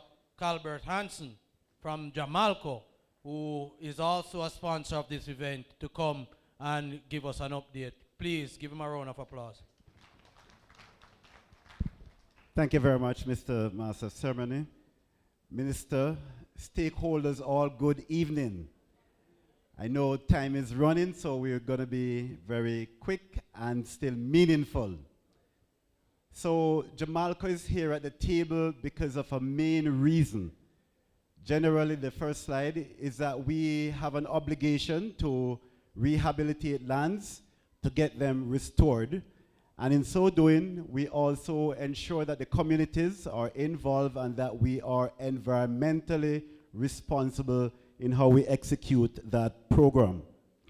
So far, we started on the Castor Bean Drive, May 2021, the next slide, and right there. And we have done over 80 hectares, or for those measuring in acres, nearly 200 acres. And we're doing this across Moko, South Manchester, and porous Victoria Town. You would have gotten the education already on the varieties, and it's not a mainstay for us. We plant them as we get them, and we get good results. Some of the advantages that we have and why we enter this program is because, number one, we get early what we call certification because of the growth that happens quite quickly if in the minor pit areas. And we don't have to till or plow the lands in order to do this activity. And we do find that animals trouble the castor bean limitly. So in terms of the disadvantages, of course, we're not doing it, but we do already mention it's challenging to reap. We just reap to replant. But the main issue we have is that when the plants are young, very young, we find that the animals are now beginning to destroy them. And so we have to be monitoring for that. And the other issue is that we have very wide areas, and so it's not secure, and that becomes a challenge. We are, next slide, we are involving the community in the process, and today we have all our CROs, our community relations officers here, and they've brought people from the various communities who are, some of them are still here, to partake in this program. And one of the mainstay is that after certification, we're hoping that these persons can actually own the cultivation that we would have invested in. Additionally, the benefit, next slide, the benefit is that the ore bodies or the locations are near the communities, and so they can actually move near and harness the benefits of the castor bean program. And they, of course, will have to take the necessary steps to protect the cultivation. We have some photographs there of stakeholders, and you can see the minister there. You'll see another photo of areas that, you know, that is where hold was that we have mined the bauxite from. And the next photo is areas that we have planted. Next two, next three. There are photos that we have planted, and we're seeing good results, good coverage of the areas. And the final slide coming up. Right, and so we have been having visitors coming across to see what is happening with our cultivation. Yes, I know some of you have seen yourselves, right? You know, as I close, I want to let you know that Jamalco has been around for over 60 years, and we have just around the same time in making now. So we really have a bright future ahead of us where persons can be and will be involved. You know, this is one of the first functions that I've attended with a minister, and he has been sitting here from the get-go. And that speaks to the tenacity, how tenacious he is to the program. And so it gives me great pleasure to know that we're sitting on the threshold of greatness. And you've seen all the presentation that happened here before. And for Jamalco, we can say that we've only just begun. We just started in May 2021, and we have hundreds of acres of lands that we are committing to have this program continued. We have only just begun. There's plenty life left after bauxite. Thank you. Thank you very much, Mr. Hansen, and I must once again commend Jamalco. Jamalco has been a perennial partner. Once we reach out to Jamalco for any assistance in the work that we are doing in communities to support residents and farmers, they are always willing and very quick to answer the call. So give them a round of applause again. And on to another perennial partner who also, you see how quick him jump up, and so quick him respond to the calls. I wanted to welcome Mr. Ken Skyers from Discovery Bauxite. Let him feel welcome. Thank you, Mr. Master of Ceremonies, Honorable J.C. Hutchinson, the minister who support Castor Bean. He has been there and he's doing that, and we have to give him a round of applause. All visitors, participants, presenters, farmers, processors. I just want to pause and say to our members, we have two consuls from Discovery Bay Bauxite here. They're there. You could stand for me. They are interested in castor bean, and they travel all the way from Discovery Bay and Alexandria to be here. And we have to say, we thank them. It is not often time I am the last presenter at a function.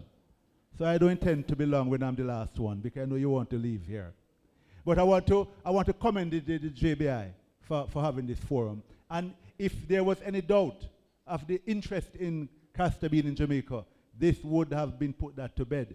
There's a high level of interest, and the JBI is positioned to lead that, and we want to partner with them to that. For Discovery Bauxite, we're in it for the long haul. You know, bauxite has been under attack in recent times, you know.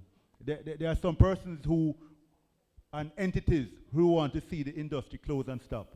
But for Discovery Bauxite and Al Jamalco, we intend to be here for a long time because we want to work with you to develop our country. When you look at what is happening with the industry, at Discovery Bauxite, we have been doing castor bean for a long time. We step away because there was not a market for it in the past. In our reclamation process, we have done that in the past, and we have got very good results. Right now, we are partnering with the JBI, and we are doing a 40-acre demonstration plot in the Down Lodge area in Alexandria, where we are doing experiments and to all the different varieties. And that is also the site for a proposed factory down the line to do that. So we are committed to do that and to partner with them. And I can tell you, in the bauxite and aluminum industry, we represent about 40% of Jamaica export. That means all the goods that we export from Jamaica, the bauxite and aluminum industry about 40%. So when you take out that, you know that we will have a big hole. We want to ensure that we continue to earn from our bauxite and aluminum industry, but we earn from castor bean. Because I heard the presenter saying it's the black gold. So if the bauxite industry can partner with the black gold, you see where we reach there now? We reach far. So we want to be around here, life after bauxite, but also now to begin this drive to get the industry pushed to a level where persons can benefit. At Discovery Bauxite, we have lands that persons use now for different things. Agriculture, crop production, they deal with livestock and different things. And once we have a very successful rate of land rehabilitation. When you come to some of our lands, you don't know they remind. They are quality land, Mr. Hutchinson would have seen them, and we produce yams and other stuff on these reclaimed land. And also now, with our castor bean program, we want to say to persons, all the persons in our communities now, it is localized. They get access to the lands to grow whatever crops they want. And we want to put the castor bean now at the forefront, where the interest level is there and people are, Minister Hutchinson mentioned earlier today about market. Once you have the market, you'll do well. So once our farmers in our area, in Discovery Bay, they're interested, in the Alexandria area they're interested, we want to say to them, the lands are here. And once the market is there for them to sell their products, they will be there. They will be producing castor beans. There's not an industry in Jamaica that can partner with this castor bean industry and the bauxite industry. If you want to see a successful project, give it to a bauxite company. We have a history of doing that. 60 years for Jamalco, 70 years for Discovery Bauxite. When I say Discovery Bauxite, I mean former Kaiser. You've heard about Kaiser. So there's no doubt that the partnership, the leadership that will be presented by the bauxite industry, by the bauxite companies, will make sure that is a success. So we will continue to rehabilitate lands, make them available for agricultural purposes, and now castor bean production will be a major part of that. Because we believe in it, we see ourselves as a permanent partner in it, and we want anything that can be done to help our communities and to help Jamaica. Discovery Bauxite will be at the forefront of it. So JBI, you know we have your support, and all the players here, when it comes to we at Discovery Bauxite doing what is right by rehabilitating lands, making lands available. These lands are used by persons, most of it free of cost and very small peppercorn rate. So land is not an issue. Where we are from in St. Ann, land is no problem. And Mr. Hutchinson, when land is no problem and you have management, you will have production because the labor and the capital will come. So we look forward. We look forward. We are committed to it. We look forward to continue to be a main player to help our communities and to help Jamaica earn more foreign exchange. I thank you. Thank you very much. In here, when you come on to discover bauxite and St. Ann, land is not an issue. No problem, man. Ladies and gentlemen, we are just about at the end. It has been a long but productive day. For those who would have had questions that you are not able to field today, you can email your questions to info@jbi.org.jm. And if we cannot answer those questions, we'll be sure to channel those questions to any of the stakeholders here who you'd have heard today. I want to thank our sponsors, ICA, Compete Caribbean, Agro Invest Corporation, who they have stood with us patiently all day, to RADA, Jamaica 4-H, and to our other stakeholders, including the Ministry of Agriculture and Fisheries, the Scientific Research Council, and of course, our perennial partner, our parent ministry, the Ministry of Transport and Mining, and Minister Hutchinson, who, as was pointed out earlier, has sat with us and listened attentively to every single presentation today. Give him another round of applause. To the Minister of Agriculture and Fisheries, Colonel Charles Jr., who would have participated and gave some sage advice and guidance as it relates to how the Castor industry will interface with the wider development of agriculture in the space. We thank him as well. We thank all the presenters, all those who made today possible. To the members of the team at Jamaica Bauxite Institute and from the Lands Department, Mr. Osborne, who you would have heard earlier today. He was supposed to be the prayer warrior, you know, but I don't know what happened. Dr. Hoylett, Miss Little, Madam GM, who is always there and supporting, Khadija Lewis, who is our PR manager, Regina Cummings, and everybody. And I see Joy here. Joy sat down and patiently went through every single presentation. To the members of the JBI family who turned up today, I want to thank you. Thank you all for coming. And I hope today was a productive and informative one. Safe journeys home, and you'll see the results of this forum in future weeks, months, and years down the line. Safe journeys. We'll talk.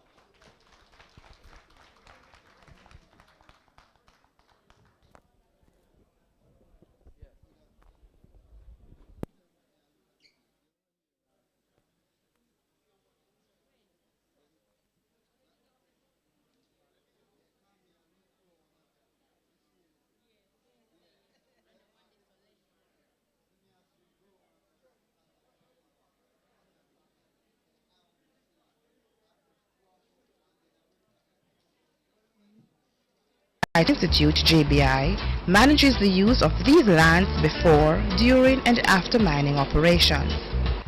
These lands, which are fairly fertile, can be used for farming both agricultural produce as well as rearing livestock.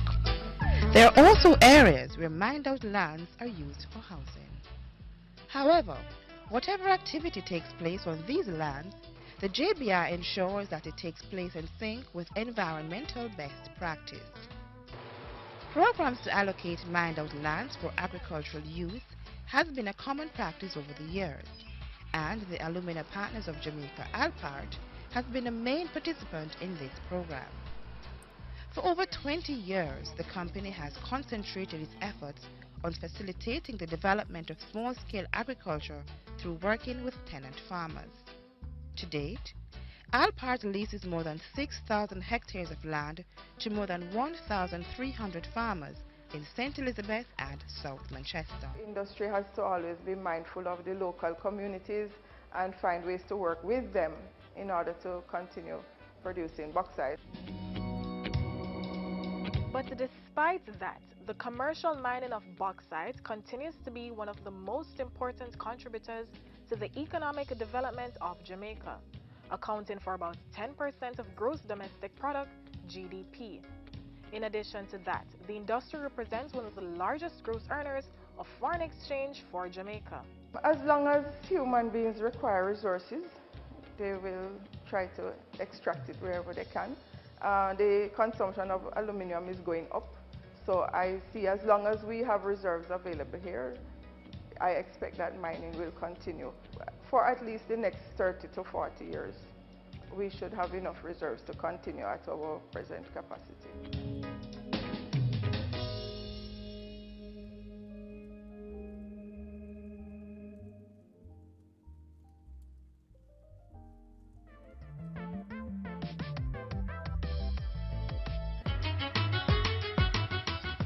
Bauxite mining is a profitable venture for Jamaica and other countries, but the effect on the land can be rough. Locally, steps are being taken to restore mined-out lands to productive and profitable use. The mining communities of Wat Town and Tobolski in Water Valley St. Anne are shining examples of the possibilities. Scores of farmers there have been benefiting from water harvesting and greenhouse technology, allowing them to earn from the land. I feel very good, and especially when we are reaping. Yeah, feel good about it and thing, you know. The citizens who have formed themselves into groups are setting the trend for other communities to follow. Communities like those that will benefit when Transport and Mining Minister Mike Henry fast-tracks the transfer of ownership of mined lands to citizens for housing, agriculture and other purposes. I'm going to see how much I can step in to work very closely to ensure the handing over back of land, the handing over back of titles, and how that can relate to increasing the agricultural output in relation to it. That policy is encouraged by the level of agricultural production at Wat Town and Tobolski.